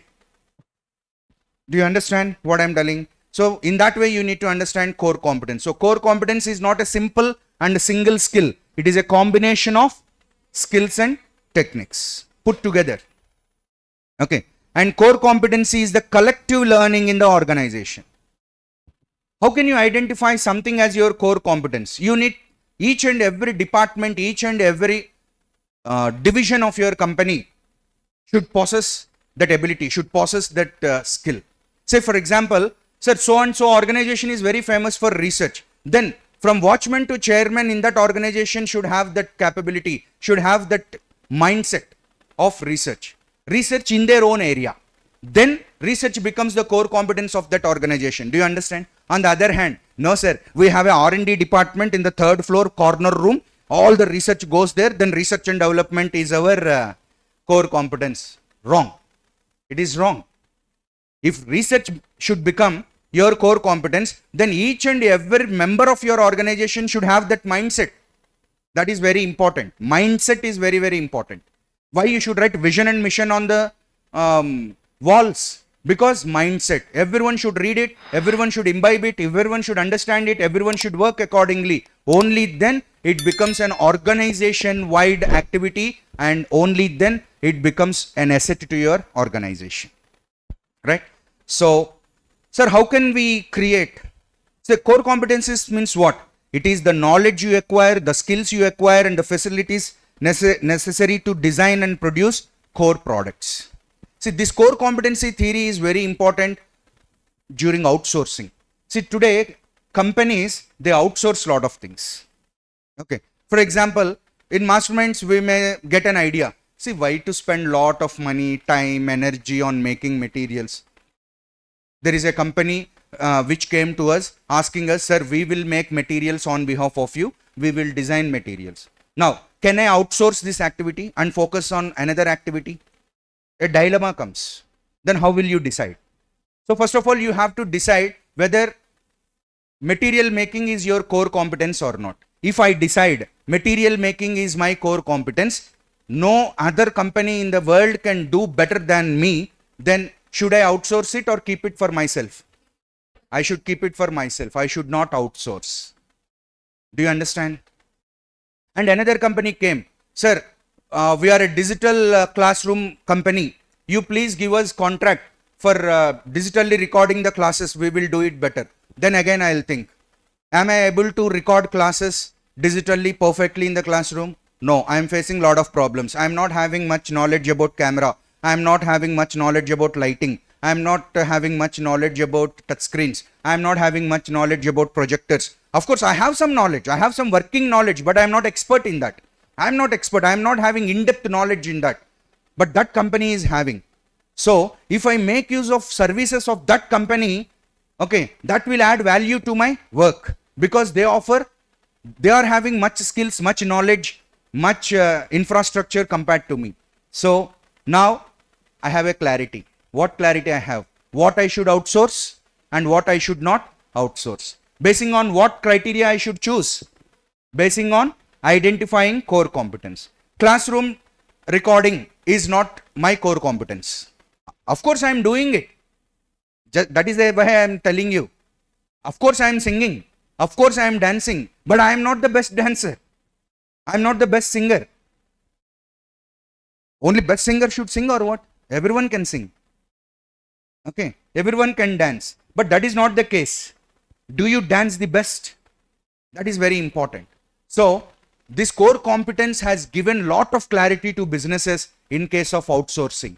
Because what to outsource and what not to outsource. You should not outsource your core competencies. If you outsource your core competencies, what happens? You will lose edge because you can do much better than them. So you keep it for yourself.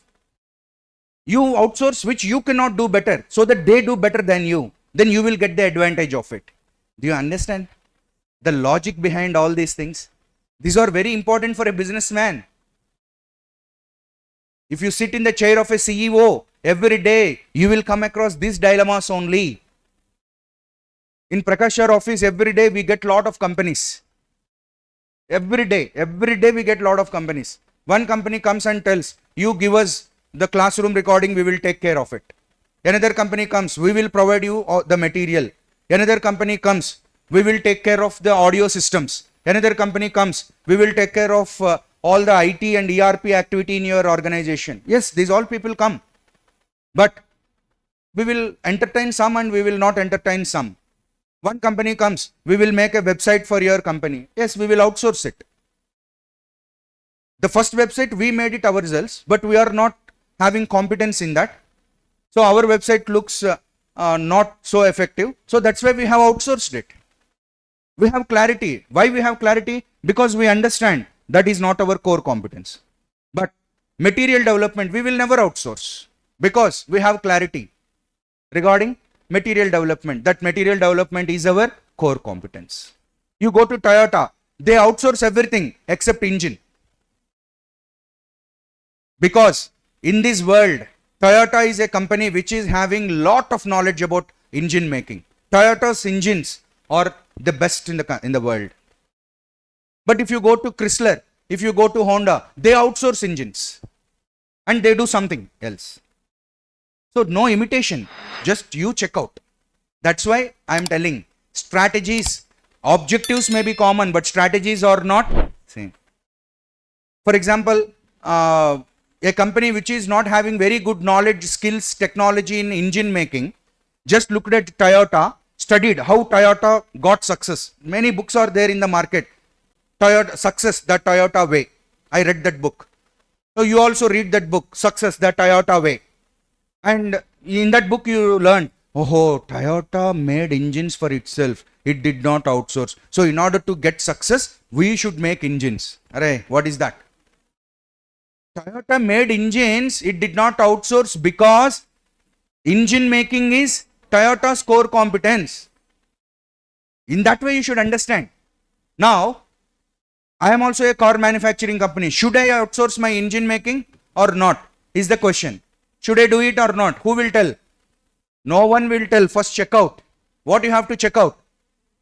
Whether engine making is your core competence or not. Otherwise a problem comes. You read another book, Success the Chrysler Way. In that book you read, Chrysler company outsourced engines. Now what do you have to do? Toyota made engines. Chrysler outsourced engines. Now what you will do? What you will do? They are having clarity, but you are confused after reading the two books, whether to outsource the engine making or not. So who will bring you out? Who will get you out of this confusion? C.K. Prahalad and Gary Hamel with their concept, core competence. Do you understand what I am telling? Yes. Core competencies cannot created by superior integration of technological, physical, human resources. For example, for material making, we have a great human resource in the name of Prakash sir in our organization. That is a great human resource behind the core competence of material in Masterminds. Likewise, senior faculty members. Likewise, some designers who are very good at designing the things. Likewise, by combining all these things, we made it into a core competence. Next one, there is a superior integration. And core competencies cannot be built on one capability or single technological know-how. If you know one simple thing, for example, to run this class perfectly, do you know how many things we should know? We should know about the functioning of the audio system, the camera, the lighting, the projector, okay, the air conditioning, the lights, the electrical, lot of things are there for this classroom to run successfully. And each thing is a different skill. And to run this class successfully, I need to have the knowledge, skills of all these things. It's not a single skill. If I know about lighting very well, and I had made the classroom very bright, used the most modern lighting, everything, camera is not working properly because of overlight, overexposed. Okay, I'm very good at lighting. No, that's not the case. Okay, too much of anything is too bad. So core competence based diversification reduces risk and investment increases opportunities. So if you know your core competence and then you diversify, many people they diversify. See, one thing I wanted to tell you, borrowed clothes don't fit well. Okay, borrowed clothes don't fit well. In Telugu, if I want to say that pulin chusi nakka vaatalu pettukokudu. Okay. For tiger, they are by birth, they got the scars on the body, the stripes on the body. So you should not burn your body. Okay. In the same way, borrowed clothes don't fit well. So don't borrow, don't copy, don't imitate. You just read to inspire, not to imitate. Okay. So, sir, that company diversified into American market. I also want to diversify. Don't do that. Don't do that. Okay. Because its environment, its SWOT is different, your SWOT is different. So know your core competence and basing on that you diversify or you outsource everything. That's why core competency theory is a wonderful theory which gives you clarity about yourself, what you can do, what you cannot do, what you are best at, what you are not best at. Okay, next. The optimal way to define core competence is to consider it as a sum of 5 to 15 areas of developed expertise. For example, engine making is there. In engine making, there will be some areas. Say, for example, 20 areas. Among the 20 areas, you are expert in some 15 areas. Then you can keep it for yourself. Sir, among 20 areas, I am expert only in 2 areas. Outsource. You don't do it because other people can do best. Now, likewise, core competencies, every company will have a core competence. For example, procurement of goods. Walmart is having a very good core competence. Distribution, Unilever.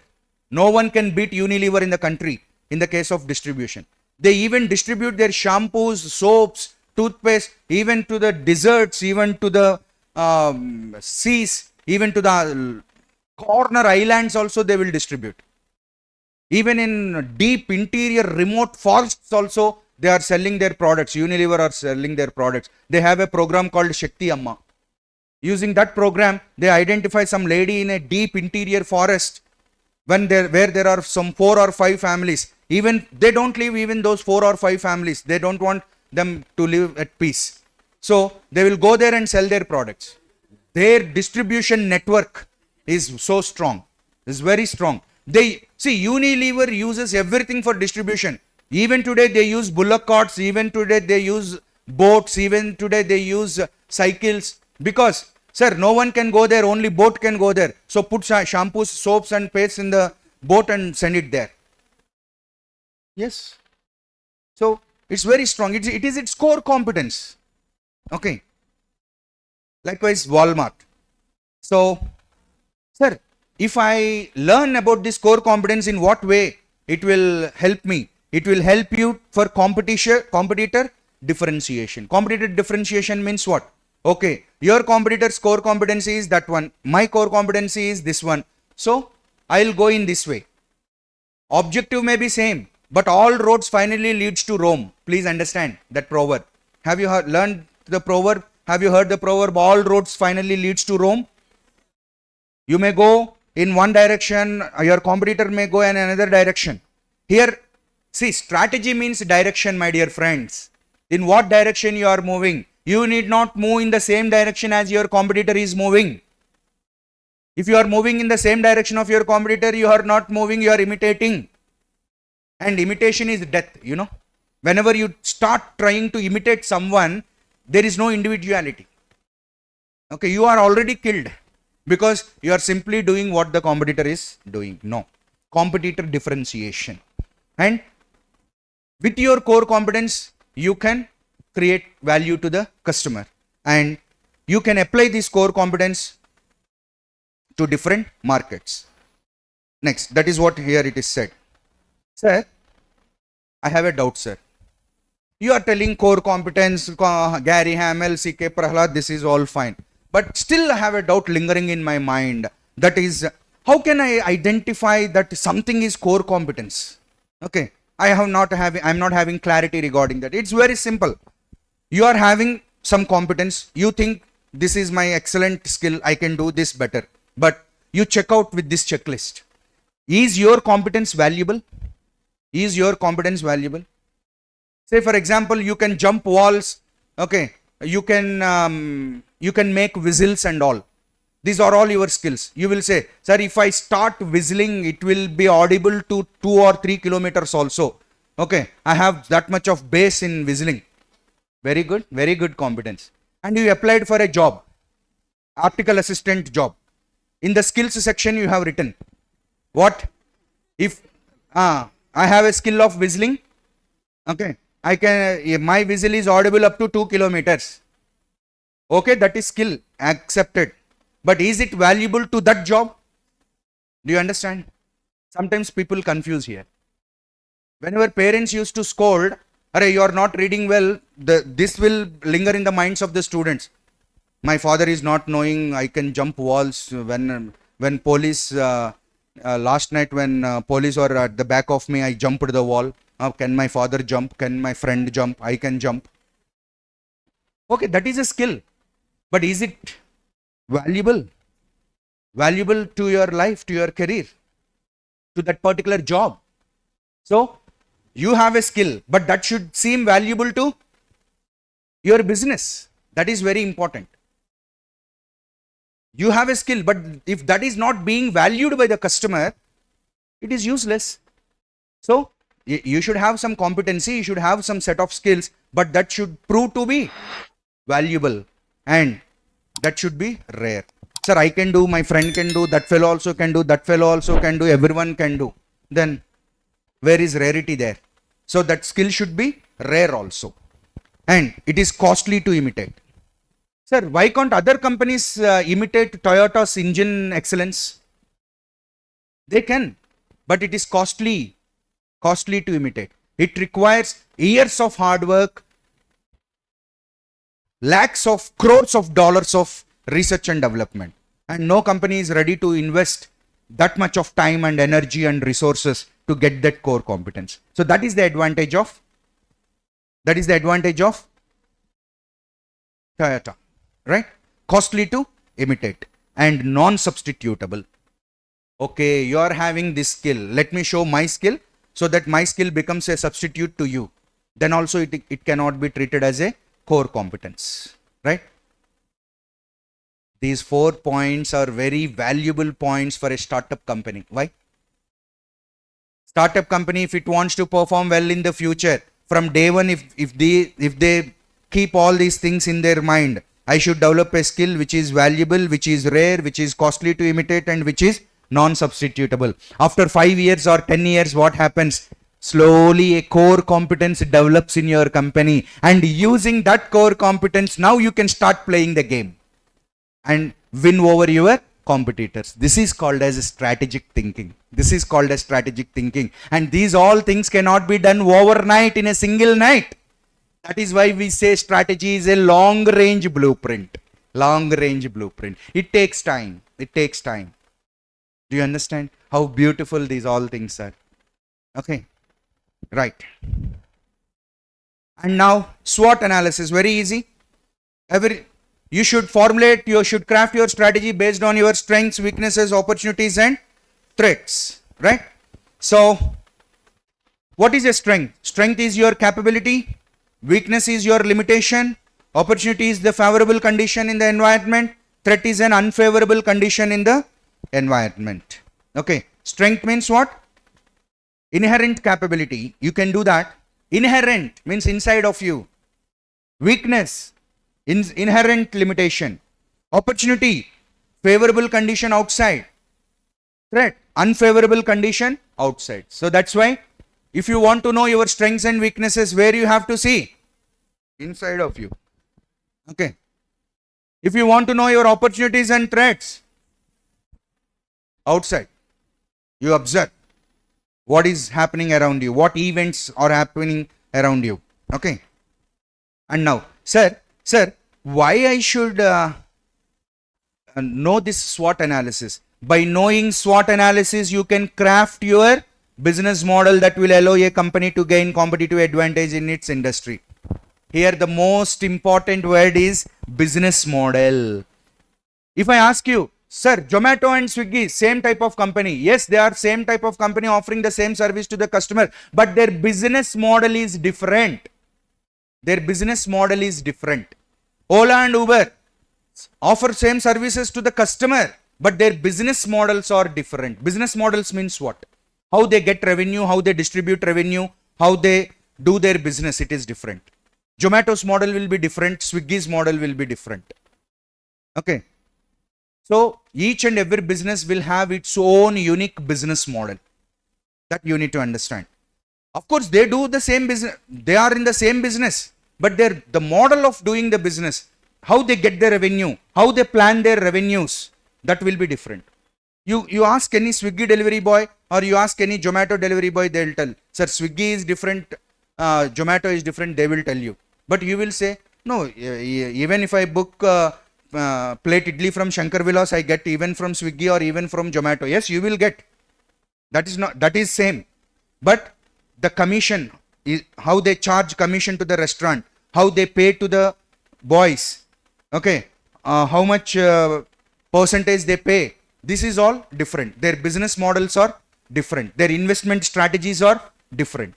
So, in order to have your own business model, you have to understand your strengths, weaknesses, opportunities, and threats. That is very, very important. Sir, why I should study SWOT analysis? Because it provides a logical framework to understand about what strategy should I follow, whether this strategy will work for me or not. And it presents a comparative account. Comparative account means you can compare what are my strengths, what are my weaknesses. If you know your strengths and if you also know your competitor's strengths. That is why we learned competitive landscape. In competitive landscape, what we will learn? SWOT analysis means yours.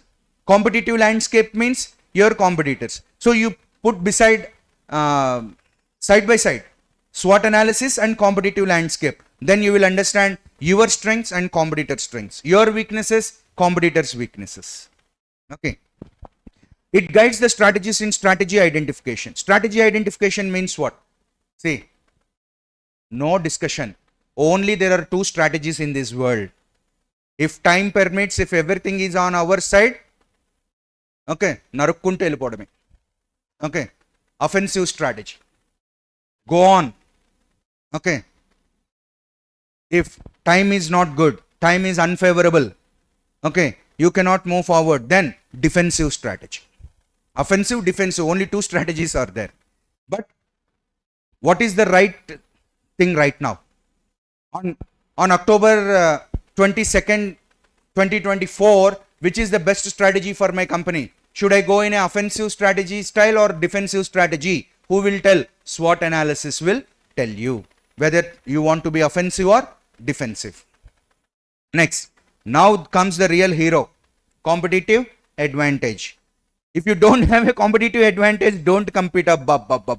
Jack Welch, former CEO of GE, a great man. You should read Jack Welch books.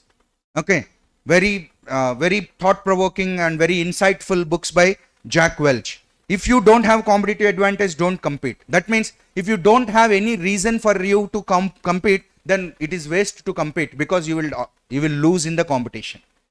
When you should start competing with others, first you should know your competitive advantage. In what way you can win over your enemy, that clarity you should have. Only then you start competing with your enemy. And then again, after listening all this for 4.5 hours, again you will ask me, sir, how will I know my competitive advantage? Just now I told SWOT analysis, core competencies, strategic group mapping. You use all these things, then you will know what you can do best, in what way you can deliver value to the customer. Then you will understand your core competitive advantage. Then you start competing. Okay, beautiful. Competitive advantage allows a firm to gain edge over your rivals. If you have a competitive advantage, you can be one step ahead of your competitors. Okay, and competitive advantage is a set of unique features of your company. Unique features means your competitor do not have that, only you have that. Yeah. After telling this, you may tell me, sir, you told that I have some unique features, but I observed I did not have any unique features. Then develop. Then at least from today start developing. At least for 5 years, at least in the coming 5 years, you can develop some core competence. You can develop something, right? Next. Competitive advantage is achieved when the firm successfully formulates and implements the value creation strategy. So, sir, when will I get competitive advantage? You have to implement some strategies. Then, if you are successful in implementing those strategies, then you will get the competitive advantage. Next. And I cannot leave any point. That is my weakness here. A firm is said to be successful in achieving competitive advantage only after other firms' efforts to duplicate or imitate it fails. When you will be successful? Your competitor tried to imitate you, but he failed. Why? Because you are competing using your core competence. And your competitor is not having that core competence, then automatically he will fail. Then that will give you a competitive advantage. How beautiful it is. This is the way you need to think. This is called a strategic thinking. Okay. Now, sir, I have a competitive advantage, sir, but I think this competitive advantage will be there only for 6 months. Arre, that is not called as competitive advantage. Competitive advantage should be sustainable, durable. Okay. If you are having a distribution capability, distribution competence of Unilever is 6 months capability. No, 60 years capability. Okay, durability should be there for your competitive advantage. And another thing, transferability. Transferability means what? Whatever brand Tata start, trust is their value, no? So whenever Tata starts something, what we expect? We expect transferability. That means they transfer this value to the new business also. Likewise, Unilever is having distribution experience in the case of FMCG. And Unilever also started some other business. So we also expect that this competitive advantage in this business is transferred to that business also. So competitive advantage should be transferable. Okay. And imitability. Imitability means what? Imitability means your competitive advantage should not be imitable. They should not be easily imitated. If something is easily imitated, everyone will do it, isn't it? Next one. And appropriability. Appropriability means what? Appropriability means you have a competitive advantage. You are telling, I am having competitive advantage, but no returns. You are not getting any returns. That means what you are saying as your competitive advantage is not appropriate because it is not fetching you any returns. It is not giving you any return on investment. So that should not be there. There should be appropriability. And now comes Michael Porter's generic strategies. Now Michael Porter is telling some generic strategies. Generic means common to any business. Someone asked Michael Porter, I want to get competitive advantage. In SM class, faculty is telling you should get competitive advantage in business. And Jack Welch is telling, if you don't have competitive advantage, don't compete. Now I am utterly confused. You please tell me, how can I get competitive advantage?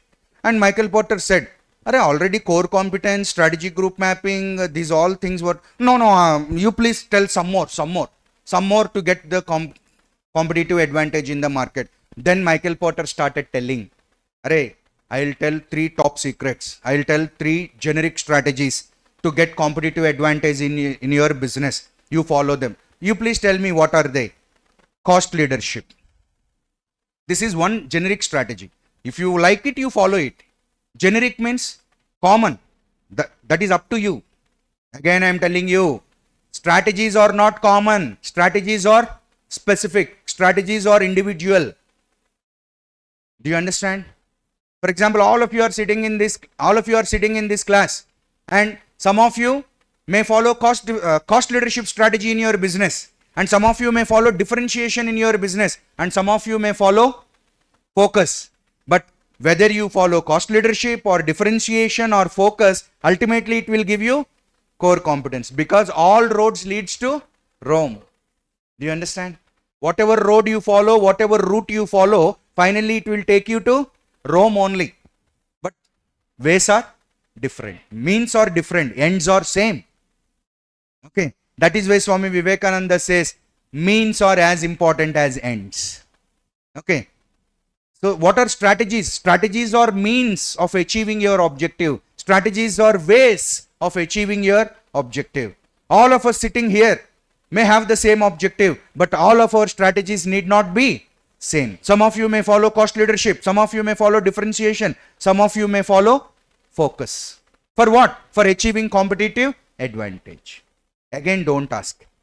Don't go to Michael Porter or don't come to me and ask, sir, is cost leadership better for me? You decide for yourself. You know about your SWOT analysis. You know about your SMART goals. You know about your core competence. You know about your strategic group. I told you a lot of things. You know the KSFs of the business. You decide. Don't ask which. See, this is the biggest weakness to all of us. Will this be best for me? It is not a shirt, no? Is this shirt good for me? No, not like that. It is strategy for your business, man. It is your life. So that you need to understand. Cost leadership means what? Producing standardized products at very low per unit cost. My dear friends, please don't mistaken. It is not low priced strategy. It is low cost strategy. There is a lot of difference. We generally get confused. Okay, low cost means we will sell at low price. That is up to you. That is up to Horlicks.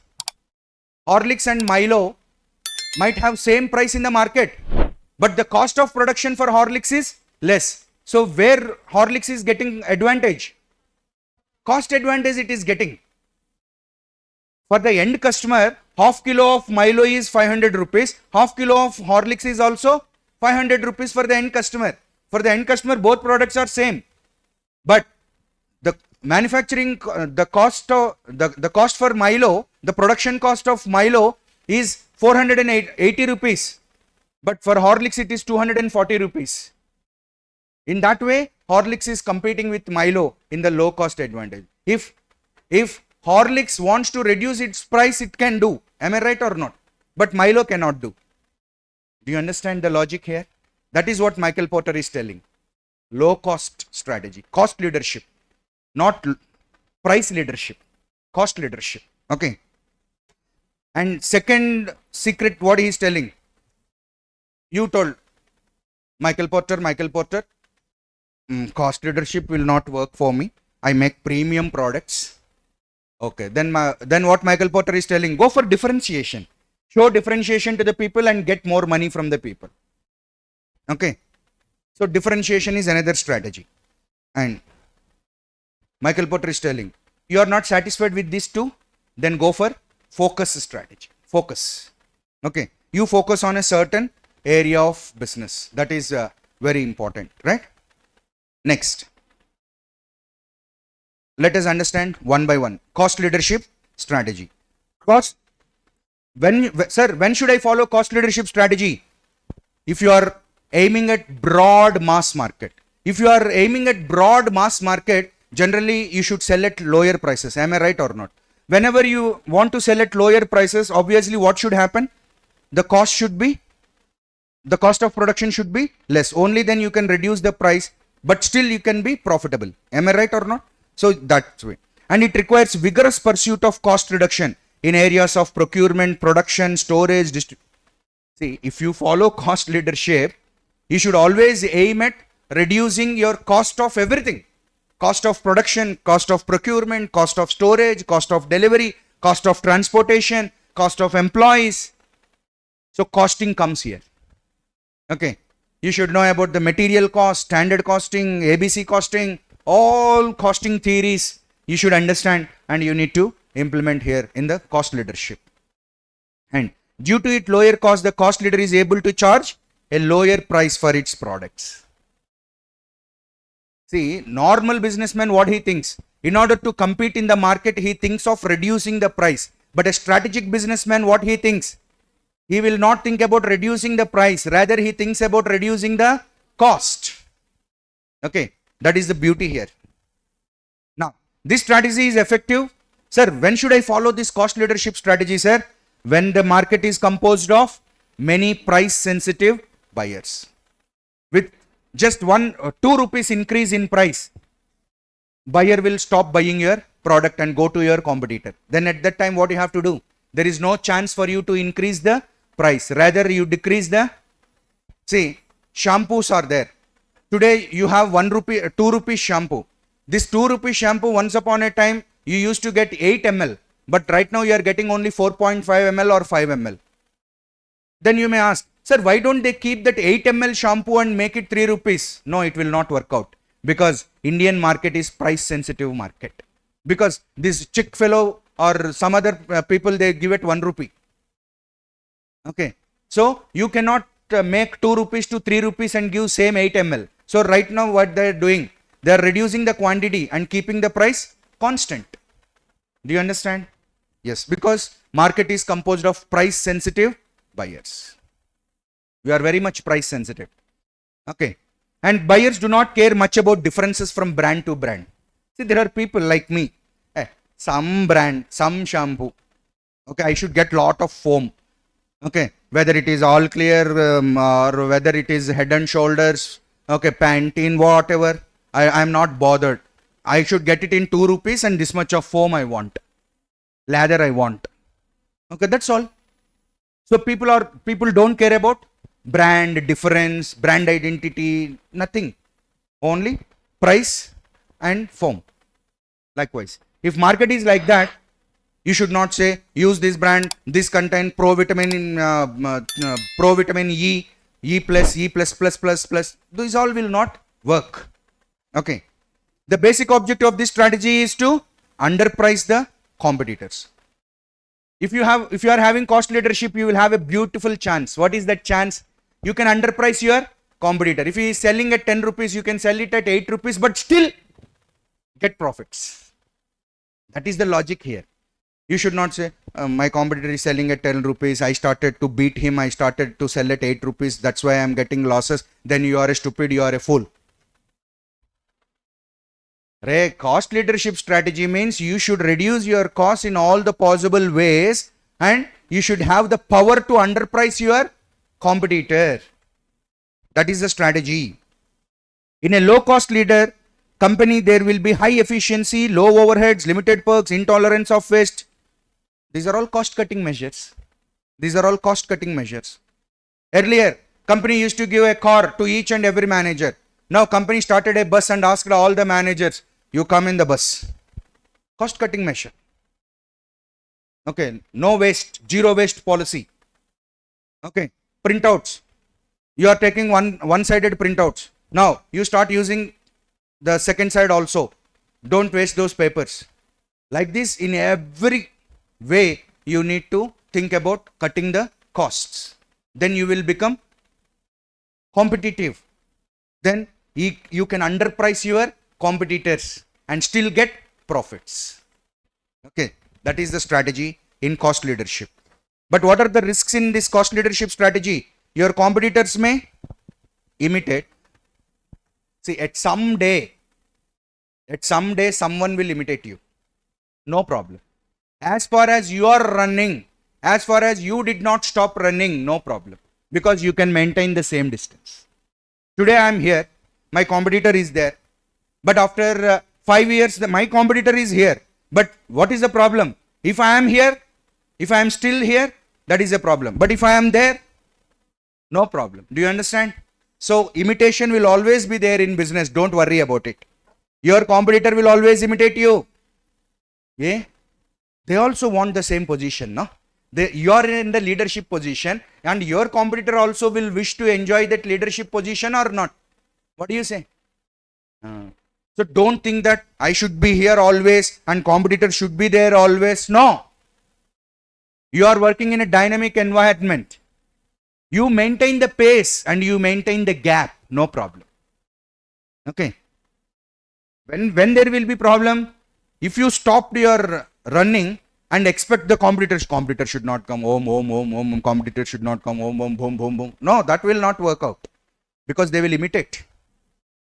Whatever strategy you follow, your competitors will imitate. You cannot escape from the risk of imitation. Okay. But what you have to do? Every time you have to chalk out your strategies and move forward. The technological breakthroughs in the industry may make the strategy ineffective. A new technology came. See, that is a problem with Nirma. Actually, Nirma enjoyed the top-notch position in the Indian market. Karsanbhai Patel. Okay, it enjoyed the top-notch position. Only it is the brand Nirma, which is a super brand, which got super brand for many years in the Indian market. And it is only Nirma which has followed cash and carry business, where the top brands like Surf Excel, Ariel, and all other brands, where they are giving credit to the business people, it is only Nirma which has done its business on cash and carry basis. Do you understand what I am telling? For shopkeepers, credit will be given for 10 days or 15 days. First you take the goods, then after 15 days you give the money. But Nirma, no, not such kind of business. Cash and carry, pay the money, take the goods. But still, Nirma enjoyed the top position. But what happened? Nirma people forgot one important law, that is income law of demand. when the incomes of the people raises, the demand for superior goods are increasing, and slowly washing machines took up the pace, and Nirma failed to launch washing machine related powder and all. So at some point of time, if you don't invest in technology and upgrade yourself, even though you are a cost leader, you will fail. Next, buyer interest may shift to other differentiating features. I am using one shampoo for the last 15 years, but now I joined a corporate company. Everyone hair looks silky and all. Then I asked my friend, and he told, I am using conditioner, I am using that lotion, this lotion, I am using egg protein B5++, I am using onion based shampoo and all. Then I asked, what? First you stop using this shampoo and start using that. Then my interest shifted. Buyer interest will shift depending on the situations and conditions, right? Next, advantages. See, if you follow cost leadership strategy, you will get all these advantages. Existing rivalry will not be there if you follow cost leadership strategy, and buyers will always prefer cost leadership strategy because market is of price sensitive buyers, and suppliers will also supply, and new entrants. It is very tough to beat the low cost providers, because again I told the Horlicks example. It is very tough to beat Horlicks because it is a low cost provider. Likewise, substitutes. See, already this is a low cost. Okay, so even if substitute comes, that also will come at this price. If that is available at this price, then why the people will shift to another product in that way?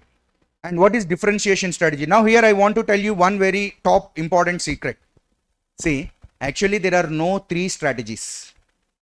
Generally we say cost leadership strategy, differentiation strategy, focus strategy. But now I am revealing the secret in front of you. There is only one strategy, that is differentiation strategy, because everything is finally differentiation strategy only. For example, if a company is going in cost leadership, that is also differentiation. Are you confused? Or you think that I am totally confused? No, I am clear. Okay. What I am telling you, at the end of the day, if you think everything is differentiation, because even though this company is following cost leadership strategy, that is one kind of differentiation they are showing. Even though another company is following focus strategy, that is another kind of differentiation. That means at the end of the day, everything is a differentiation strategy only. That you need to understand.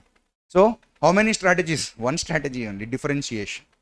But to make it very clear to you, it is divided into differentiation, cost leadership and focus. Right. Differentiation strategy I need not tell you. Okay. See, everyone is selling shoes, bags, lot of companies, American Tourister, these all companies. Now one company started, Wildcraft. What is the main purpose of Wildcraft? If you are an adventurer, if you always do some trekking, okay, you want some trekking kind of shoes and bags, you want to carry them. So Wildcraft want to show differentiation. Of course, they charge higher price. No problem. But they want to offer a premium product. They want to offer a superior product. They want to offer a unique product. Unique product where? In product design, brand image, features, technology, dealer network, customers, some differentiation. Some differentiation you should show. Okay, that is very, very important. And because of the differentiation, what you can do? You can charge premium price for your product. If someone asks, "Arey, why that much price?" This is the differentiation. So, more features, more price. Next. This is all you need not read. Sir, in how many ways I can show differentiation? You can show differentiation in the product. You can show differentiation in the pricing. You can show differentiation in organization. Organization means what? Whatever Apple brings into the market, people will have that level in their mind. Am I right? At least they expect. Am I right or not? That is organizational differentiation. Smartwatch, everyone is making, but Apple Watch, some difference because Apple. That is organizational differentiation. But you please think once. how much of research, how much of focus on core competencies they have done to achieve that level of confidence among the customers. That is very, very important. You need to understand, right? Now, write a short note on focus strategy. Focus means what? You will focus on niche, N-I-C-H-E. That means a specific market. Now, I'll show you one company.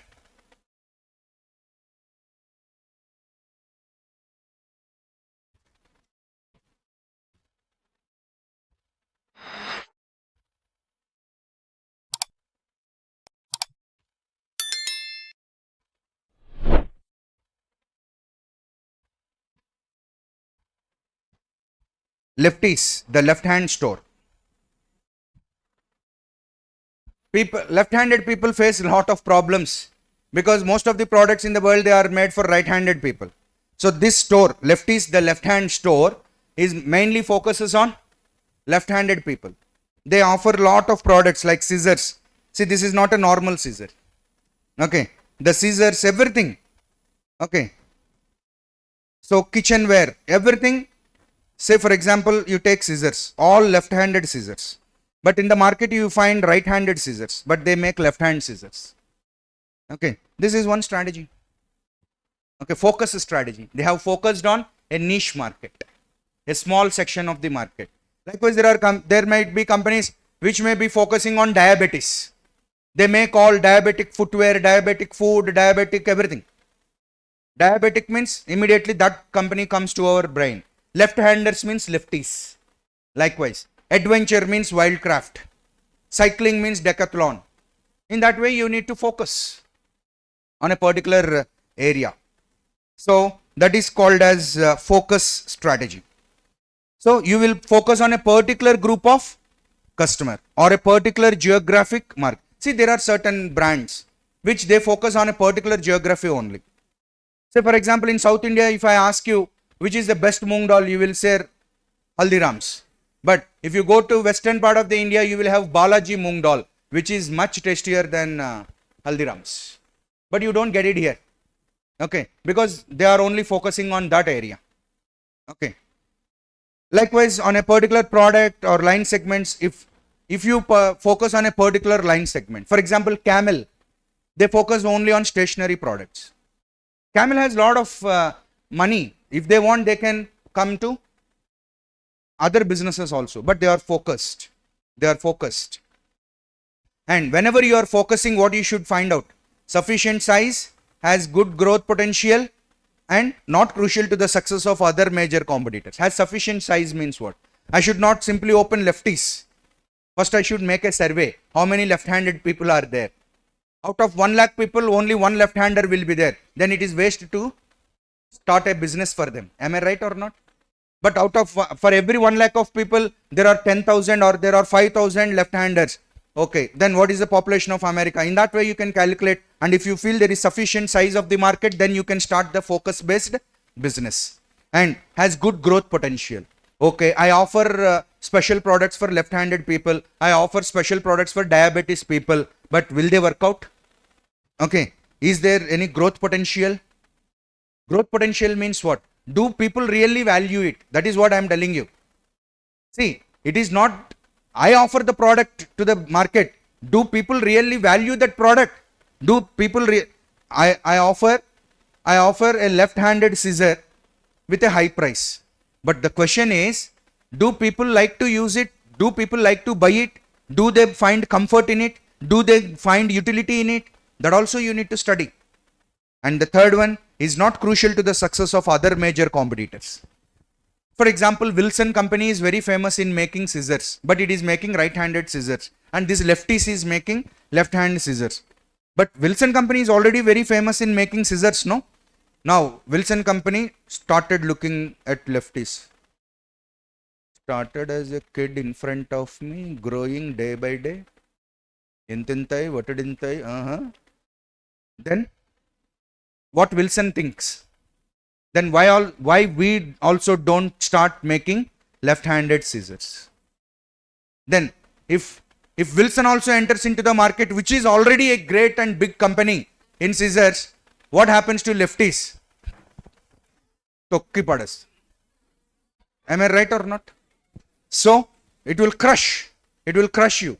So focus strategy will work when it is not crucial to the success of other major competitors. That is what you need to understand.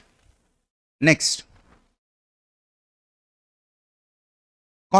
With that we have finished that lesson, and now let us move on to the next lesson, strategic choices. So we have analyzed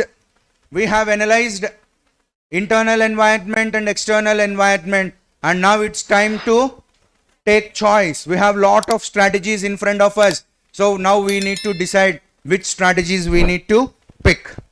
And first of all, let us understand the typologies of strategies. Typology means study of different types of strategies. How many strategies?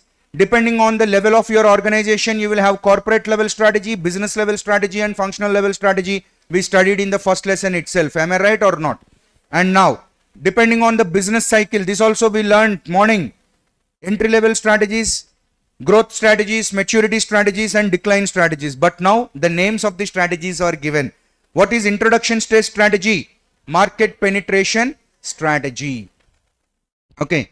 Growth stage, growth or expansion strategy. Maturity, stability strategy. Decline, retrenchment or turnaround strategy, which we will learn in this lesson, right? Now, competition oriented. Cost leadership we learned just now. Differentiation we learned just now. Focus we learned just now. But in addition to that, we will learn joint venture, M&A, and strategic alliance in this chapter, right? Yes, let us move on. Now, first learn about the grand or directional or master strategies. What are the other names of 4 generic strategies?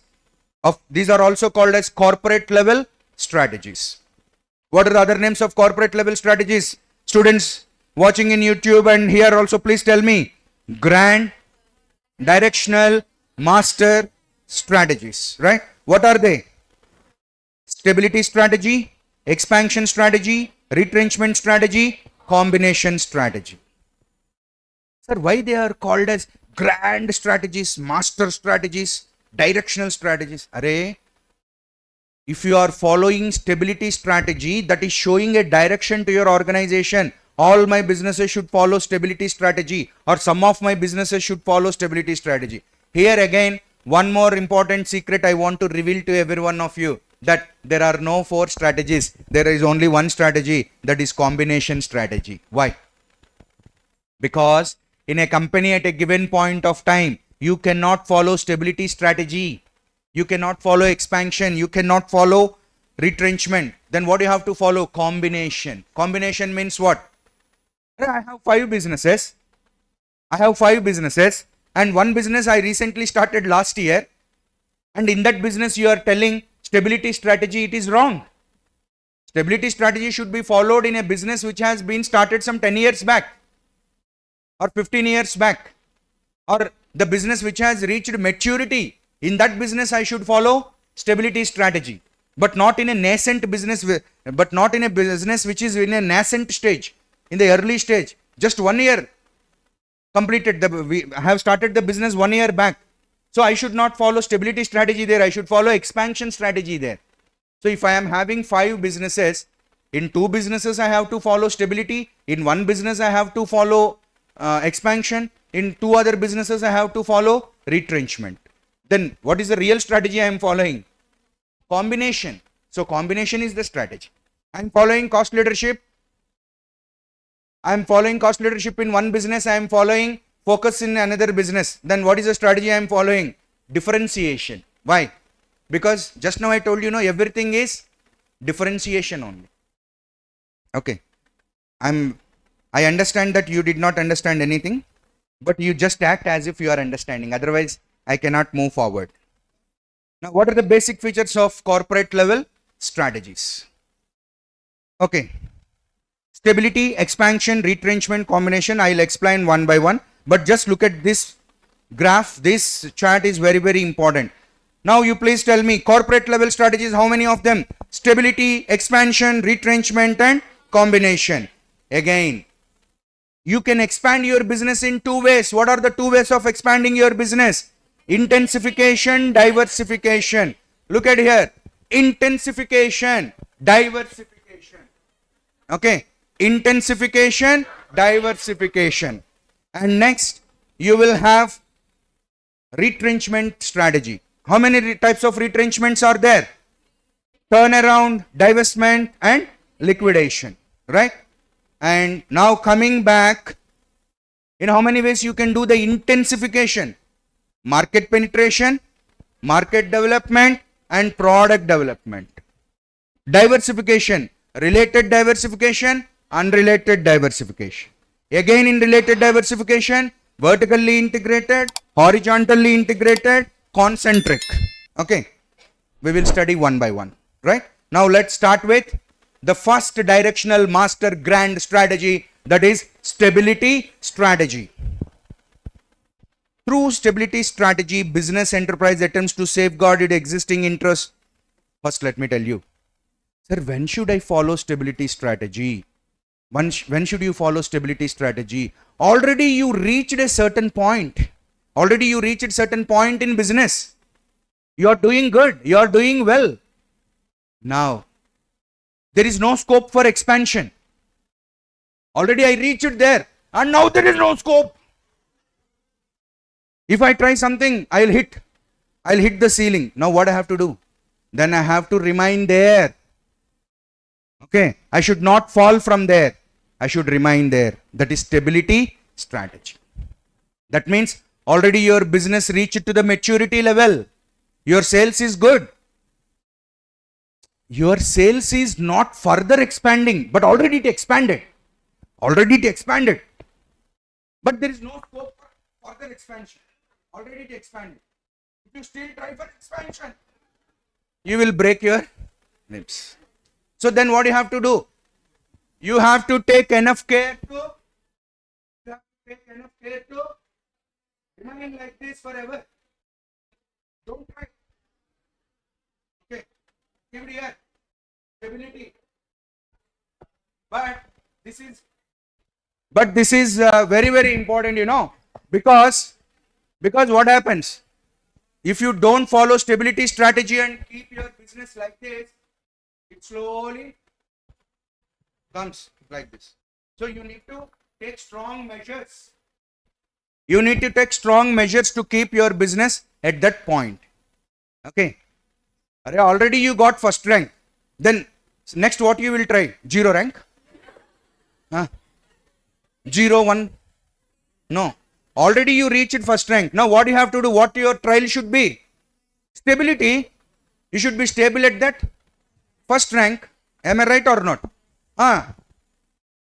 So stability strategy is to safeguard the existing interests and strengths. Already you have strength. Already you reach a top position. Try to remain at that position. But do you think that it is very easy? Have you not observed in the case of Reliance? Dhirubhai Ambani brought Reliance to this extent and gave it to Mukesh Ambani and Anil Ambani. What happened in the case of Anil Ambani's? Okay. And what about Mukesh Ambani? That is what once Mukesh Ambani, I read somewhere, he said, my father has created the empire of Reliance and gave it to me. And now it is a big burden on me. I need not take it further, but at least I need to keep it at that way, at that point. So stability is very toughest thing. Somehow you got first rank. And you also don't know how you got first rank. Okay. But you got first rank. Now the real game starts. Getting first rank for the first time in the class is not a big deal. But maintaining that first position, stabilizing that position, okay, is a big deal. You have to take a lot of care. So don't underestimate stability strategy. Okay. So in stability strategy, we don't enter into new waters and all. See, while you are entering into a new water or a new river, you need to be very careful. If you put like this, you don't know what is there. A whirlpool may be there. You will be drowned completely. So don't do something new. What you should do? Well established and tested objectives. Means, okay, if we do this, definitely we will get this. Only then you do that. Okay. To continue in the chosen business path. To maintain operational efficiency on a sustained basis. So in whatever business you are there, you will continue in the same business and you will focus on operational efficiency. The most important point. Once you are writing stability strategy, okay, there are some points which can be left and there are some points which need to be written. And point number 5 has to be written. Because this is the essence of stability strategy. What is that? You have already reached a position. But see, already you have reached a position and your position is like this. Wavering. Now what do you have to do? Consolidate. Consolidate. Strong. You have to consolidate your command. Already you reached commanding position. Now what do you have to do? But that commanding position is like this, tilting, wavering, moving. Now what do you have to do? What do you have to do? Consolidate. Okay. That is what is stability strategy, right? And to optimize returns on the resources committed in the business. Right, to reach the stability strategy, by now you have spent crores of rupees to reach that position and your ROI is very less. Now you think of getting more ROI, more return on investment. Already you have invested lot of money to reach that position. Now you focus to get more returns for the investments you made. That is stability strategy. Sir, when should I use this stability strategy? When you want to continue in the same or similar markets, making same or similar products. That means you don't want to do something new. You want to continue with the same product. And already your product reached the maturity stage, no scope. Okay. Next, small organizations may follow this strategy to consolidate their market position and prepare for the launch of growth strategies. So yours is a very small company and you want to consolidate your position. Sometimes a line may be stable or constant, or sometimes it may take 2 steps. But you should not misunderstand that it is taking back step. It is thinking for a leap. Okay. So that is again stability strategy.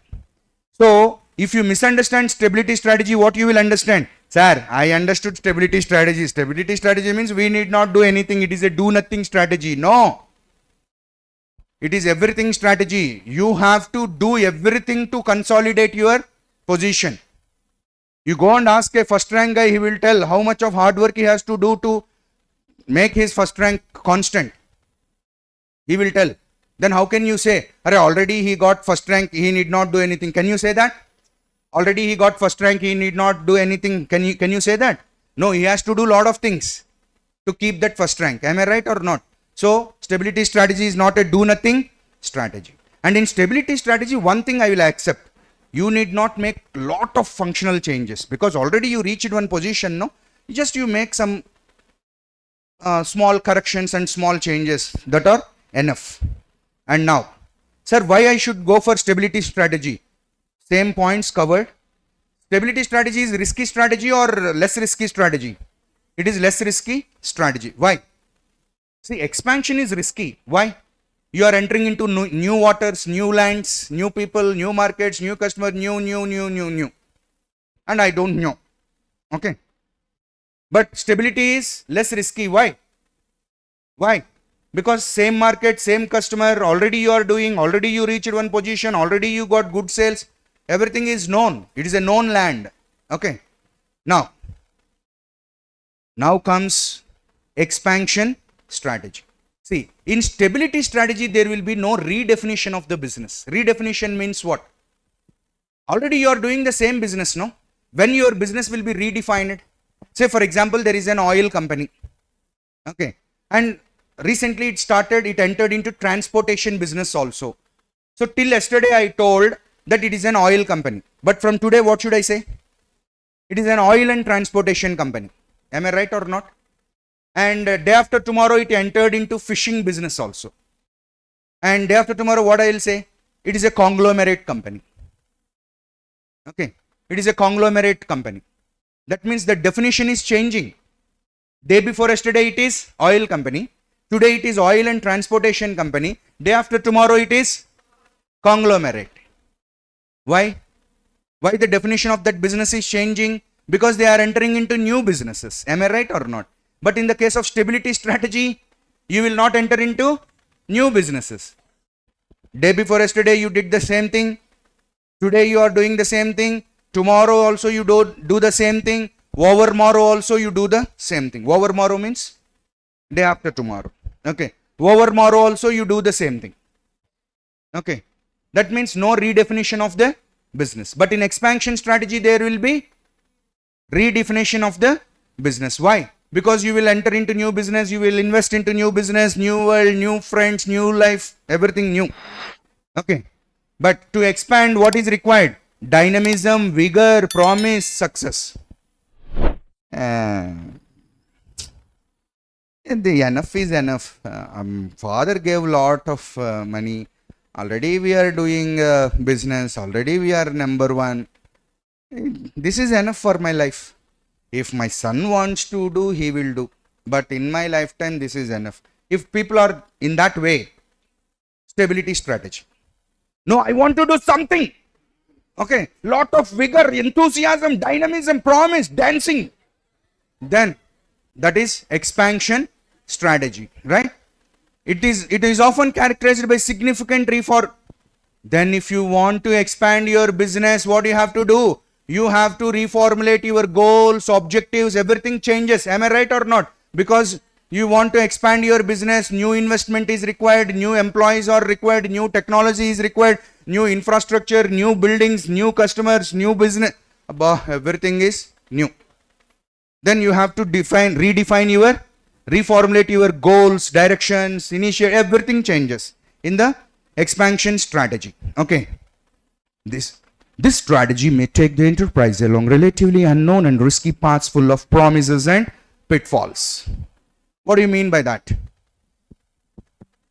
Yes, expansion strategy will be full of promises and pitfalls. That's it, like a mirage. Okay, I see that there water is there, but I went there. It's not water, it's road only. Mirage. It's a mirage. So, in expansion, generally why we expand? I think the transportation business is very promising. In that way, I will expand into that business. But I will fail in that business. Pitfall. So, this expansion strategy, there is no guarantee. If you expand into new business, okay, there is no guarantee you will be successful. It may be promising or it may be a pitfall. But again, go to the first lesson. Characteristics of strategy. If you have a strategy, it will help you like a corporate defense mechanism. It will stop you from making costly mistakes. If you expand your business by looking at your core competencies, by the SWOT analysis, by strategic group mapping, by understanding key success factors, even though you may fail in the business, but it will not be a costly mistake. You can save yourself. That is the power of strategy. Hats off to strategy. Okay, that is what you need to understand. Correlate. Okay, next. What are the reasons for adopting expansion strategy? Sir, why is expansion strategy? Because the environment is demanding speed, jump, speed. Increase in the pace of activity. Then you have to follow what the environment is. In 1991, when India is liberalized, privatized, globalized, people like Dhirubhai Ambani, what they did? They thought that it is the time to expand, and they have expanded their arms and entered into lot of businesses. And that is why today we are seeing large business empires like Reliance and Tata because of 1991 LPG. But at that time, some companies did not do that, and those companies do not exist now. So whenever the environment is demanding you to increase your pace of activity, you should definitely follow the environment law and you should increase your pace of activity, my dear friend. Do you understand? Yes. Strategists may feel more satisfied with the prospects of growth from expansion since organizations are perceived to be growth oriented. Why did you start your organization? Sir, 1947. In a small village, I have started a business. Even in 2024, the same village, the same branch. What is that? You require expansion. Growth gives you satisfaction. Am I right or not? Growth gives you satisfaction. So if you are seasoned businessman, you always dream of expanding your business, growing your business. So that is one reason for expansion strategy. Expansion may lead to more control over the market vis-a-vis competitors. If you are a single business, everyone will look at you. Will you sell? Will you? $100, 200, 300, will try. But will anyone look at Tata? Will anyone try to buy entire Reliance at a time, single go, single payment, single settlement? No. Why? Why? They are conglomerates today. So, see, in business, this danger will be there. At some point of time, people want to take you in their hands. Some American software companies tried to take Infosys into their hands during 1990s. But it is the strong will of Infosys Narayan Murthy Garu which stopped Infosys from going into the hands of foreign companies. And today we are very proud and glad that Infosys is an Indian software company. You require that guts in business. Otherwise, companies will tempt you, will lure you, by giving you lot of allurements. Do you know luring? L-U-R-E? Okay, they will try to lure you. They will try to attract you by giving, this much we will give you. Okay, 1:100 we will give you for every 1 rupee of investment you make. I will give you 100 rupees. They will lure you and they'll try to take your company into their hands. But if you are a big company, if you are expanded into multiple businesses, then no company will look at you. Okay, because they cannot buy you. They cannot handle you because of your size and magnanimity, right? Yes. And you may also gain advantage from experience curve and scale of operations. See, once you expand into several businesses, you can use the experience of one business into another business, right? And expansion also includes intensifying, diversifying. We will learn about that.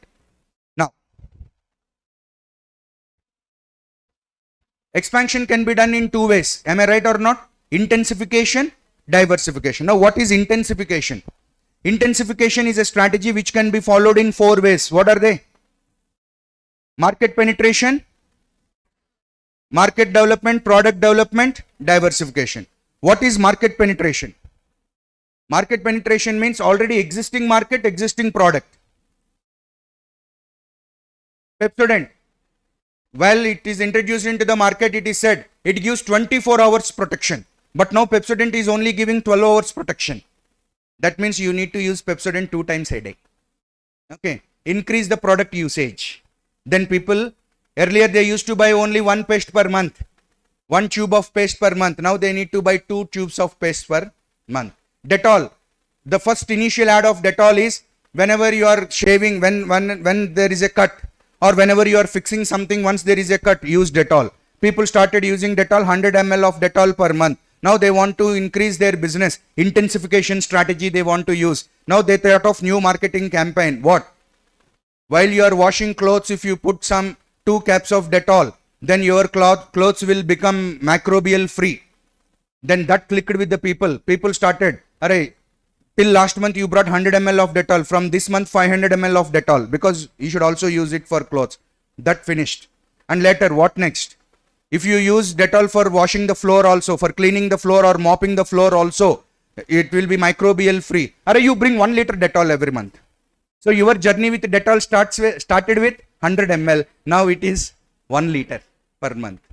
Penetration, market penetration, gaining more customers, increasing the product usage. Increasing the product usage.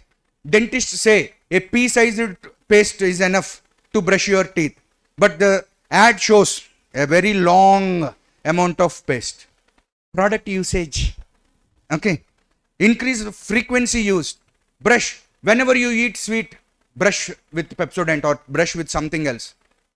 Every day 5 times, 10 times I will eat. So 5 times, 10 times brushing the teeth. Increase the frequency used. Find new application for current users.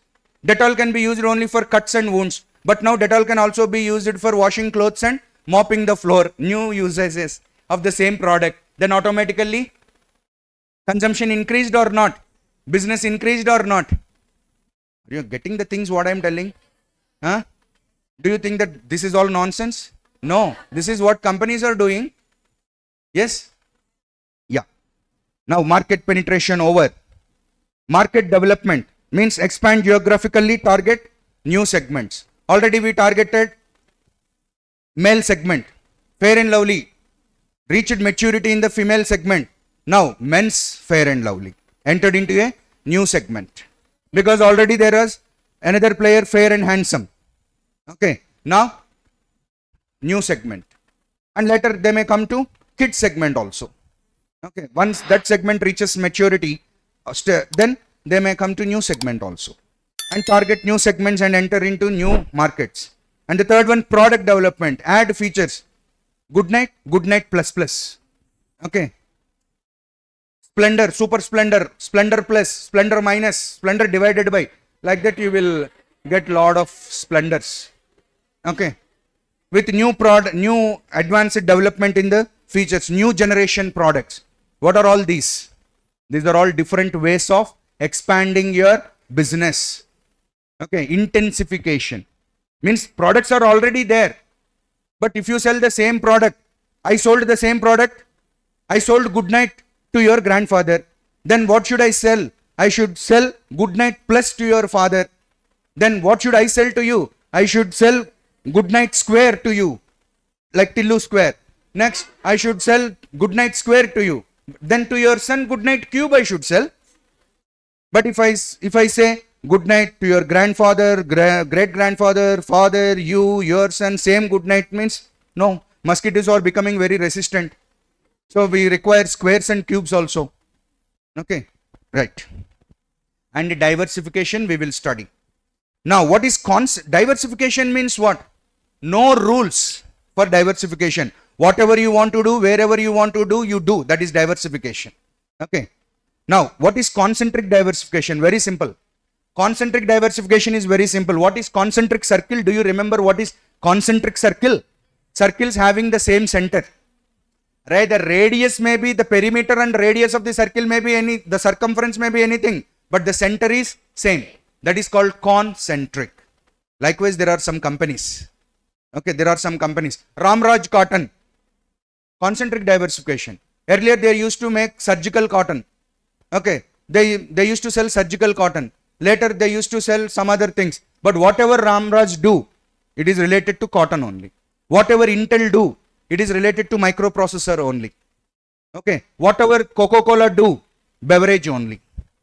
Of course, it may be different beverages. Some may be caffeinated beverages, some may be non-caffeinated beverages, some may be fruit-based beverages. But at the end of the day, it is a beverage. Concentric diversification. They are diversifying into different businesses because caffeinated soda market is different. Non-caffeinated soda market is different. Fruit beverage, fruit concentrate is different. Real fruit is different. Fruit pulp is different. Lot of things will be there. See, in every business, there are multiple divisions you should understand. For example, in toothpaste, how many divisions are there? How many segments are there? Non-foaming toothpaste, foaming toothpaste. Okay, this one now. Ayurvedic herbal toothpastes are there. Okay, sensitivity toothpastes are there. Charcoal, lot of division. That is, for example, if you are making herbal toothpaste, say, wait, Dabur toothpaste is there. Now, Dabur Red toothpaste company should not worry over the sales of Colgate Max Fresh Gel. Am I right or not? Because, what is your group? What is their group? That is a foaming normal toothpaste and yours is a herbal toothpaste. Now, who are your competitors? Sri Sudanta is your competitor. Patanjali Dantakanti is your competitor. Dabur Red is yourself. These only three belongs to your group. No, sir, I am worried about Colgate Max Fresh Gel. I am worried about Close Up. They do not belong to your group. But this fellow is, sir, I am also making toothpaste. They are all, go to hell. Sit on the tree. Please understand what I am telling. And toothpaste kaliste aipotada.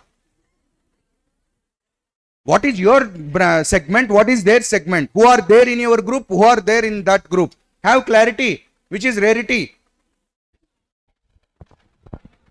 Now, concentrated diversification comes under related or unrelated? Related diversification only, because Coca-Cola, whatever it makes, it always makes beverages only. That is relation, but different beverages. Intel makes processors only, but different processors, server processors, PC processors, mobile processors, many processors it will make, but finally processor only. Okay, that is the related diversification. Here there is one beautiful word, where it is.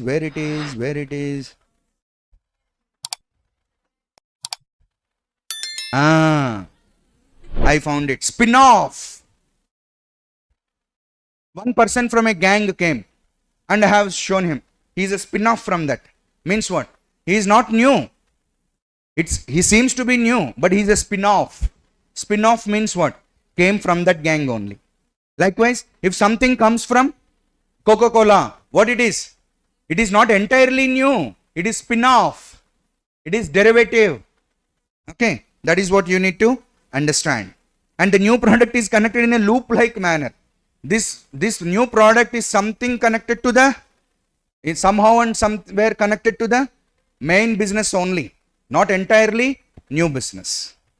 And now what is vertical integration and horizontal integration? Very easy. This is another mode of expanding your business. See, vertical integration, horizontal integration, they come under which category? They come under related diversification. You please read that chart, you will understand. Related diversification means what? Concentric diversification, vertical diversification, vertical integration, horizontal integration. I will tell you, very easy to understand. What is vertical integration? Look at the diagram here. Vertical integration means vertical integration is equal to, I am extremely sorry.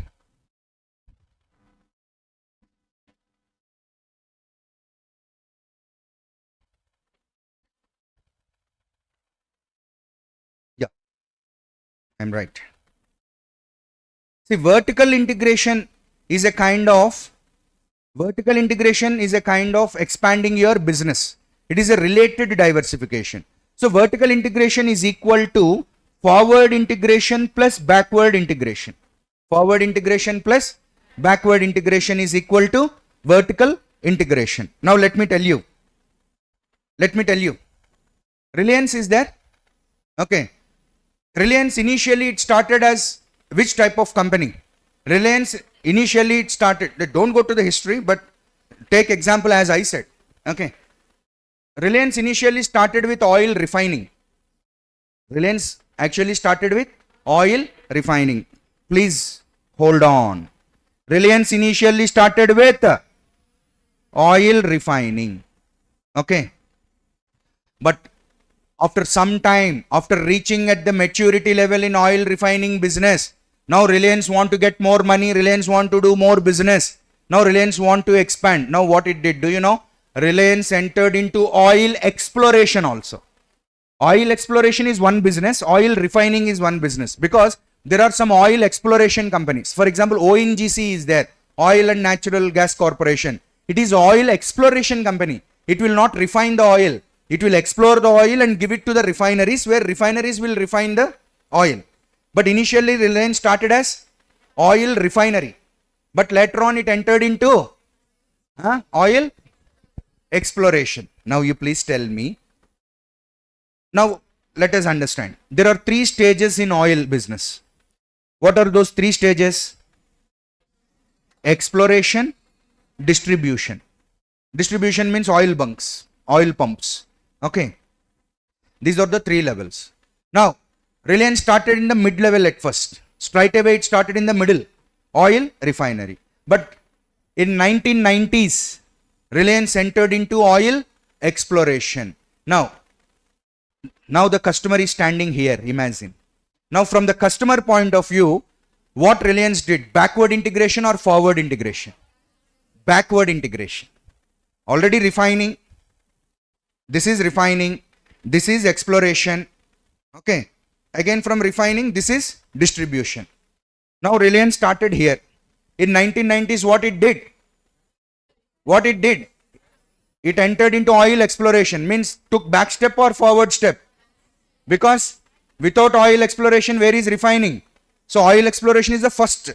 Actually, it started in the second step and moved to the first. From second to first it moved. And this is the third step. Now, in 90s, it moved to exploration. Now it is called backward integration. Okay. Again, in the year 2000, entered into distribution business also. Reliance pumps are there. Reliance petrol pumps are there. It entered into distribution also. Now, it is called as forward integration. Now, my dear friends, shall I say or can I say that Reliance is a fully vertically integrated company? Whenever you refer to the websites of the companies, you will read this. So and so company is a fully vertically integrated company. Fully vertically integrated company means what? It is there in all the stages of that product. It is there in the oil exploration, oil refining, and oil distribution. Do you understand? Now, Reliance is on all the three stages. That means now Reliance is forward integrated company, backward integrated company. Now it is a totally vertically integrated company. Do you understand what is vertical integration? But here, what is the greatness? What's the greatness? Reliance did not move away from the oil business. It is doing oil business only. Once it started with oil refining, then entered into oil exploration, then entered into oil. What is common there? Oil is common. Related diversification, vertical, fully vertically integrated. Do you understand? Now come to horizontal integration. Colgate started toothpaste, but brush is also required. Now Colgate entered into the business of toothbrush. Do you think the toothpaste and toothbrush business is not same? No. Oral-B is there. Oral-B is a competitor in toothbrush to Colgate. But Oral-B toothpaste is not, we are not having Oral-B toothpaste. Am I right or not? So, what is horizontal? If you, horizontal means this way. To finish brushing, I require toothpaste, I require toothbrush, I require tongue cleaner. TP, TB, TC, I require to complete one activity called as brushing. Now, initially Colgate started in toothpaste. Now slowly moved on to toothbrush. Then slowly moved on to tongue cleaner. So now, to complete the brushing activity, you can completely use Colgate products. Am I right or not? You can have a Colgate paste, a Colgate brush, a Colgate tongue cleaner. What do you say? Baby bath, Johnson & Johnson. For baby bath, first you need to apply oil. You have Johnson & Johnson baby oil. You require a shampoo. We have Johnson & Johnson baby shampoo. You require a soap. Johnson & Johnson baby soap is there. You require a talcum powder. Johnson & Johnson talcum powder. To finish that activity, several products, several complementaries are required. And this company is making all the complementary products. But their businesses are different. Do you know? Say for example, Wipro baby powder is also used to be there once upon a time, and I don't know whether it is there right now or not. So, Wipro baby powder is competitor to Johnson's baby powder only in powder segment. Do you understand? Not in shampoo segment, because Wipro is not having shampoo. Do you understand? So, powder is a different business, different thing. Shampoo is different thing. Oil is different thing. But all of them are used for one activity. So, if you focus in that way and expand your business, that is called as horizontal integration of your business to expand your business activity. Do you understand? Really, do you understand? Yes. And now, I need not explain anything about conglomerate diversification. What is conglomerate diversification? You are going like this. One business activity, one business seems interesting to you. You enter into that business. And again another business, you enter into that business. And another into another business. And into another business. No relation. Today you started Aqua. Tomorrow you started servers. Day after tomorrow you started Gen AI. Day after tomorrow telecom. And tomorrow and the next day samosa. What are all these businesses, man? No relation. If there is no relation in the expansion of your business, and if you are expanding like this, that is called conglomerate diversification. Conglomerate diversification. Now, expansion through mergers and acquisitions. And now there is a great man here. Ayyo, we did not have the picture here. I will show, no problem. Whenever you think of mergers and acquisitions, you should know about a great man. Yes, you should never miss him.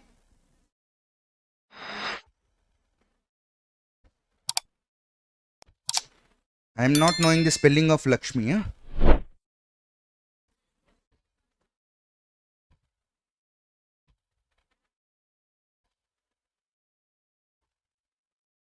Lakshmi Nivas Mittal. Why? He is the merger king. Started with a small steel factory. By saving lot of time and energy of generations together, he has acquired the world's largest steel factory, Arcelor. Started as a Mittal Steel, he has acquired Arcelor and become ArcelorMittal. And world's largest steel factory was purchased by Lakshmi Nivas Mittal, an Indian, and the second largest, Cyrus, was purchased by Tata's. Okay, Tata Steel. Okay, so if you want to expand your business, the shortcut way to expand your business, saving you lot of time and energy, is mergers and acquisitions. Okay, see, to reach to that top position in the world, Arcelor might have worked for generations together. Am I right or not? By the time Lakshmi Nivas Mittal was born, Arcelor was a big company and he is a one-day guy. But today what Lakshmi Nivas Mittal did? He purchased Arcelor and he has become the owner of Arcelor. That means lot of time, energy and risk and money has been saved to Lakshmi Nivas Mittal. Am I right or not? So that is the greatness in mergers and acquisition. So when you should go for mergers and acquisition? When you want to achieve quick growth. Okay. Next. And this mergers and acquisition is an noodles. Instant means of achieving the expansion. Immediately. You are telling, no, I want immediate growth. Tomorrow I want growth. If you start a new business from the scratch, you cannot do that. But by tomorrow evening, I want expansion, I want growth, means go for merger or acquisition. Okay. Next. Why, sir? Why I should go for merger and acquisition? Why you are pushing me for merger and acquisition? Because it saves the time, the risk, the skills, and it will give you internal growth opportunities. It will save everything. Okay. And when you have lot of money and you don't know where to invest that money, then go and buy some loss-making business, acquire them some loss-making business. You can deploy your surplus funds. Okay. Now, in simple words, mergers and acquisitions are defined as a process of combining two or more organizations together. There is a thin line of difference between the two terms of merger and acquisition. For accounts students who have studied M&A accounts and internal reconstruction and all, I need not explain the difference between merger and acquisition, right? Now, when two or more organizations join together to expand their business operation, in our city it is called as merger, and I don't know in your city what it is called as. In a merger, two organizations combine to increase their strength, and this is all no new point. Now, sir, why we should go for M&A strategy? Because I have a urge. Internally, grow. I want to grow. I have a urge to grow. Then I should go for mergers and acquisitions. And I have no energy to start a new business. Then I am looking for a synergy because I am allergic to a new business. I want to sit and eat egg burji. Okay. So I will go for a synergy benefit. Synergy benefit means what? Whenever I say synergy, you should always remember one thing. 2 plus 2 equal to 5. But don't show it to the maths teacher. Okay. That is in management only. Where that extra one came, that extra one is called synergy. Actually 2 plus 2 is 4. but I am writing 5. Why 5? Why extra 1? Extra 1 is called synergy. When two people combine their efforts, their skills, what happens? That is what, when Tata Motors was in deep trouble, acquiring Jaguar Land Rover has added a great benefit to Tata Motors. Why? That is called synergetic benefit. Because Jaguar and Land Rover have lot of technology with them, and now that technology is being shared to the Tata Motor vehicles also, and Tata Motor vehicles also became successful in the market. That is called synergetic benefit. If you acquire a company which is having technology, what happens? You will get that synergetic benefit. Now, what is strategic alliance? Lot of strategic, our India is full of strategic alliances only. Bajaj, Kawasaki, Hero, Honda, LML, Vespa, Bajaj, Allianz, okay, Maruti, Suzuki, okay, still, you can say some more. Recently, Uber, Spotify, okay, these are all strategic alliances to improve their businesses. Why? Why you make strategic alliances? What is the reason? See, many people think that, sir, there is some problem, there is some tussle between Hero and Honda, that's why they divided. No. Initially only they thought, we work for 21 years together, and after 21 years, meeku meere, maaku meme. Okay, you do your business, we do our business. That is what, in the agreement itself, they have written. And after 21 years, they divided. But at the point of division, at the time they have divided, both of them got benefited. Why? See, why Hero and Honda joined hands? Because Hero is struggling to expand its business. Already Hero is number 1 in bicycles in the Indian market. Okay. Pawan Munjal's father. Okay. I'm not getting his name. A great man he is. So, that man, he is thinking, he wants to expand his business. So, already in cycles, they are number 1. Then what is left? Motorcycles. But they don't know the technology to make motorcycles. And at that time, Honda is a small company struggling very hard in Japan to compete with Toyota, Mitsubishi, Acer and all in Japan. And Honda is looking to expand its business. Then perfect combination. Okay. These two are singing songs. Nikavali Sindhi. Okay. I have what you want and you have what I want. What Hero wants. What Hero wants. Hero wants technology. What Honda wants. Market. Now they entered into strategic alliance. In the strategic alliance, what happened? In the strategic alliance, what happened? Hero learnt the art of making motorcycles. Honda learnt the ins and outs of Indian market for 21 years. After 21 years, now they became self-sufficient. Now Honda understood the in and out of Indian market. Now it can sell bikes on its own. And Hero also learned how to make motorcycles, and now already it is having market, and now it has technology. That is the beauty of strategic alliance. And for both the companies, it is a win-win situation. Am I right or not? And entering into Indian market with a collaboration with Hero is a great advantage to Honda to survive its business in Japan, because it is facing very big giants like Toshiba, very big giants like Toyota, Mitsubishi in Japan. And for Honda, strategic alliance with Hero has given oxygen to Honda to survive well in Japan. And for Hero, it has satisfied the urge to grow. That is called a strategic alliance. Do you understand what I told you?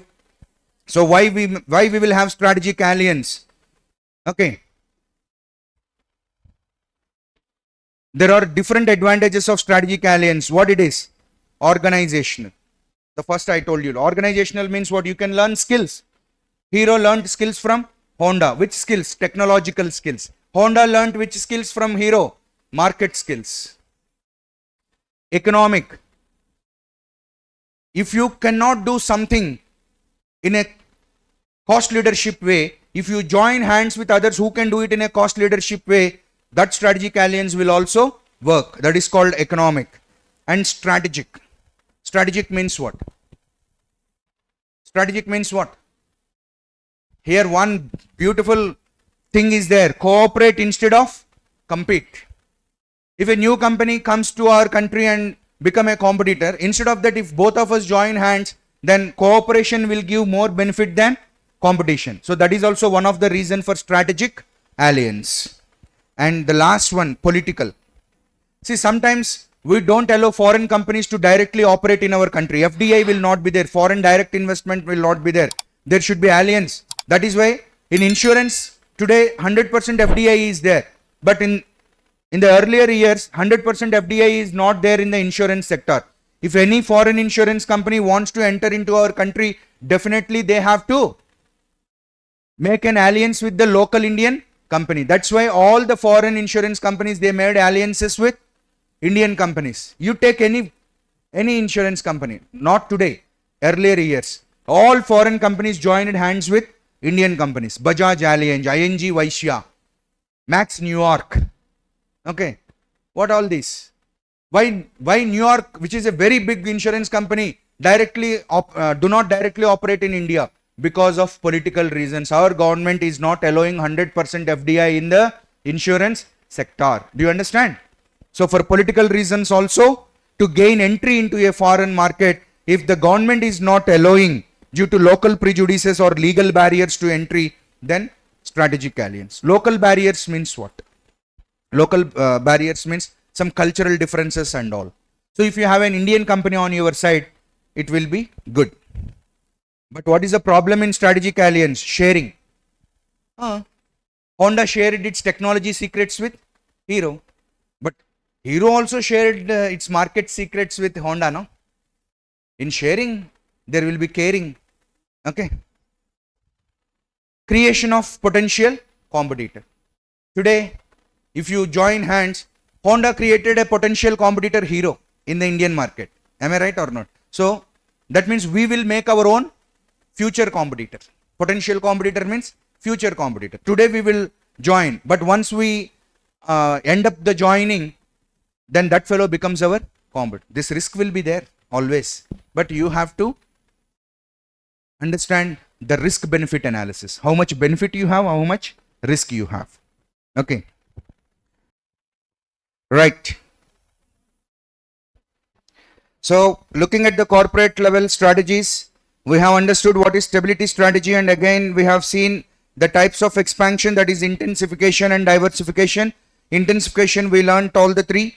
Diversification, we learned about related and unrelated, and now it is time for retrenchment. See, what is the meaning of the word retrenchment? Retrenchment is to cut. Okay, to retrench is to reduce something in size. That is called retrench.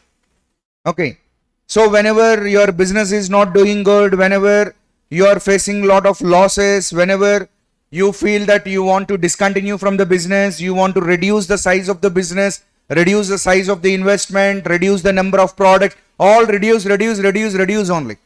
So that is called retrenchment strategy, because the meaning of the word retrench is to cut.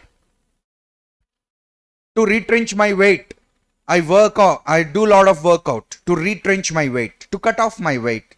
So to retrench is to cut off. And how many types of retrenchment strategies are there? Retrenchment again can be done internally. That is called as turnaround strategy, right? So retrenchment may be done either internally or externally. And if it is done internally, it is called as turnaround strategy. Okay. So for internal retrenchment, what we have to do? We have to focus on improving our internal efficiency, right? Now, turnaround is needed when an enterprise performance deteriorates so much that it needs a radical change of direction in strategy, structure, and culture. No.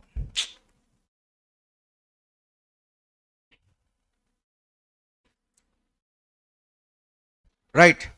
This is one more mantra in our entire syllabus of strategic management. This is B point. turnaround strategy. This is a 5-star point.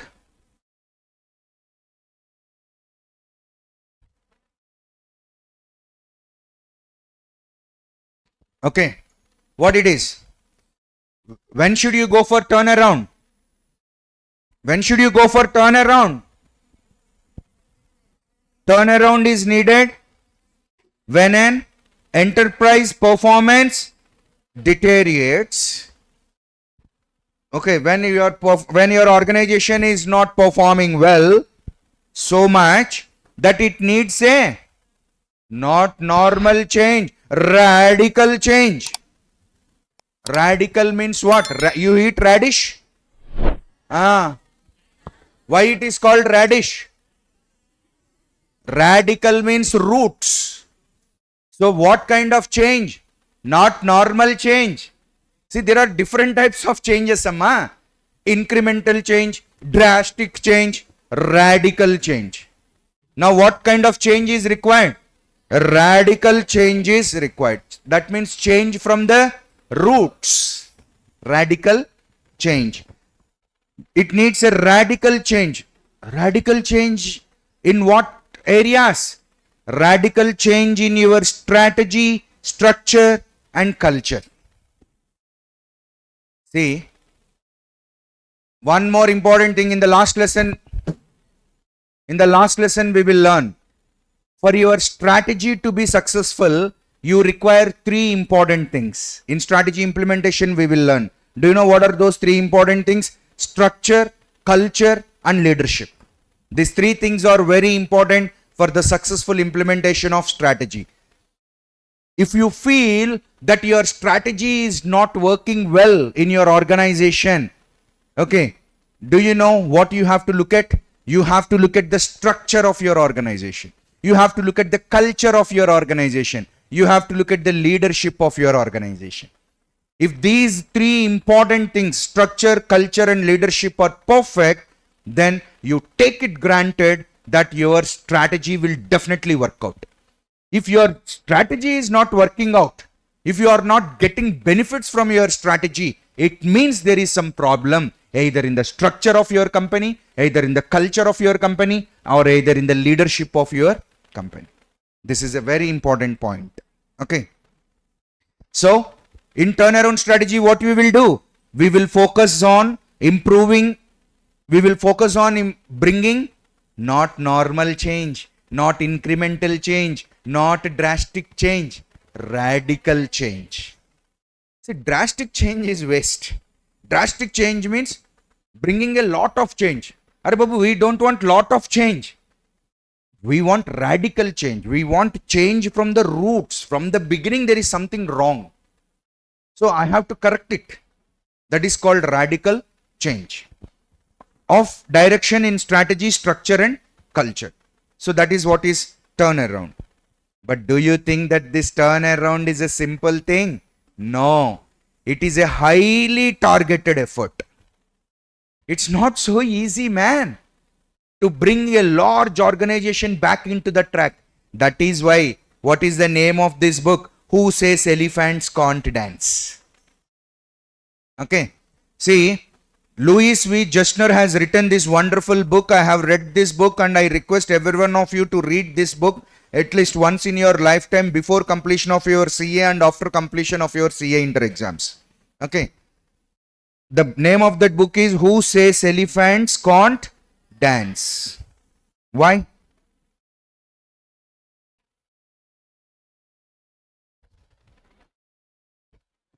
See, it came, no? That is Google's AI algorithm. We need not worry about it. For people like me, it will help. Okay. So this is a wonderful book. Okay. Who Says Elephants Can't Dance by Louis V. Jushner. See, when this Louis V. Jushner became the CEO of IBM, on that day, on the same day, a New York Times newspaper has written an article, it seems, with the title Elephants Can't Dance. with the title Elephants Can't Dance. What is the meaning of it? The meaning of it is IBM is like a very big IBM is a giant. IBM is a very big company started in the year 1911. International Business Machines. Okay. So it is a very big company and it is a highly targeted effort to return an organization and to bring that kind of gigantic IBM back into the track, back into the profits, because at that time IBM was in deep trouble. IBM was in deep trouble. It is facing cash crunch at that time. Okay. No proper cash flows. And it was in a serious trouble that it could not pay the next month's salary to its employees. It was in deep trouble. At that time, Louis Gerstner, actually many CEOs, many other people, even though the CEO post of IBM is offered in normal sense, okay, they'll jump and take that crown. Am I right or not? They'll jump and take that position because IBM CEO means not a simple thing. Microsoft CEO means not a simple thing. If Microsoft is in profits, Microsoft CEO is not a simple thing. But if Microsoft is in deep losses, then no one will come forward to be the CEO of Microsoft. Am I right or not? At that time, no one is coming forward to take the role of CEO of IBM because IBM is in deep trouble. Then it is Louis Gerstner, okay, who came forward to become the CEO of IBM. And at that time, New York Times newspaper has written,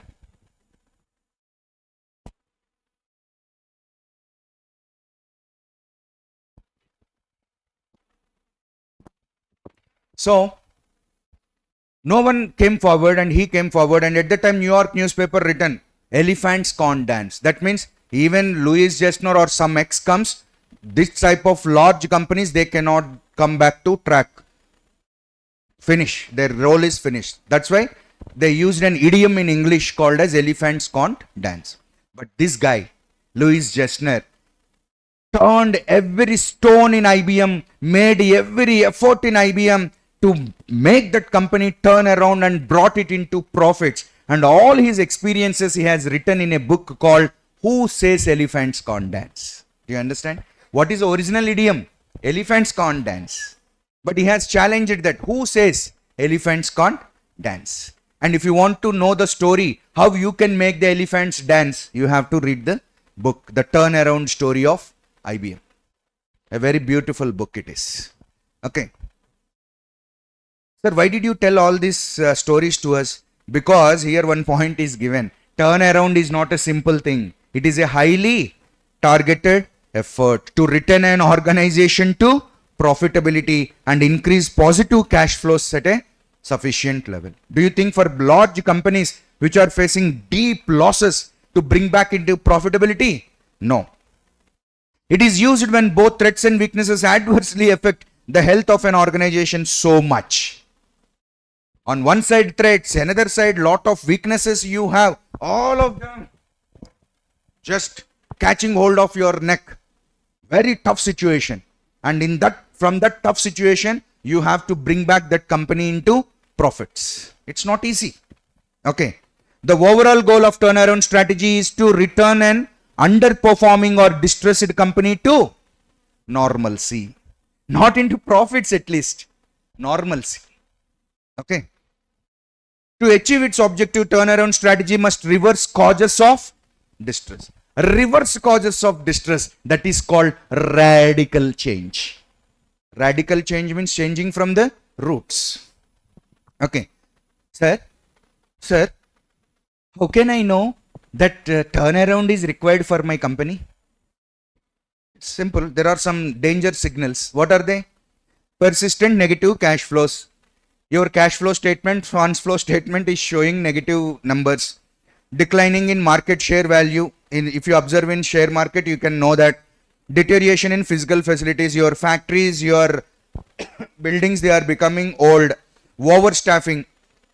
In the place of 5 members, 10 members are working. Overstaffing. Then you may, are you blind? Then why did you overstaff?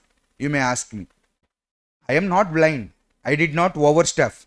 Once the business is very good, then I thought the business will be much more good and appointed more staff. But today those staff become overstaff. Do you understand? Overstaffing. Overstaffing means I have to pay salaries to them now. Overstaffing, high turnover of employees. High turnover of employees means today he joined, next month he resigned. High turnover of employees. Then if there is high turnover of employees, my company becomes a coaching center. Why? Why? Every month new employees, train them. After training, there is raining. Okay. Raining of employees outside. Again new batch. What is this? Is it a coaching center or a company? Okay, so that is the biggest problem. And uncompetitive and low morale. Low morale means if I ask an employee, "Arey, what about IBM waste, sir? Just for the sake of salary I am working. I am also trying to jump as early as possible," he is telling. Low morale. Okay. And uncompetitive products and services. IBM did that. See, sometimes there is a word in English called spree. Okay. Companies used to say it greatly. We are on expansion spree. Pitch antardanni. Spree has a meaning called madness. So, expansion spree means they expand without boundaries. And they'll come to one psychology in such a way that related to computer, everything should be IBM only. IBM went in that approach only. Okay, mousepad IBM, mouse IBM, keyboard IBM, printer IBM, paper IBM, monitor IBM, CPU IBM, everything IBM. They thought in that way and they expanded into every business. But IBM printers were flop. IBM mouse flop. IBM monitors flop. In that way. So uncompetitive products in the market. But once you are a big company, you will have such kind of ideas. Why can't we do every business? Why can't we expand more? That is called expansion spree. Okay. That is why, do you know what Jack Welch said? When Jack Welch became the CEO of GE company, okay, at that time GE is having 50 different businesses. General Electric. Right now it is having 128, but earlier 50 businesses. And do you know Jack Welch, what he said? And you know, at the time Jack Welch became the CEO, all the businesses are in profits. But do you know what he said? Do you know what he ordered? He told, close all businesses where we are neither number one nor number two. Everyone was shocked by this statement.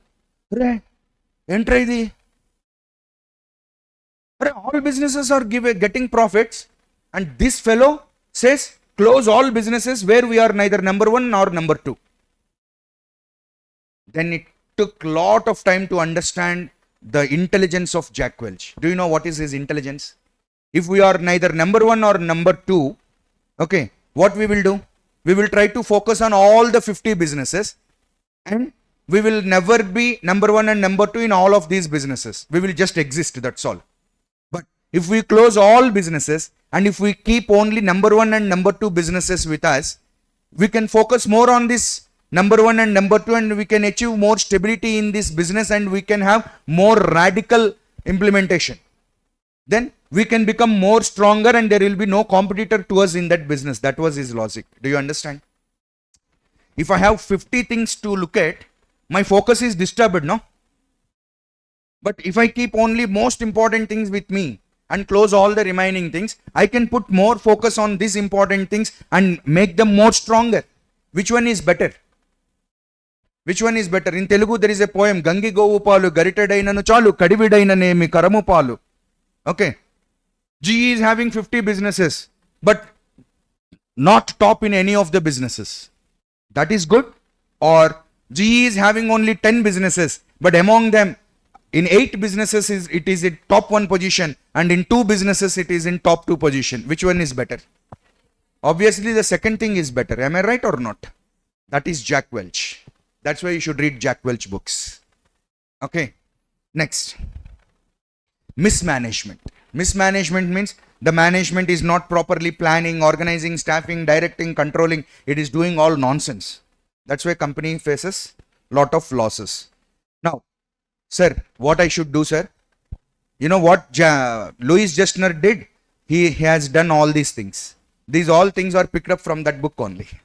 Okay, what he did? He has made changes in the top level management immediately. Why? Because of that top level management only, company is in this worst position right now. So immediately what you have to do? You have to change the top level management immediately. Initial credibility building actions. Employees are talking to each other, grapevine communication. Next month, will they give salary? No, I am jumping.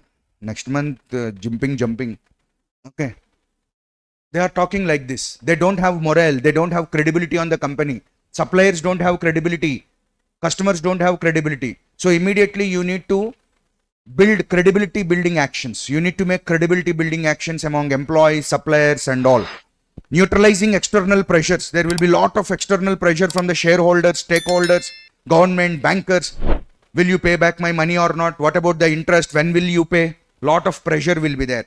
Identifying quick payoff activities. Now I need money. Okay, what should I do? You know what Louis Justner did? Immediately after becoming the CEO, he sold some six aeroplanes which belongs to IBM. IBM used to have 11 aeroplanes at that time. Their officers used to come by aeroplane every day to office. So he sold off 6 aeroplanes immediately because quick payoff activities. And he opened the storeroom. In the storeroom there are most valuable paintings, and he sent them all to the auction house, where that paintings itself brought him some thousands of dollars. Quick payoff activities, selling small assets and all, because I want immediate money. I want liquidity in my hand. He has done all these things. And do you think that doing all these things is very easy? No, it is highly targeted effort to bring back a company to its normalcy. Okay. Quick cost reduction, revenue generation, asset liquidation. Just now I told you asset liquidation. Sell off some aeroplanes. Ask them to come by car. You are staying in the next street. Why aeroplane for you? Okay. Better internal coordination. These all things you have to do. Sir, what is the action plan for turnaround? First, assess the current problem. What is the problem? Try to understand. Analyze the situation and develop a strategic plan. Okay. In the strategic plan, now what should be your strategic plan? Survival plan, stability plan, or growth plan? You are a dying man. So what is required? Survival plan is required. Implementing emergency action plan. In a turnaround strategy, you should not sit in the chair and say, in the coming 5 years, no time. 5 years, 10 years, no time. Next month, no salaries. Okay. So what is required? Emergency action plan. Emergency action plan that should start from this minute. Okay. And restructuring the business. Restructuring the business means what? You should restructure. You should stop some businesses. You should divert the funds from loss-making businesses to normal businesses. This all restructuring you have to do. And you should finally try to return to normal. But do you think that there is a guarantee that if you do all these turnaround things, that definitely the company will turn around and come back to profits? No guarantee. Then Louis Justner wrote a book, no sir? It happened. But there is no guarantee that it happens with every other company. Because many of the times elephants can't dance. Sometimes they may dance. In the case of Louis Justner, IBM danced. That's why he has written a book, Who Says Elephants Can't Dance. But if you have become the CEO of a company and want to turn around your company, your elephant may not dance. Okay, that you need to understand. Means there is no guarantee. This is all art, amma. This is all not science. In that laboratory it worked, so it also worked in this lab. No. In IBM this strategy worked, so that in my company, no guarantee. Because strategies are not common. Strategies are specific, individual, unique. That strategy worked for IBM. Okay, so that is the reason, sir, I don't read any books. Because even if I study the turnaround strategy of IBM, it will not work for me, no. That is nonsense. You have to read. Read not to imitate. Read to inspire. Get inspired and you perspire and make your own strategy based on your SWOT analysis, based on your environment, based on your internal and external environment. This is very important. Now, divestment. See, I have a problem. I went to a doctor. Doctor said, first we will use some medicines. If it does not get cured by medicines, then we will make some small surgery and remove that part. Okay. And if that also won't work, finally death only. Okay. Am I right or not? So this is also the same case. Turnaround means using medicines. Using some powerful antibiotics and all, you will try to cure the disease. Internal retrenchment. Okay. You will take medicines internally and try to reduce your disease, cure your disease. But sometimes turnaround fails. So when turnaround fails, you need to go to next harsh strategy. These are all happy strategies or harsh strategies. Stability strategy is happy strategy. Expansion strategy is joyful strategy. But whereas this retrenchment strategy is a very painful strategy. Okay. So divestment means medicines did not work. Now surgery. Divestment. Divestment means what? You sell some part of your business.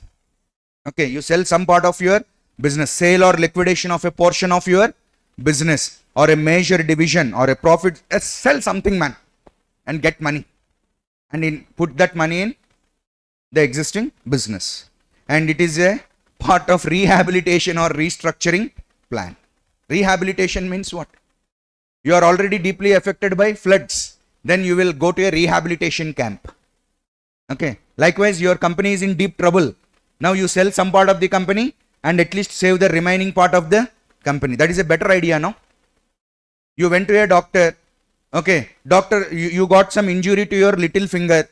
And doctor said, we need to amputate this little finger. And you said, no sir, I love my little finger very much. I do pedicure, manicure. I use imported, what is that?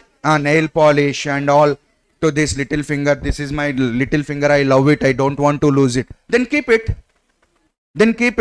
Keep it for 5 days more. Then you have to remove the entire hand because infection spreads out. Which one is better?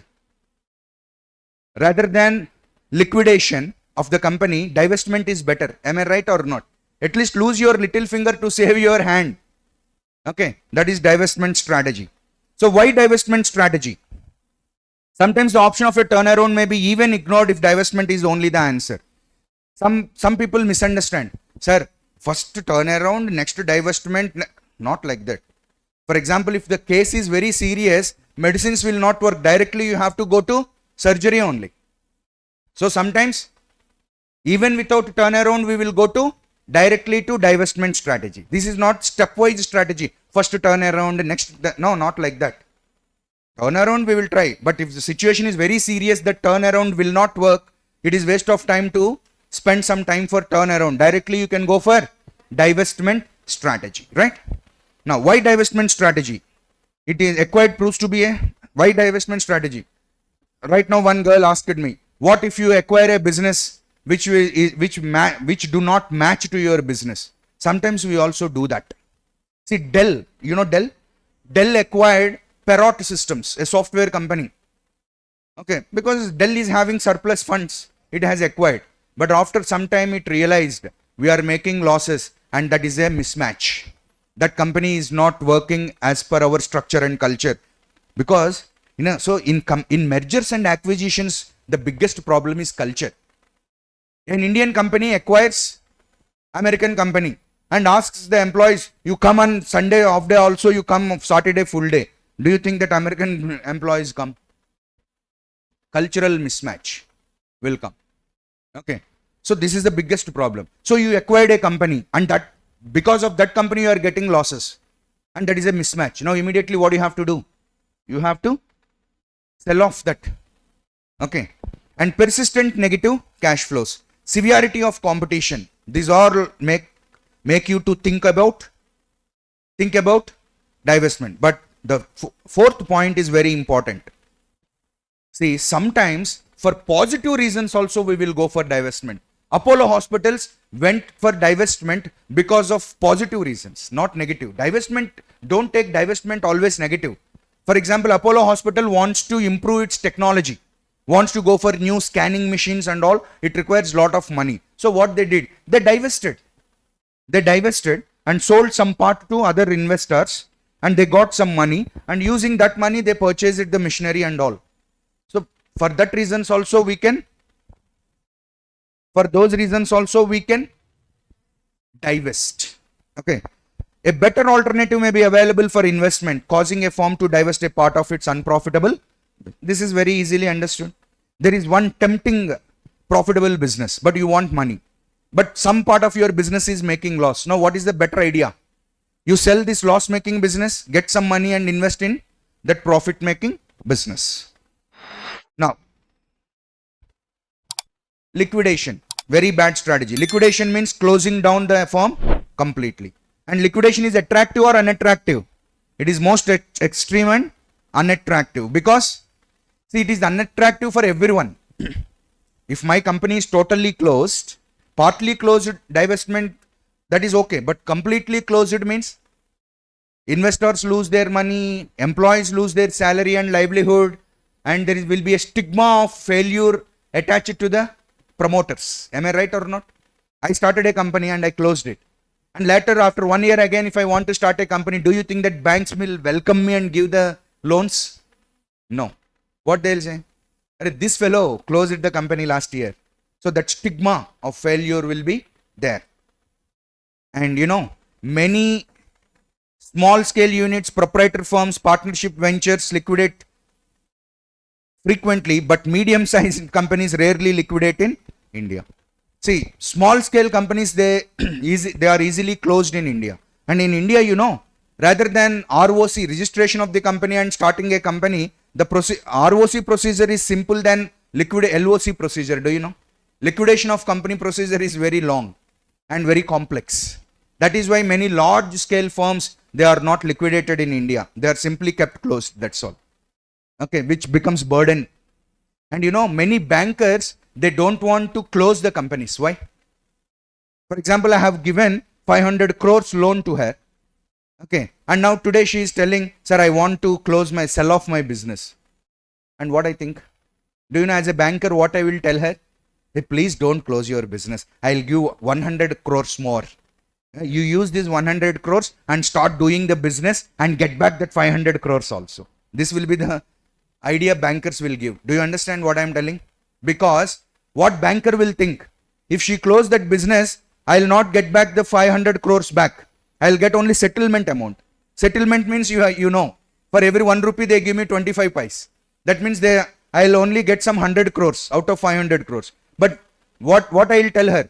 Instead of closing, I'll give 100 crores more loan. Okay, you do business. Because I have a hope that if you use this 100 crores and do the business, you will get more profits. If you get profits, then I can recover all the 600 crores back. Do you understand? That is why in India, many bankers, many other agencies, they don't want to liquidate the business. They want to keep the business going concern, like a going concern, right? But it will not work out. Now, liquidation may be an unpleasant strategic alternative. When a dead business is worth more than alive, it is a good option.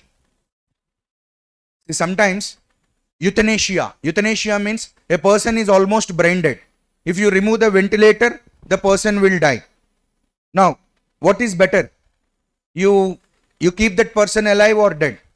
Sir, it is better you kill him rather than living, because he's having lot of pain. He could not sustain it. So instead of looking at him like that, it is better go for euthanasia, mercy killing. Okay.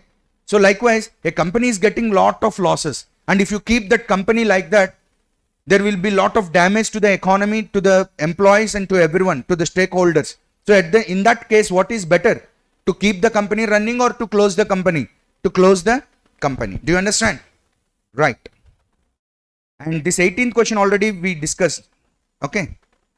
Now, BCG matrix. What is this BCG matrix? Boston Consulting Group. This is again a very intelligent matrix to understand about our portfolio. See, once I have 10 products, again I will have a problem. See, if I am a single product company, there is no problem. I have to shut my mouth and do the business. But problem comes with multi-products. Why? If I have multiple products, always a question lingers in my mind. What? How much to invest on each product? Which product to continue? Which product to drop?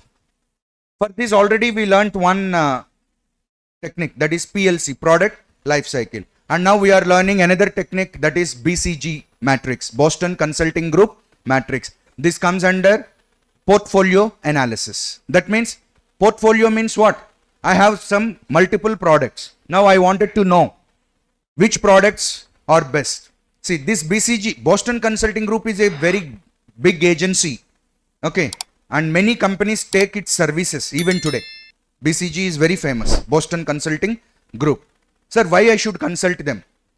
You should consult them to know about the what strategy you need to follow in your business. And this Boston Consulting Group has given a matrix to understand the performance of your products in your portfolio. Okay. For that, what parameters they are using? They are using two parameters. What is that? Market growth rate and relative market share. That means, what is the market growth rate? How market is growing? And how your products are performing. That is a relation. See, intelligence lies there only. Many people think BCG means stars, question marks, cash cows, dogs. Are beautiful names are used very intelligently. That is not intelligence. Intelligence lies in what you are comparing. You are comparing 2 points here. You are comparing two things here. What you are comparing? What is the market growth? And in that growth, what is my share? That you have to find out. Do you understand? Do you understand? Market is growing 20%, but my share is only 1%. What is it? We generally say, at Masterminds, the pass percentage is triple the All India pass percentage. Even last attempt also it was proved. So, that should be the case. That means we are comparing All India pass percentage with our pass percentage. Okay. In the same way, we have to compare the overall market growth rate, and in that market growth rate, what is your share? That is the intelligence of Boston Consulting Group. Okay. If you look at that, you can divide all your products into 4 categories. What are they? Stars. What are stars? Market growth rate is high. That means market is growing and your product is also growing. Market is growing for smartwatches and you also launched smartwatches and your smartwatches are selling very much in the market. That means market is growing. Market is growing for smartwatches and your company smartwatches also are selling very much. Then smartwatch becomes star for your company. Okay. Sir, market is not growing, market is stable.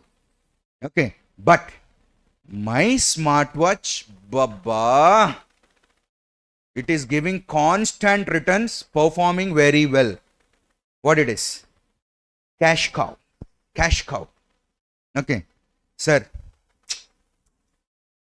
totally confused, sir. BP. I don't know what to do. Sir, market is growing, sir. But what happened to my watch? My competitors' products are growing, sir. My competitors' watch is selling very much. X company watch is selling very much. Y company watch is selling very much. But what is the problem with my watch, sir? Why it is not selling more? Market is good, sir. Market growth rate is good. But what is the problem with my watch? I don't know. Then your smartwatch becomes a question mark to you. You have to think what to do. No discussion, sir. Market is also declining and my product is also not performing well. Then it is a dog. Okay.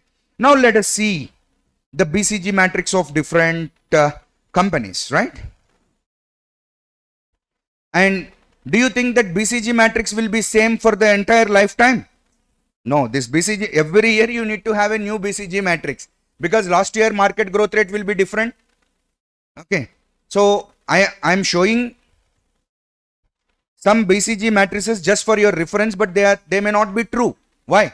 They may not be true for 2024. They may be true for 2020. Do you understand? Because every year this BCG matrix changes. See, this is the BCG matrix of Apple. May not be in 2024. Just for your reference, I am showing.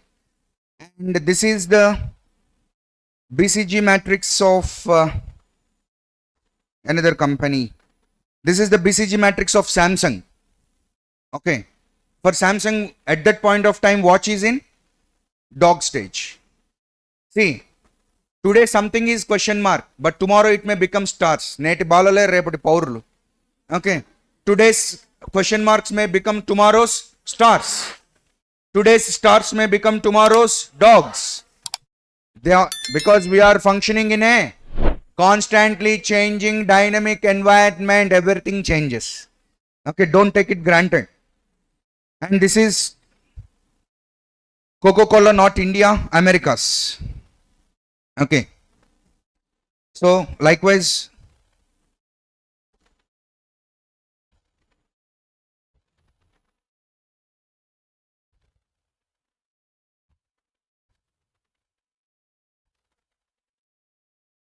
this is Unilever's BCG matrix. Lux is a star for them. Fair and Lovely is a star. Quality Walls is a star. And Energy Island Rafan, in India, you will not get it. But in India, India's BCG market, Comfort is a star for them. Okay, it may not be star in other countries, right?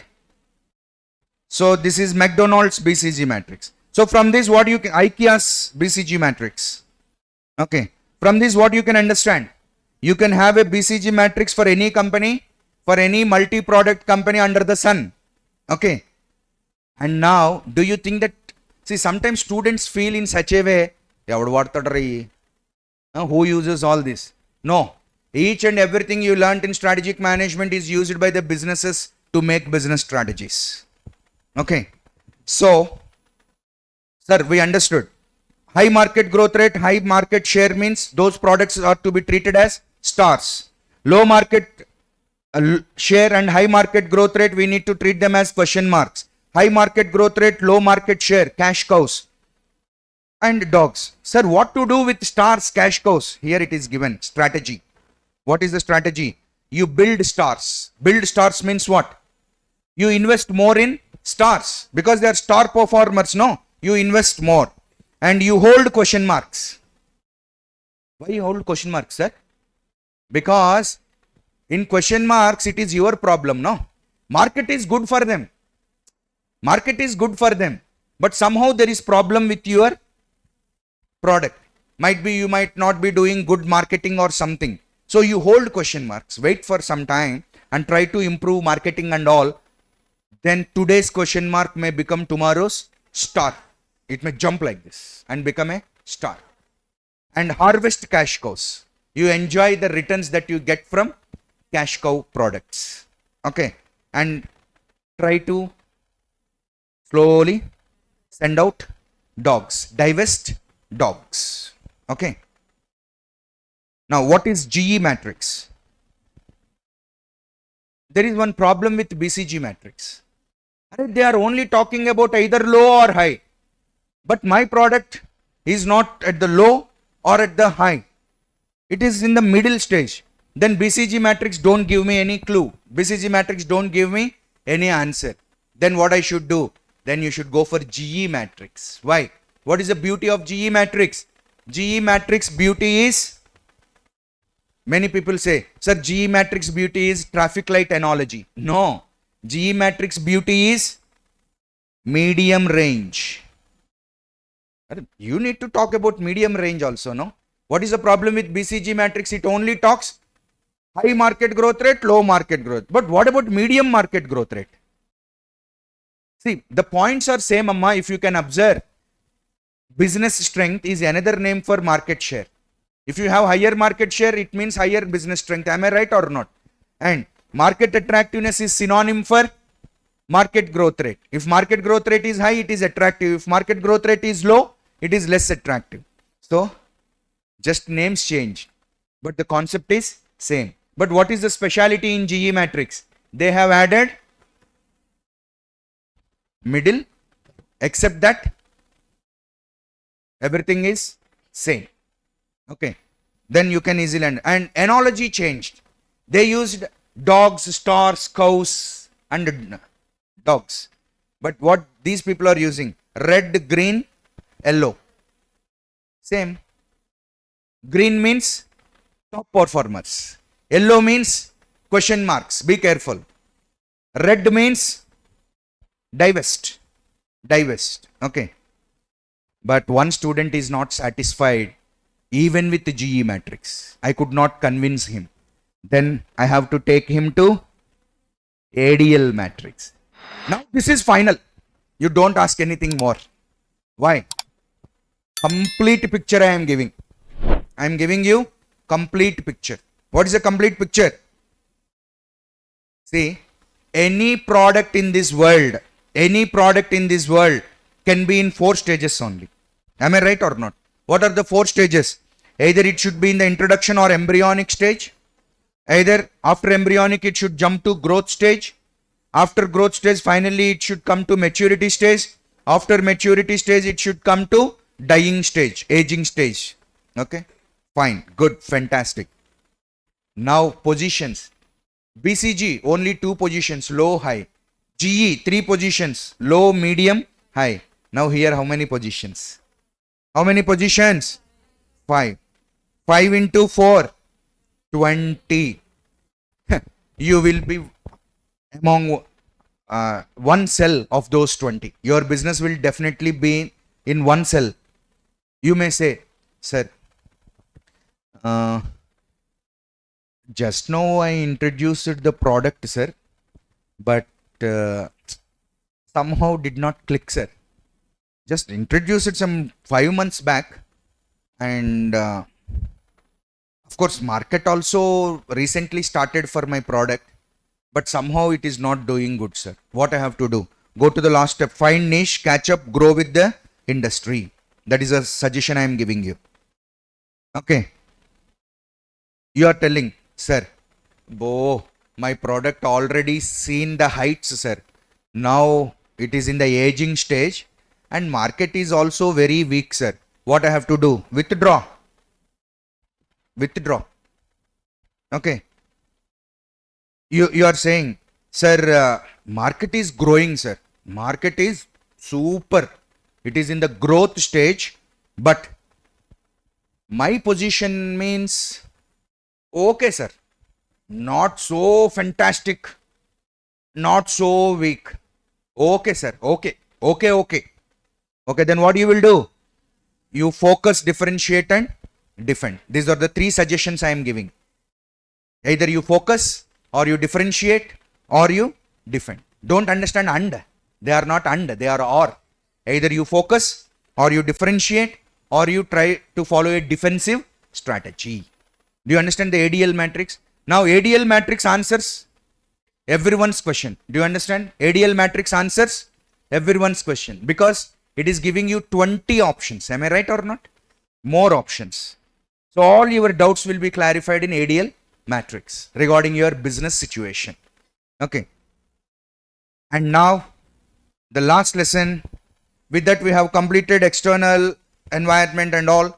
Now let us focus on strategy, implementation and evaluation. So by this time what happened?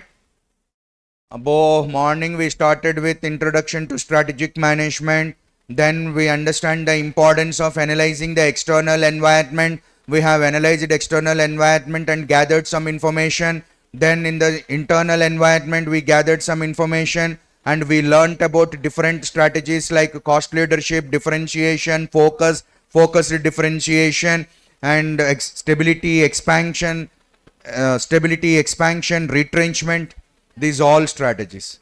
So by this time for your business, you have to choose one strategy and you should start implementing that strategy. And this lesson discusses about 3 important things that comes into picture while you start implementing your strategy. They are structure, culture and leadership. Because just now I told you to implement your strategy successfully, what are the 3 elements that are required? Structure, culture and leadership.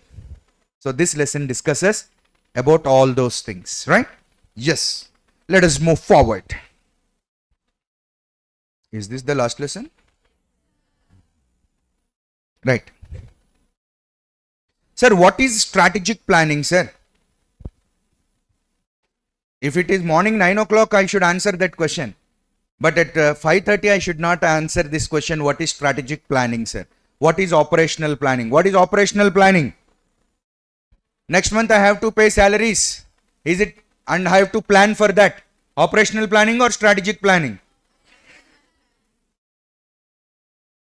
I have to stock more goods. For that, I have to either construct or rent 2 more warehouses.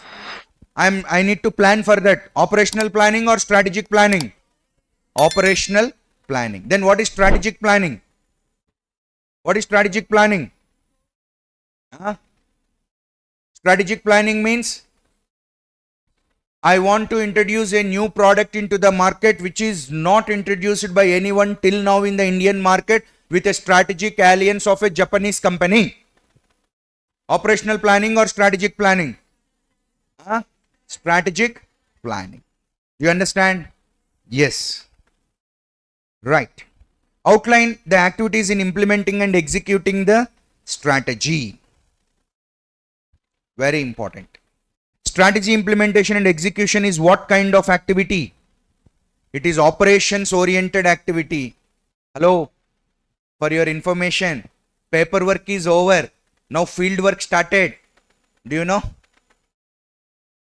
what I am speaking? Till strategy choice and all, you can sit back in AC room and you can make all paperwork, draw out the strategy, choose the strategy, analyze the strategy, do something nonsense. Now, put aside all your papers and come into the field. Now you need to operationalize your strategy. You need to put the strategy into action. Okay, that is called implementing the strategy. Strategy implementation is an operations oriented activity. Okay. Why, sir? Because you have a strategy right now. Okay, you fixed on a strategy, and now each and every activity of your organization should be done in a strategy supportive manner or not. That means you have to work out everything or not. Yes. To convert strategic plans into actions and results, manager must be able to direct organizational change, motivate people, build and strengthen company's competencies, competitive capabilities, create strategy supportive work culture. How many things? How many things are there? To implement the strategy, those many things you have to do. On one side, you have to direct organizational change, you have to motivate the people, build and strengthen the company's competencies, competitive capabilities, create strategy support work culture, meet or... Hey, tamasha! But strategy implementation is such a kind of Herculean task. That is why many people fail at implementing the strategy. See, any fool, any sadist, anyone can make a strategy, can formulate a strategy.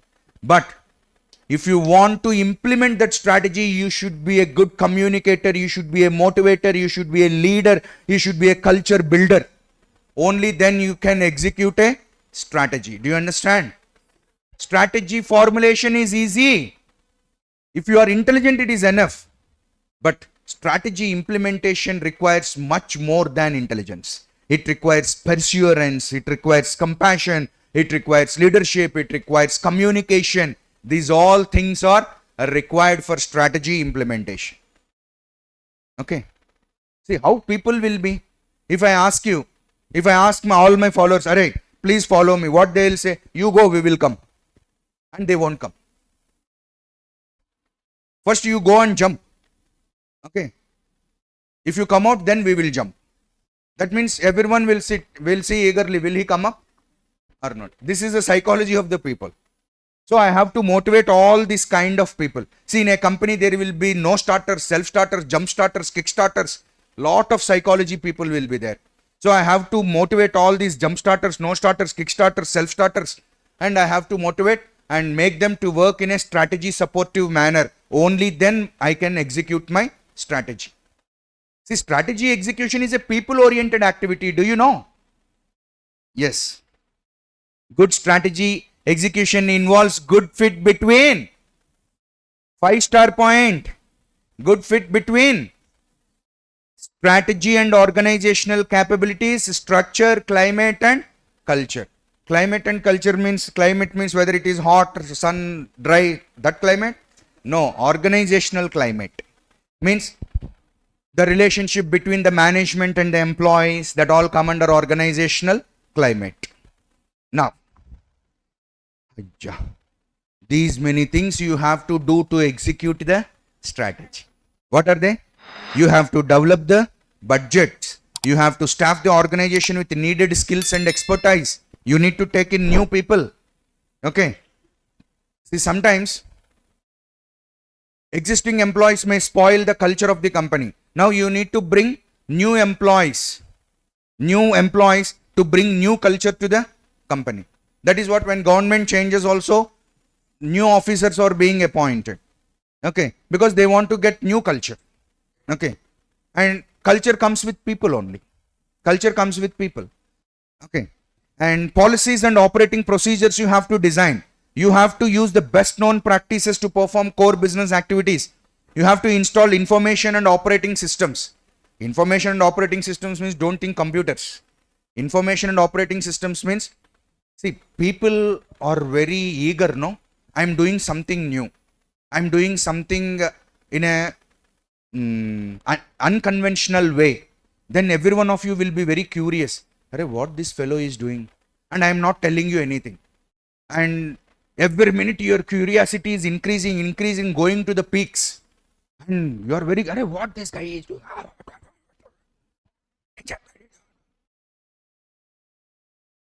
And if proper information is not given to you, you will misunderstand me. This fellow is doing some crime. This fellow is doing some scam. No, I am doing some strategy supportive work, but I did not inform you. See, I should inform my employees what is happening, what I am doing. Otherwise, they are confused. That is why Prakash tells us every time that whenever you do something new or whenever you are implementing a new thing, from top to bottom, you inform to everything. That is called as information and operating systems. You have to inform everything, everyone, that we are doing like this. We are doing like this. Then everyone gets that information. Then they are cool. Then they will support us. If you don't tell them and simply ask them, you shut your mouth and help me. Why he will shut your mouth and help you? Because he don't know what you are doing. Do you understand? Yeah. Motivating people, toughest task is to motivate the people to pursue objective, not normally, energetically, and creating a company culture and work climate. Very tough. Do you think these are all simple things? No. Very tough things. Okay. Exercising internal leadership. There are people with leadership badges but not real leaders. Leadership is a great thing. Very few people have it. Okay. That's why today companies get lot of managers, but they don't get leaders. Sir, what degree we should study for leader to become a leader? No degree. To become a manager, an MBA. Okay. But leadership is an ingrained skill. Okay. Now, linkages between strategy formulation and strategy implementation. Very easy thing. Very easy thing. Forward linkage and backward linkage. What is forward linkage? Look here. Forward linkage means, see, forward linkage means what? First, I have formulated the strategy and started implementing it according to the strategy. That is called proactive strategy. That is called forward linkage. But in reality, what happens? In reality, what happens? Even though you formulate your strategy carefully, sometimes your strategy will not work out. And accordingly, what you have to do? Environment will teach you some lessons. So accordingly, what you have to do? You have to change your strategy basing on the implement. See, I have already started implementing my strategy. I am in the midway. I am in the halfway. but now I have to change my strategy. Can we change it? Yes, you can change it. What first lesson told? Strategies should be flexibly designed and consciously considered. So, I started implementing my strategy 2 years back, but all of a sudden COVID taught me new lessons. Now I have to modify my strategy. That is called backward linkage. Do you understand the difference between forward linkage and backward linkage? What is forward linkage? First formulation, next implementation. Cool. Forward linkage. What is backward linkage? You started implementing the strategy, but in the middle, there are some problems in the implementation. So you have to change your strategy formulation in the middle. So changing your strategy formulation after starting the implementing of strategy, it is called as backward linkage. Do you understand forward linkage and backward linkage? You can correlate this to reactive strategy and proactive strategy. You will start with proactive strategy, but environment will not allow you always to be proactive. You have to learn something and you should try to be reactive, right? That is forward linkage and backward linkage. And now, what is strategic change? We have to sometimes change the strategies. We have to sometimes change the strategies. Okay. Sir, why, sir? Huh? Why I have to change my strategy? Do you think it is a joke? Why I have to change my strategy? Arey Babu, you have to change your strategy because the changes in the environment forces often require businesses to make modifications in their existing strategies and bring out new strategies. So, who will force you to change your strategy? Environment. Environment will force you to make change in your strategy. Okay. And do you think that strategic change is a simple process, kiddie process? No. No way. Strategic change is a complex process and it involves a corporate strategy focused on new markets, products, services, and new ways of doing business. So, strategic change is not a simple process, it's a complex process. Why? Why? Because if you change the strategy means you should change your thinking, because strategy is your thinking, no? In the last half an hour session, if you say strategy, if I ask you the question strategy is your thinking, no, and if you say no sir, if you say no, I have to jump from that window. This all 6.5 hours lesson, what you have listened. Strategy means your thinking, how you think. That is strategy. So now if you have to change your strategy means what you have to change? You have to change your mindset, you have to change your thinking. Am I right or not? Because you have to change your way of doing the business. Next one. What are the steps to initiate the strategic change? Very simple. First, recognize the need for change. First, you have to question yourself. Is there any need to change my strategy? Okay. Sir, question is okay, but how will I know, sir? How will I know that I need to change my strategy? Please tell me. Very simple. Do some environmental scanning. Sir, how can I do my environmental scanning, sir? Read newspapers. Observe what is happening. What is happening in America? Read. What is happening in the competitor company? Try to know. What your competitor is doing? Try to know. Do some environmental scanning. If you do environmental scanning means, will you search in Amazon for environmental scanner? What is the best environmental scanner? Newspaper. Don't search in Amazon for environmental scanner. Every day, subscribe to an environmental scanner. What is the best environmental scanner? Newspaper, journals, magazines, workshops, seminars. Attend them. Then you will study, you will get better understanding about the environment. Okay. If you understand that, then you will know where the lacuna lies, where the gap lies. Where the gap lies means what?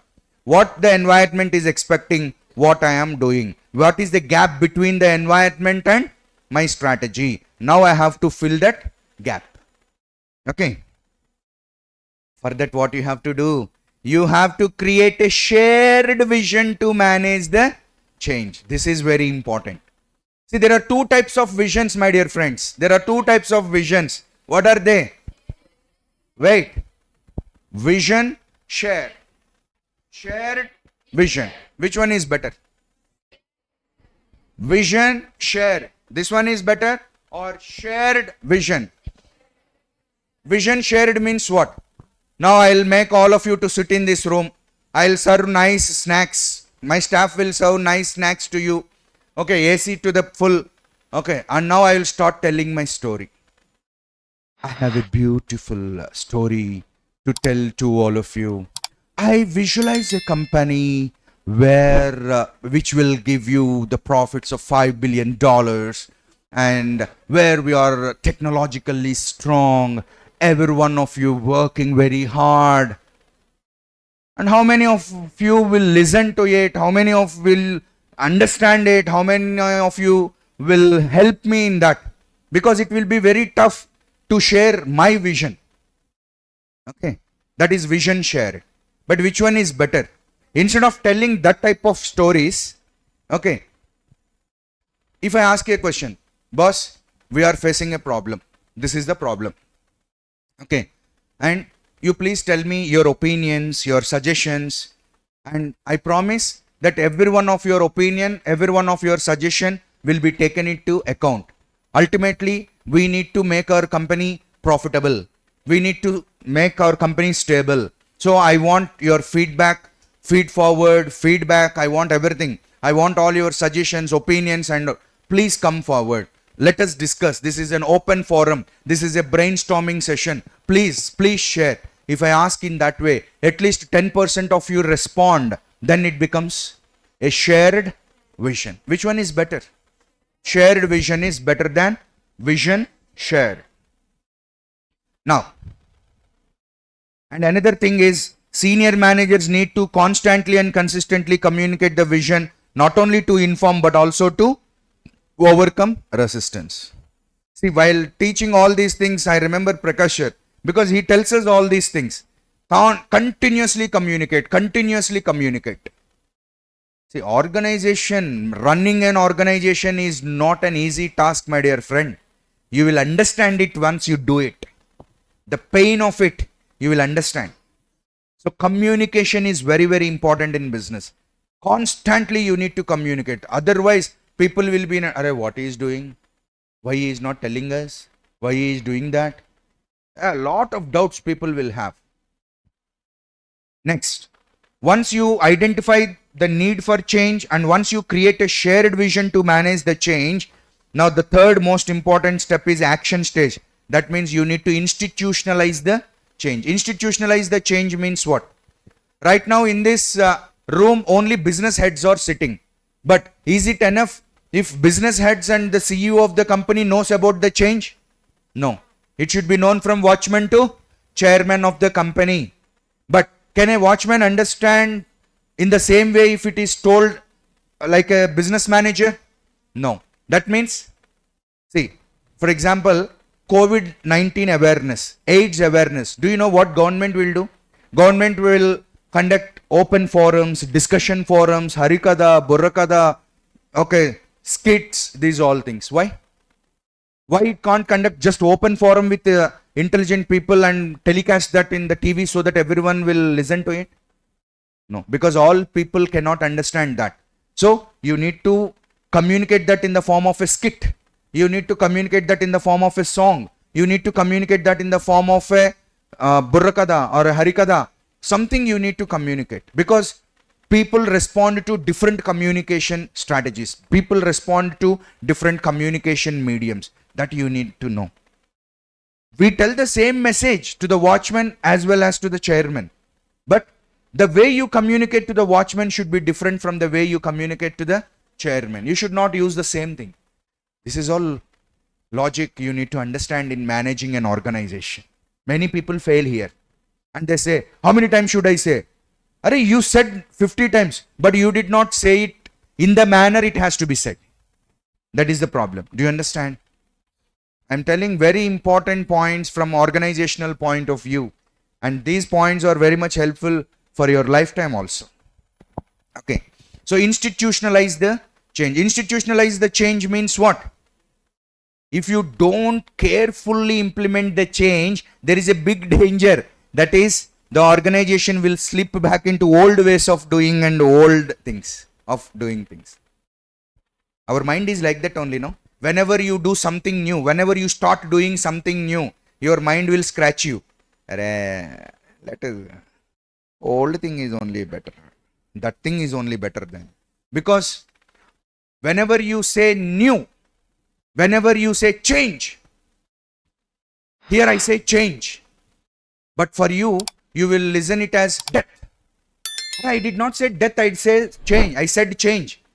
But you listened it as death. Why?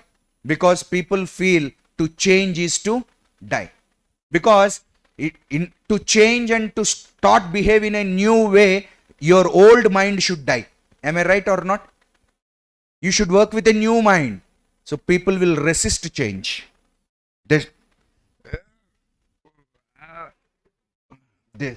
With all their energy, they will try to resist the change. Because old way of doing the things is very happy for them. They are habituated.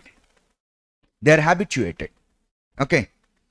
So that's why what care management should take?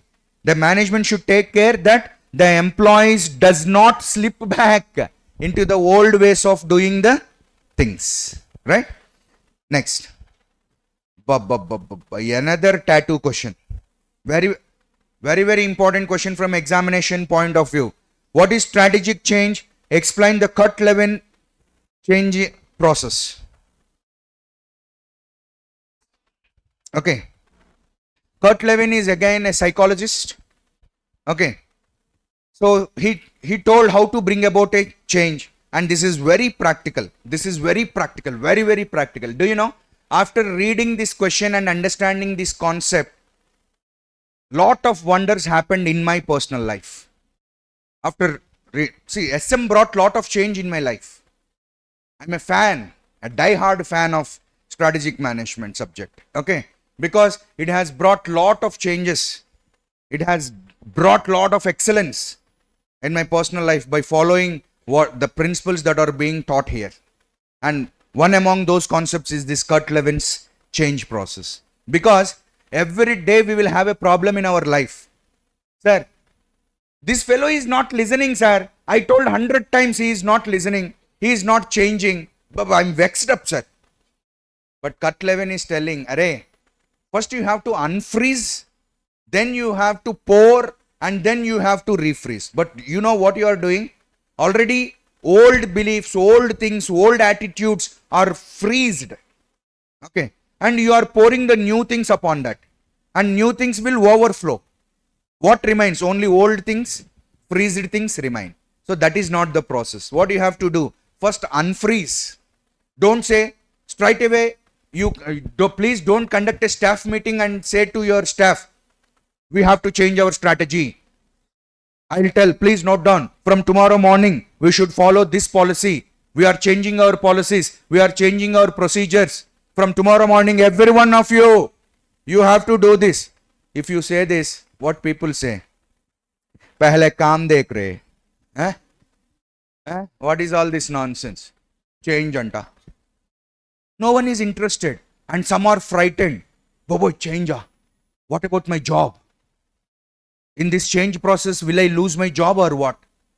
See, people have lot of fears. So you should not say like that. In the first meeting, what you should say? You should tell them what problem you are facing. You should not tell them to change. Again, you have to conduct second meeting. Again, you should tell the problem. Because it is frozen, no? Sometimes the ice is very strongly frozen. It takes time to unfreeze. So, second time, third time, fourth time, you should talk about the problem only. You should not ask them to change. You should slowly bring them to a situation so that they should ask you. What they should ask you? Now tell me what we have to do. To that level, you should unfreeze the situation. Okay. Then you tell them in what way you have to change. Then they will listen. But this new thing has to be refrozen again. Otherwise, what happens? Otherwise, what happens? They will listen and they forget. No, this new thing should become more stronger in their mind. So that's why what are the steps in the process of cut 11? Unfreeze, change, again refreeze the change. Unfreeze, change, and refreeze the change. I'm very lucky to teach all these things. Okay. Unfreeze, I don't know whether you are lucky to learn all these things or not. Right? So what Kurt Lewin is telling, to make the change lasting, what is very important for us? If you are changing your organizational strategies, those changes should be long lasting. So to make the changes lasting, what do you have to do? You have to unfreeze the situation. What do you mean by unfreeze situation? He is telling change should not come as a surprise to the members. Surprise as the members means what? Evening 6 o'clock staff meeting. All the heads of the departments please assemble. Evening 6:1 I am telling, from tomorrow everything changes, every policy changes.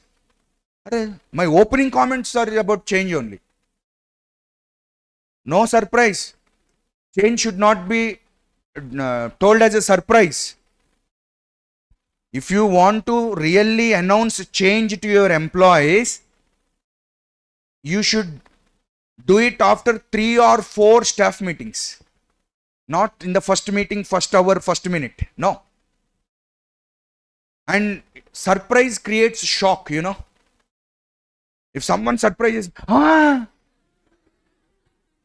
sometimes in that shock there will be cardiac arrest also. Okay. So change should not come as a surprise to the members. So then what I have to do? Management must pave the way for change by first unfreezing the situation. Unfreezing the situation. Sir, what is unfreezing the situation? Tell them. What you will tell? This is the problem we are facing. Okay.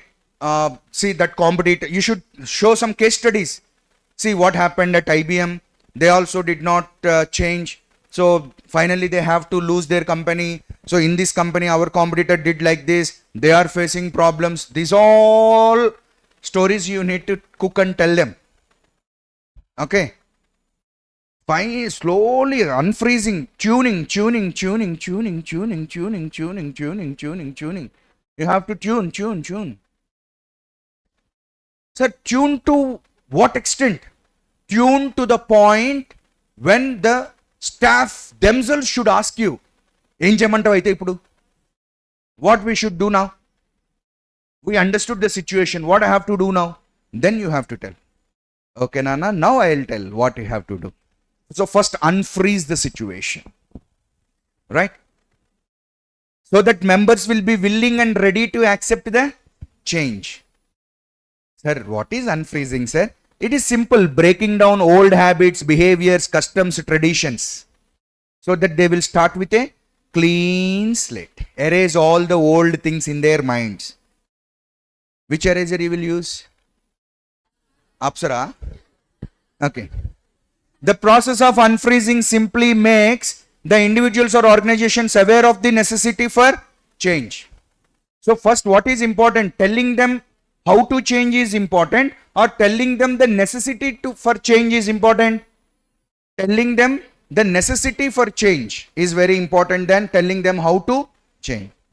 Now you please tell me honestly, will we follow this if we expect change from our friends or family members? No. Straight away, day 1, dialogue 1, you have to change like this, otherwise I don't like. Huh? And the other person do not change. Everything in a messed up situation. Now who is wrong? You are wrong because you don't know how to bring about the change. And you complain about the other person that they are not changing. Okay. Read Kurt Levin's change process.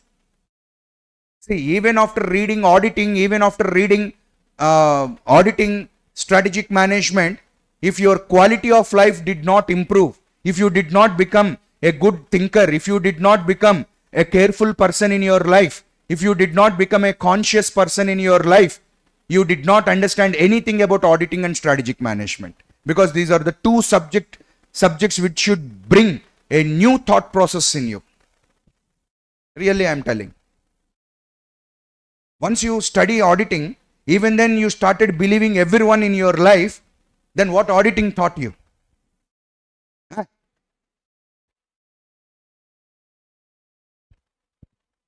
I don't know. This can be achieved. Sir, how can I unfreeze the situation? Make announcement, hold meetings, promote the ideas throughout the organization, conduct staff meetings and tell them. Okay, sir, what is the next step? Change to the new situation. Once you feel, okay, now they are tuned. Now they are dancing to our tune. Okay, then what you have to do? Change to the new situation. Again, another psychologist came here. Who is that? H.C. Kellman came. So, once I announce the change in the staff meeting from tomorrow, what I have to do? I have to give you some time. For example, I told, from tomorrow we are changing the policy. Every one of you should come at 8 o'clock, I told. And already you are habituated to come at 9 o'clock. But policy change. From tomorrow you need to come at 8 o'clock. So, on the first day itself, I should not do overaction. Yesterday, what did I tell you? 8 o'clock, why 9 o'clock? You will not change what you are thinking about yourself. You don't have response. Why? That is the first day. It takes some time for compliance. You give some time. Okay. 2 days, you give some at least 3 days time. Then after the third day, on the fourth day, whoever is complying, appreciate them. Whoever is not complying, you just give some small punishment to them, or you just ask them to do something. Then they will understand, okay, if we comply, it will be good. So compliance, and you should give some more time for identification. See, identification do lot of wonders. Identification do lot of wonders. I identify with the strategic management subject personally. That's why I will be out of spirits whenever I teach strategic management, because I personally identify. And whenever you identify with something, you will do wonders. Why? You don't see that it is a different thing. You identify with it. Okay. That means this is my work. This I have to do. Yes, this has to be definitely done. If you feel in that way, you can do it in a perfect manner. Am I right or not? But it takes some time for you to understand, to get that understanding. While teaching strategic management for the first batch, I did not identify with the subject. But Anaganagaragamati Sailu Nundu Tinaga Tinaga Vemutiya Nundu Chappaga identification started. So at some point, after teaching for many batches, one day identification started. Ray, these are not for teaching. First I have to implement. So that identification. Employees also, when a new change is brought in the organization, identification should start. And after identification, the next stage is internalization. Your DNA, RNA, narrows, lysosomes, chromosomes, this new change should be filled with all these things. That is called internalization. Your thought process should adjust according to the new patterns. And finally, this new should become normal. See, the word new normal is very popular after COVID. What is the new normal? Wearing a mask has become a new normal. Okay. New normal means actually that is a new thing, but now it has become normal. So likewise, change also should become a new normal. Okay. That means people should not feel this is new. People should feel this is normal. Okay. What normal? Not the old thing. People should feel the new thing as normal. It takes time. Okay. The new behavior must replace the former behavior completely for successful and permanent change to take place. For the new behavior to become permanent, it must be continuously reinforced so that the new acquired behavior does not diminish or extinguish. See, you started implementing the new behavior. That means a small, what we call a small tablet of fire is there. It is blinking. So now what the top level management should do? You are doing very good, Nana. Follow the same thing. Do it. Very good. Next time do less mistakes. Follow the same strategy. In that way, management should encourage. Like what? In that way it should do. Then it will catch more fire. But on the other hand, the employees are following new policies and all, and they are doing some mistakes while following the new policies, and the management says, "Ah, how many times to salary cut?" Then what it is like that? Then that new fire got extinguished. Then what employees say? No change, nothing. Pora. Am I right or not? So that should not be the case. Do you understand? Yes. It should be behavior does not diminish or extinguish. You should encourage. Whenever a new policy, whenever a new strategy is implemented and employees are slowly learning about it, you should encourage them. Okay. Now, digital transformation. Digital transformation means what? See, right now in our institute, this digital transformation is taking place. Digital transformation is taking place means what? In order to, as a part of the stability strategy, we are implementing the digital transformation. That means in every section, in every department of our organization, we want to bring a massive a digital transformation. So now, what are the best practices for managing change in small and medium businesses in the case of digital transformation? First, the digital transformation should begin at the top. Begin at the top means what?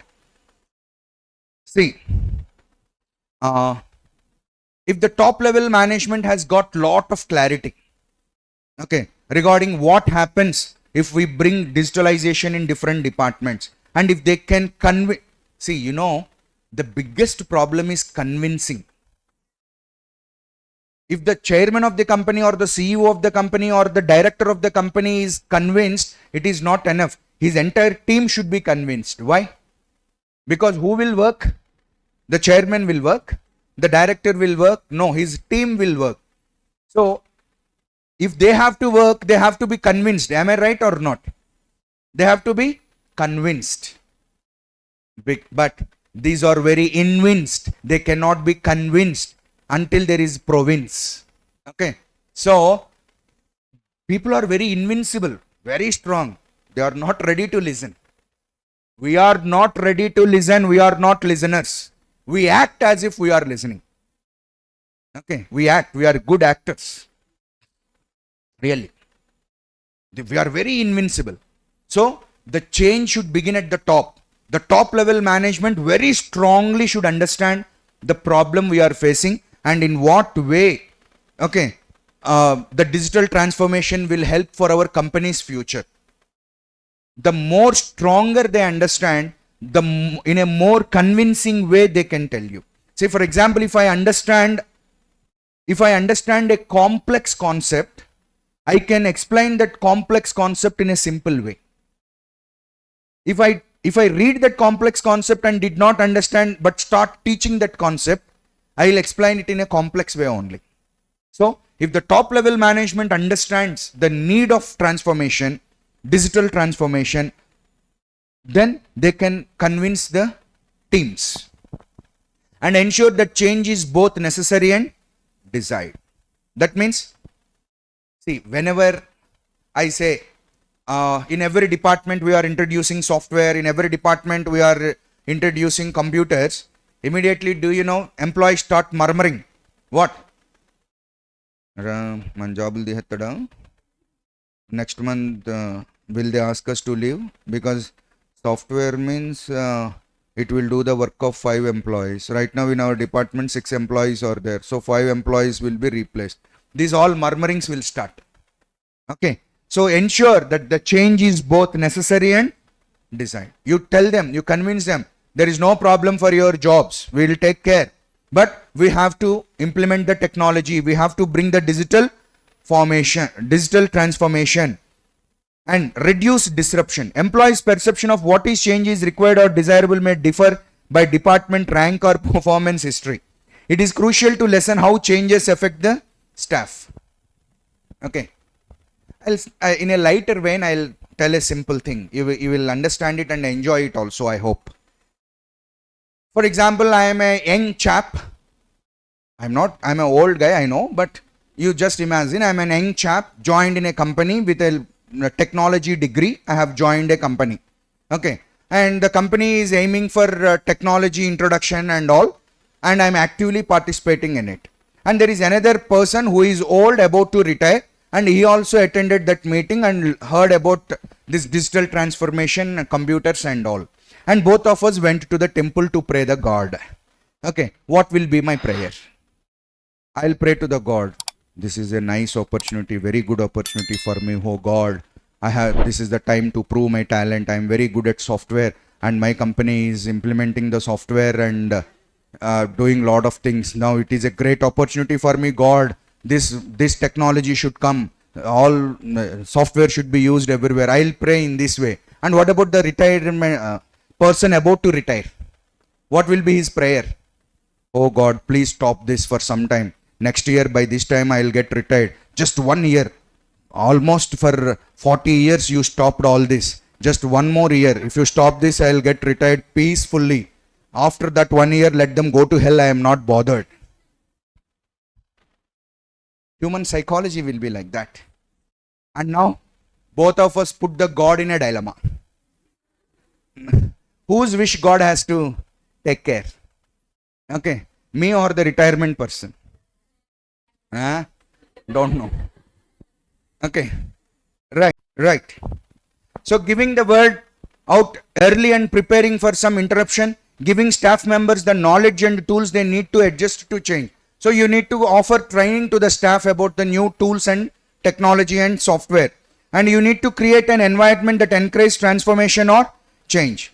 And the most important thing is communicate. See, please remember, whenever you want to bring change, the most important thing is communication. You should clearly tell why you are bringing the change. And recognize that change is the norm, not the exception. Exception means, okay, we have to bring, sir, otherwise it is it is the norm. It is mandatory. You should tell the employees in such a way. Now come the organizational structures. Why? For implementing a strategy, 3 things are very important. What are they? Structure, culture and leadership. Now in that we are going to study about structure. How many structures are there? Centralized structures, decentralized structures. Centralized structures means simple organizational structure, functional structure. Decentralized structures means divisional, SBU, matrix, network, hourglass. See, what is this structure? Every organization will have a structure. A police department will have a structure. Okay, structure means what? How different levels in your organization will be. And that will change from company to company. Once I bought an organization structure textbook, and that textbook had lot of diagrams. And I started comparing that diagrams with the real life diagrams, and I could not find any matching. Why? Because in textbook they'll give you some imaginary diagrams, and in real life there will be all hybrid and mixture and combination only. For example, here you will study centralized structure, simple organizational structure, functional structure, but in real life there will be no complete functional structure. There will be mixture. Okay, that you need to understand. Otherwise you will face the same problem what I faced. Okay, don't try to exactly understand from the textbook to the real world. There will be difference. Now, what is this organizational structure? First of all, you need to understand changes in strategy often requires changes in structure. Whenever you change your strategy, you should also bring change in your structure. Otherwise, what happens? It will be like old wine in a new bottle. Okay, you are implementing a new strategy, but you are following old structure of your organization. Will not work all the time. So according to the strategy, you need to change the organization structure. Means what, sir? Sometimes you may need to create new departments. Sometimes you may need to merge the existing departments and make into one. See, once your company is small, HR department used to take care of payroll, HR development and recruitment. Now your company is becoming bigger. Now you may want to divide your HR department into recruitment, payroll and development. Later on your company ran into losses after some time, and again you may need to merge all these three departments and make into one department.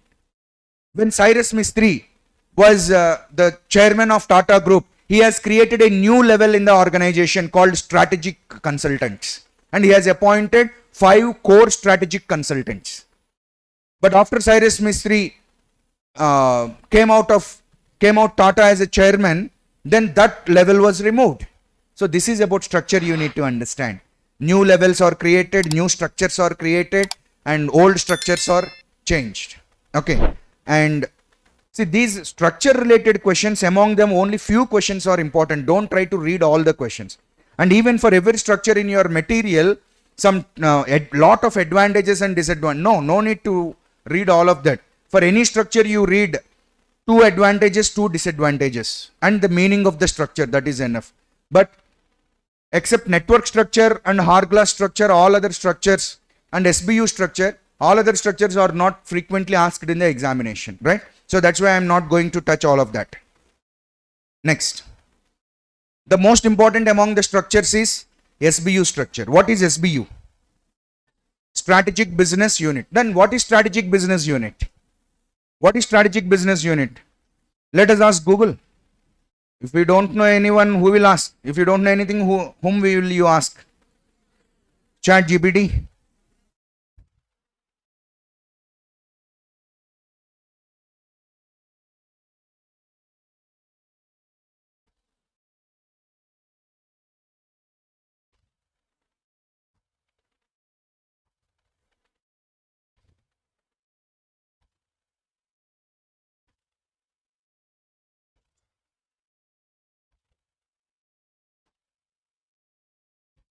Now, what are the SBUs of ITC?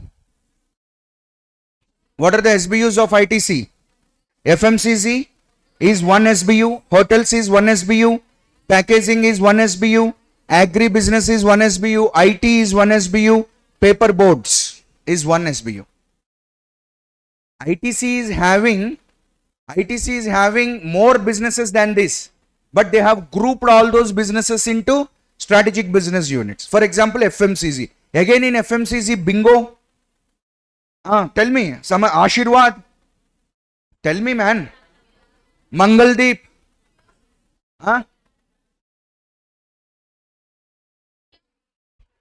Right, whatever. They all come under FMCG. Likewise, paper boats. ITC Bhadrachalam paper boats. Okay.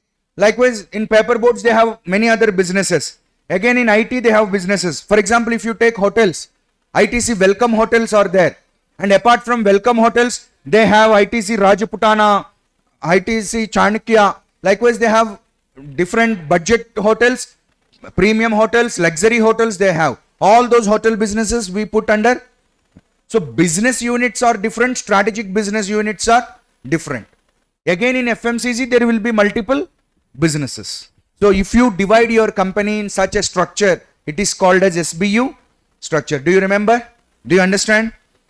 Now, this is the perfect example. You will have head. It may be the CEO or the chairman or the president. The names differ. Okay. So you will have this level.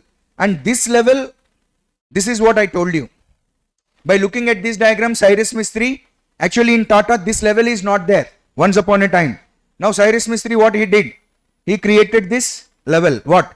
Corporate R&D, corporate finance, strategic planning, corporate marketing, corporate hem. That may be there or may not be there. Okay. Now the next level, SBU A. SBU B. Again in SBU B, Division 1, Division 2, Division 3. For example, if you take this is ITC's SBU structure, then this is FMCG. So Division 1 means again which comes here? What comes here? Bingo, Ashirwad, Mangaldeep, different divisions. Again, if you take these hotels, budget hotels, premium hotels, welcome hotels. Again, 3 different divisions. And each and every SBU will have a SBU manager who is responsible for the performance of that SBU. And if that SBU is not working well, whom do we ask? We will ask the SBU manager. And if you divide your company into this SBU, what is the biggest advantage? You will get lot of clarity and you can start some more businesses also. Why? Because you have divided all your businesses into SBUs, related businesses. You kept them in one SBU and now things are very clear and each SBU has a separate manager and now you are free. See, you have 120 businesses, but you may have only 10 SBUs. So which one is easy for you? Talking to 120 business heads or talking to 10 SBU heads? You will talk to 10 SBU heads, then it becomes very easy for you to start 11th SBU. Am I right or not? So, people think in that way. Means divide and rule. Isn't it? Is it not that policy? Earlier multi-divisional structure will be there. In multi-divisional structure, 120 businesses, 120 divisions. Now, all those divisions again we brought under SBU. All the related divisions we brought under one SBU. Now, instead of 120 became 10. Now, as a head of the company, you please tell me which one is easy for me. 120 in multi-form structure or 10 in SBU structure. 10 in SBU structure. Divide and conquer. Divide and rule the company. Divide and do the business. That is the logic here, right? So that is SBU structure. And now what is matrix structure? Matrix structure is very easy. We follow it. See, some of your relatives might be working in IT companies. Okay. For example, your sister might join in an IT company and she may be working in a team. She may be working in a project.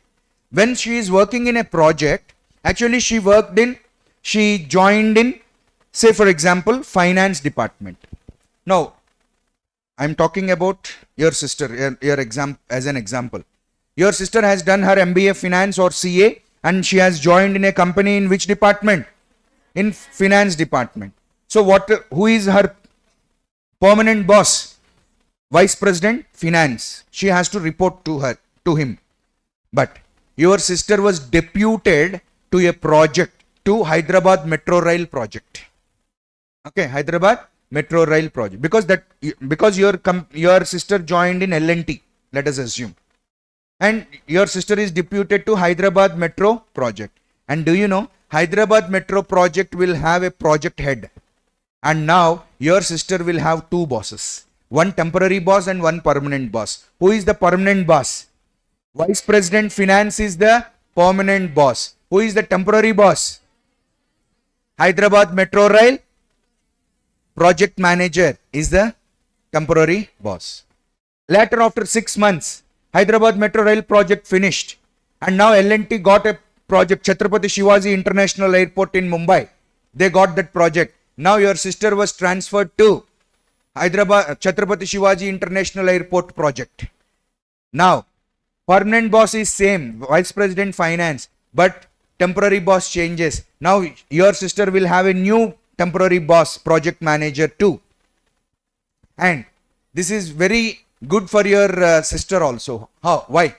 Because your sister may complain, right, this first project that team is very bad. I am eagerly waiting to switch the team. This is the greatness and beauty of matrix. Why? In normal structure, you need to work with the same staff, with same colleagues all the time. But in matrix structure, if that project is over, you can say bye-bye to the project lead, everyone, and you can get into the new team, new staff, new colleagues, new manager, everyone new. That means, can you implement this matrix structure in Tata Steel? No. Why? This type of matrix structure is suitable only in IT companies, pharma companies, okay, construction companies. Why? Project based. In Tata Steel, where are projects? From morning to evening, 365 days, they do the same thing. But L&T construction, 365 days, 300 years they do the same construction? No. They take up one project. If that project is over, Tiyandra Ballu. Again they move on to the next project. Do you understand? Yes. So this matrix structure, do you think that this matrix structure is suitable to all types of companies? No. This matrix structure is suitable to companies in communications, pharma, construction. Okay, only to those type of companies. Software, for software companies also this matrix structure is suitable, right? And now, what is corporate culture? After structure, what is the another important thing in the organization? Corporate culture. Sir, what about hourglass structure and network structure? They are also very important. Hourglass structure is very easy. What is hourglass structure? Okay, let me tell you. Or otherwise, you may feel, sir, you did not tell one important question. No, I will not skip that.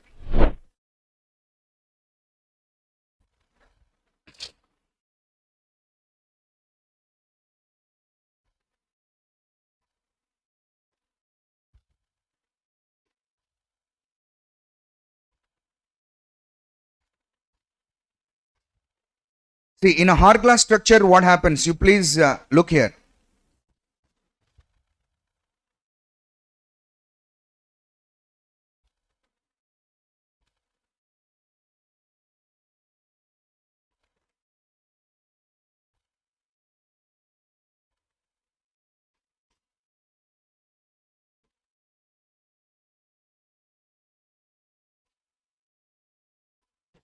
See, in hourglass structure, what happens? What is the structure of hourglass? Broad at the top, narrow in the middle, and broader at the bottom. That is hourglass structure. And today, with the introduction of technology, companies are also becoming like that, it seems. That is called hourglass structure. Why? It's very simple. Top is broad means what? At the top level, who will be there? CEO, CIO, CTO, CFO, all C-suite people will be there. You cannot replace them. Technology cannot replace them. They should be there because they make strategies, they formulate strategies and all. And at the low level, clerks and all, you cannot replace. But the biggest threat is coming to the middle level management. Why? What middle level people do? They'll do some analysis, reports analysis, and submit the reports to the top level management. Now, there is technology. There are softwares. See, personally, I had this hourglass effect in my family because my sister is working in a company and where she needs to get promotion from low level to middle level. But that middle level work is now being done by software, it seems. So that's why they did not give promotion. But they have increased the salary, but they did not give the role.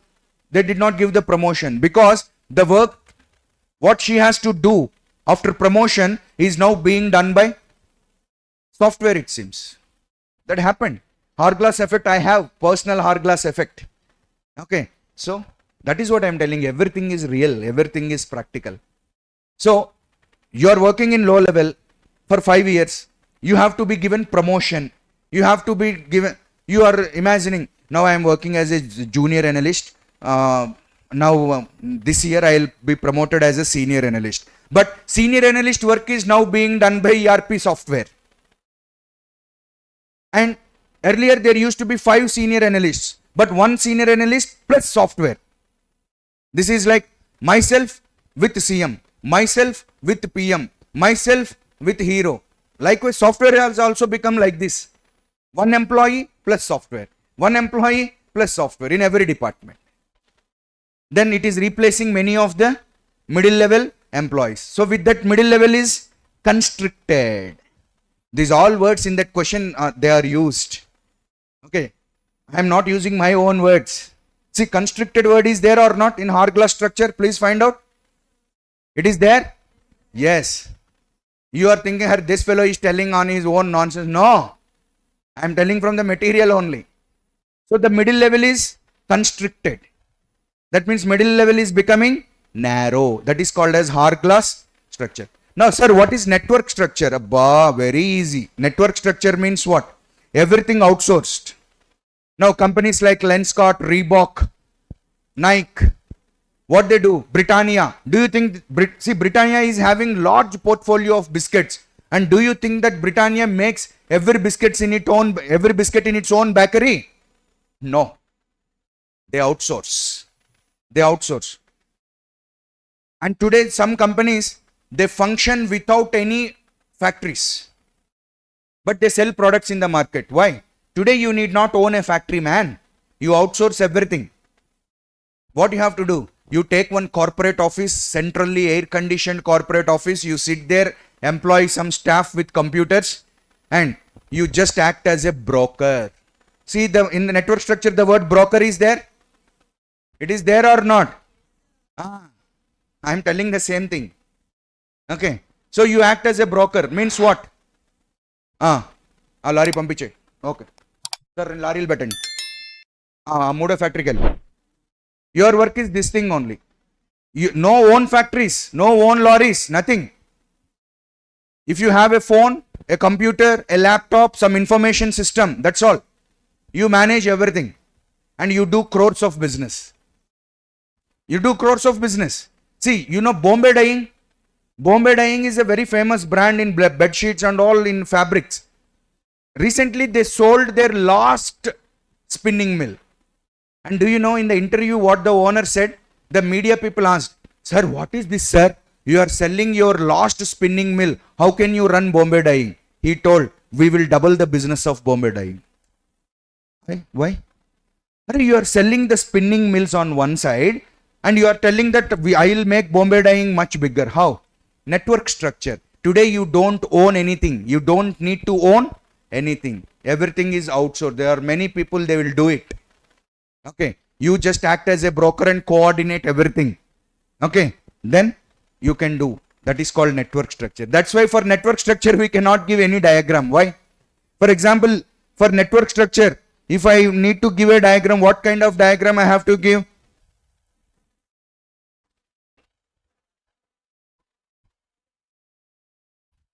This is the diagram I need to give for network structure. That's why it is given. Cobweb is given for network structure. Yes.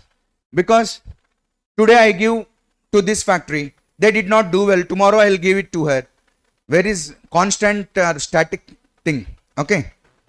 Now come to corporate culture. What is corporate culture? Every company will have a corporate culture. Means every company's values are different, beliefs are different, business philosophy is different, principles are different, traditions, work climate, ways of operating, everything is different. You worked in a company. In that company, your birthday is celebrated in a grand manner. You work in another company. Nobody remembers your birthday. Nobody wishes your birthday. You work in another company. For your birthday, the chairman will directly send you an email message and send a sweet box and a greeting card with his signature. In another company, you asked 1 hour permission for your birthday. They will say, shut your mouth and do the work. No birthdays, nothing, nonsense. Corporate culture. One company take care of not only you, but also the family. Now Ratan Tata sir died. And there were many stories coming out that how beautifully they take care, the Tatas take care of the employees' families. But do you expect the same thing to happen in other companies also? No. Why? Corporate culture. Their values, their traditions, their beliefs, their customs, they are entirely different. Right?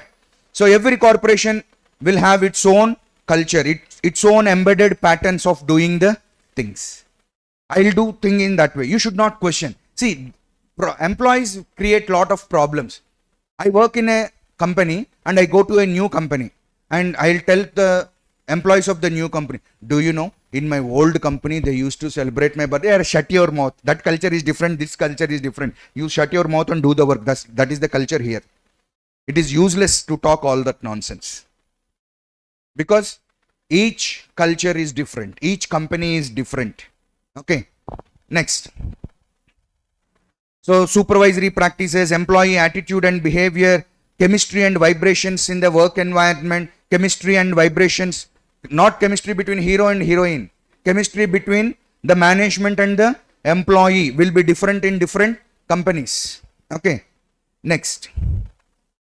Sir, how culture promotes better strategy execution? Simple.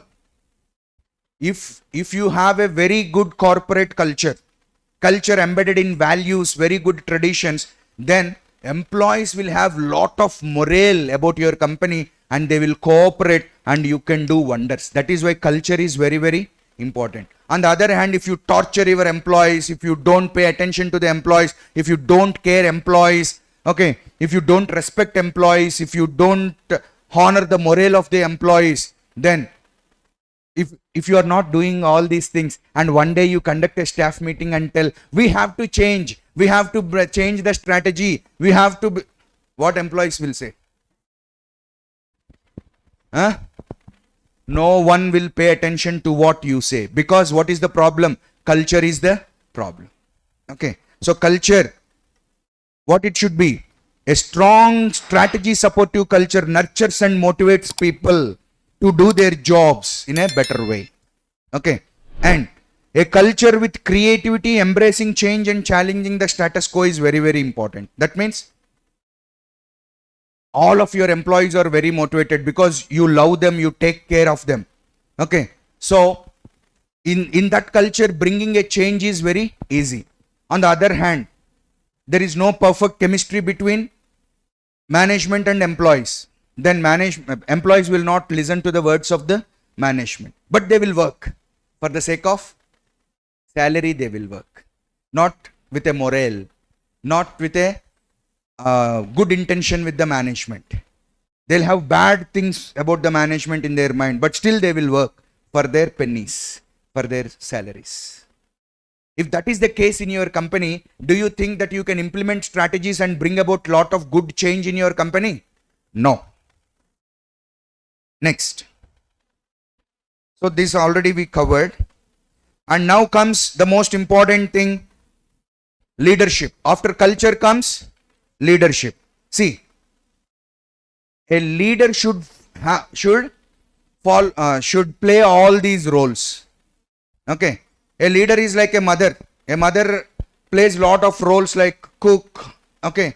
Likewise, a leader should be a visionary, a crisis solver, a head cheerleader, a chief entrepreneur and strategist, and a spokesperson, and a prospective listener, and a chief administrator, a negotiator, and a coach and advisor, and decision maker, motivator, policy maker, culture builder, arbitrator, policy enforcer, resource acquirer, process integrator, and capabilities builder.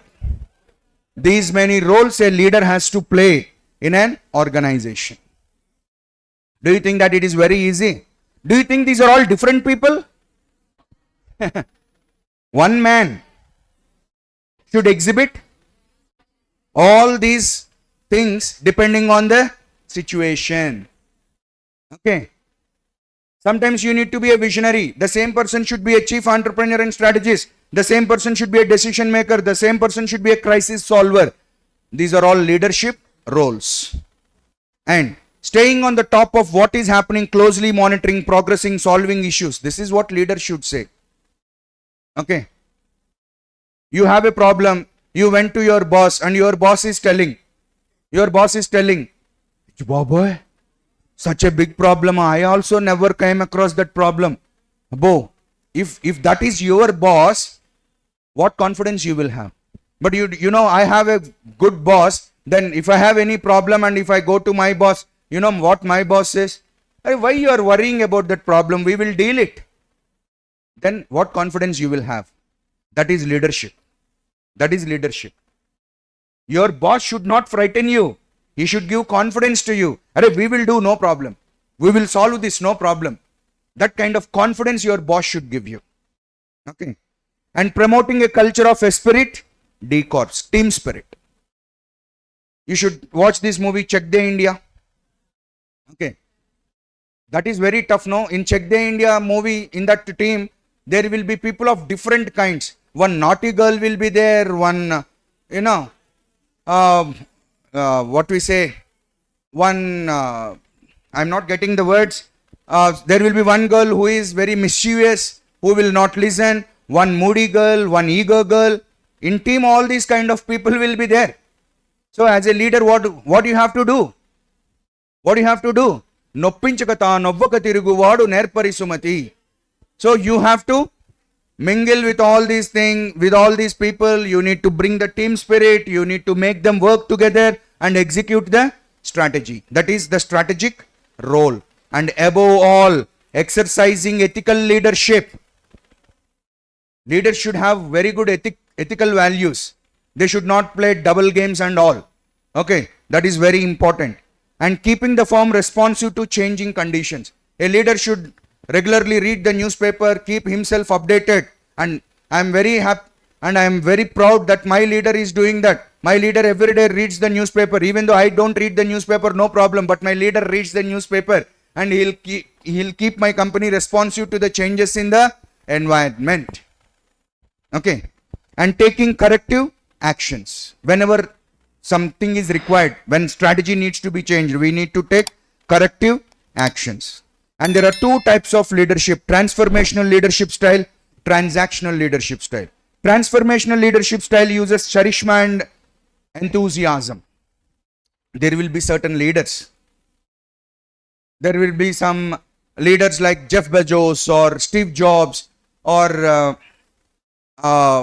Rusi Modi. These kind of leaders are there. Do you know what they do? They create enthusiasm among you. Sir, I should also work. Recently, I listened to a podcast of Mohandas Pai and Nandan Nilekani, ex-CEO of Infosys and ex-CFO of Infosys. A beautiful podcast of Nandan Nilekani and Mohandas Pai. In that podcast, Mohandas Pai, Nandan Nilekani said, Murthy motivates us a lot. So he's a transformational leader. Once you are working in a team, your team leader should motivate you. He should feel enthusiasm in you. He should create confidence in you.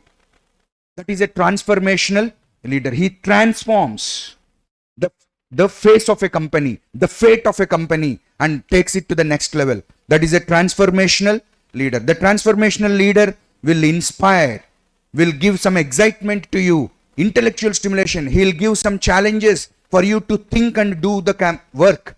This is the role of a transformational leader. And do you know, you will find very few transformational leaders. Majority of them are like me, transactional leaders. Transactional leaders means you do this, you take the bonus. You don't do this, you will get the punishment. That type of leadership is transactional leadership. Nikanta, nakanta. Transactional leadership. Whereas transformational leadership requires lot of guts, enthusiasm, and transformational leaders will motivate you in informal ways also. Transactional leader, only office timings. After office timings, we don't know where he will go and he don't know where we will go. That is transactional leader. Transformational leader, even night 12 o'clock also he will call you, "Arey, what you are doing? Please bring. We should work for the company." In that way, he will motivate you and take you to the next level. And if you are lucky, in which team you should work? In the beginning days of your career, transformational leader. Then that transformational leader will take you to the next level. Okay. And sir, does a company require transformational leader all the time? No. When your company is in deep trouble, you require a transformational leader. When your company is doing well, a transactional leader is sufficient. Do you understand? Now, what is strategic control? Strategic control means what? Every time you need to understand whether your strategy is doing in a perfect manner or not, or any change is required, or you need to control your strategy. For that, the most important thing is premise control. What is a premise? Premise means assumptions. Premises means assumptions. So, premises may change. See, until we execute something, we don't know whether it will work out properly or not. So, basically, we start with assumptions only. And whenever our assumptions change, we need to change our strategy also. Am I right or not? That is called as premise control. Now, strategic surveillance. Strategic surveillance means what? Every day you need to check whether your strategy is working properly or not. Sir, how will I know? It is given. You need to have a general monitoring of various sources of information. That means reading financial newspapers, other newspapers, business magazines, meetings, conferences, discussions at clubs or parties and so on can help in strategic surveillance. You have to attend workshops, you have to attend seminars, you have to read newspapers so that you will understand what is my strategy, what is happening in the environment, in what way I have to change. And special alert control. Special alert control means what? Recent floods came and there was a lot of problem due to floods in Chennai. Many IT companies are facing a problem and I am also planning to start an IT company in Chennai. Should I start or not? No, that floods are a special alert control. So definitely I have to change my strategy. Actually, what is my strategy? To start an IT company in Chennai. Now, should I start IT company in Chennai? No, instead I should look after another place. I should look for another place. Why? In Chennai, there is a special alert control. Floods. Do you understand? Likewise, I want to expand in some place, but recently serial bomb blasts are taking in that place. Now, is it a safe thing to invest there? Special alert control. Implementation control. Implementation control means what? Whenever you are implementing, there will be some KPIs, key performance indicators. You are implementing a strategy, but your sales is not improving. That means your strategy is giving results? No. Why? Sales is a key performance indicator. No. See, already you started implementing your strategy 2 years back. By now your sales should improve a little. Am I right or not? But your sales is not improving. That means there is some problem with your strategy or not. That is what you need to monitor. Likewise, milestone reviews. Every 6 months, every 1 year, you need to check out whether there is any improvement or not. If there is no improvement, definitely it is time to rethink and change your strategy. That is called milestone review. Now, this we can skip. So that is the end. Okay. So maximum I try to cover all the important questions, not from your point of view, but from the latest examination question paper point of view. I try to cover everything. And regarding MCQs and regarding questions, one thing I wanted to tell you. In the morning, in the opening remarks only, I told you that generally strategic management faculty used to say, identify the keywords, identify the key sentences, remember them while writing the answer. But now what is the trend? Not for writing the answer, you should learn the keywords and key sentences, but to identify the question, because questions are not directly asked.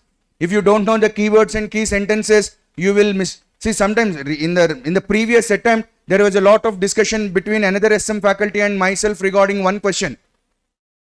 Because that question seems to belong to two different concepts.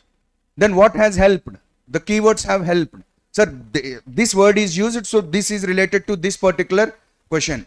So that is the reason I tried to highlight all the keywords as far as possible. So you have to apply that, and above all, please don't treat strategic management subject is only helpful for your exam. At least some of you might have realized that it is a subject which will be helpful in your life also. Okay. How many of you realized that? Okay. So you please pay attention. Okay. Don't throw away the book of SM after exams. Carry it, hold it with you, read it. You will find lot of solutions. Okay. And regarding MCQs in strategic management, MCQs also the same logic. The most important thing is, do you understand the terminology? Okay. And if you understand that, you can do it very easily. And in the last question paper, routine questions are not being asked. That is the reason I did not pick up the routine questions in this marathon. Okay. There are many routine questions. I did not pick them up. Okay. The reason is very simple, basing on the previous exam paper trend. So that is what I wanted to tell you. Now, if you have any doubts, you can ask me.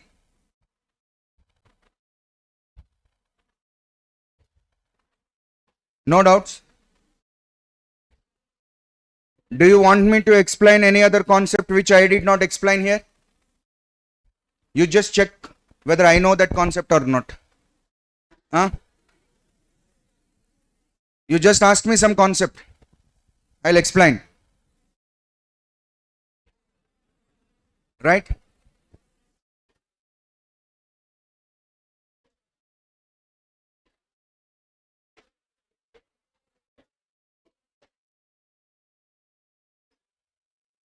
See, do you want to read SM in a single sitting? One single sitting, one chapter. See, this kind of theory subjects, I think I might have told you earlier, but again I am telling, it requires diabetic diet. What is diabetic diet? Eat small quantity in more number of times. And the problem with this kind of theory subjects is, what you will say, sir, while reading I can understand, but while reproducing I cannot reproduce. The problem is reading more number of questions at a time. Don't do that. You just read one question. You just jot it down, and later on you just read some other subject. You are very lucky, you have lot of subjects to read. Okay. You are not unlucky that all the time from morning to evening you need to read only one subject. You have lot of subjects to read. Okay. So you read another subject. Again come back. But what you will do generally? One sitting, single sitting, 10 to 12 SM. That will not work. Only one question at a time. And you need to jot it down and go on to the next subject. That is very, very important. And as far as strategic management is concerned, don't make your answer very general. Don't make your answer very general means what? People make answers very general. Very general means, what are the advantages of strategic management? And this student will not read about the original advantages of strategic management. So what he will do? Strategic management is very important for the organization. With strategic management, organizations get lot of benefit. And he writes some 10 points. Okay. There is no value in that points. Arey, your answer should create value, man. Your business should create value to the customer. Likewise, your answer should create value to the valuationer. Otherwise, how can you evaluate your answer? And this guy, after coming out of the examination hall, he will tell, sir, I wrote 10 points, but only 0 marks are allowed or allotted. Is there any value in the points you have written? Okay. Spelling mistakes. Many people, even at this stage, you are committing spelling mistakes. And once you write some spelling mistakes, that spoils your impression. You should take care of it. Okay. And next thing is sentence construction. These all things are very, very important while writing a theory exam. For that, what you have to do? You have to check yourself whether you are writing the sentences properly or not. You have to write one question at least. You may tell me, sir, those are all kiddish things. Please don't tell us all those things. What do you think? We are at CA interstage. So why you are asking us to write answers without seeing? Yes, at least few answers you write without seeing, and you please correct yourself. Don't give it for correction to others. You correct it for yourself very critically and try to know what grammatical mistakes you are making, what spelling mistakes you are writing. Because the grammatical mistakes spoil the concept and the spelling mistakes spoil the impression. And once the valuationer loses the impression, you will not get good marks. And don't write in answers in paragraph style. And at least it would be better if you make it a habit to write at least one answer every day in every theory subject. And correct yourself and try to evaluate that answer for yourself. Even at CA final level also, for theory papers, this is the mantra. See, people expect different levels of ideas. Ideas will not change. Ideas keep same. Ideas are same, whether you are at foundation level, inter level or final level. So, don't write spelling mistakes. Don't write grammar mistakes. So, how will you know? You check for yourself. You write an answer. Check it for yourself. Or ask your friend to check it for you. And you check your friend's answer. That is very much essential. Okay. So, these things seem to be very small things. But these things are very important for What? For getting good impression on your paper. And another important thing, presentation skills. In the case of strategic management, there will be no much presentation skills. You just, and especially in the scenario based questions, the presentation skills are important, but beyond presentation skills, in the morning session, I told you, connecting your answer to the question. Many of the students, you are not doing that. Question is asked in some way and you are writing correct answer only, but your answer is no way connected to the question. Please don't do that. Please practice it in the revision exams itself. You please practice it. Whenever a scenario based question is given, try to start your answer with the context that is being asked in the question. That is very, very important. Okay. That's all I can say for you. Thank you.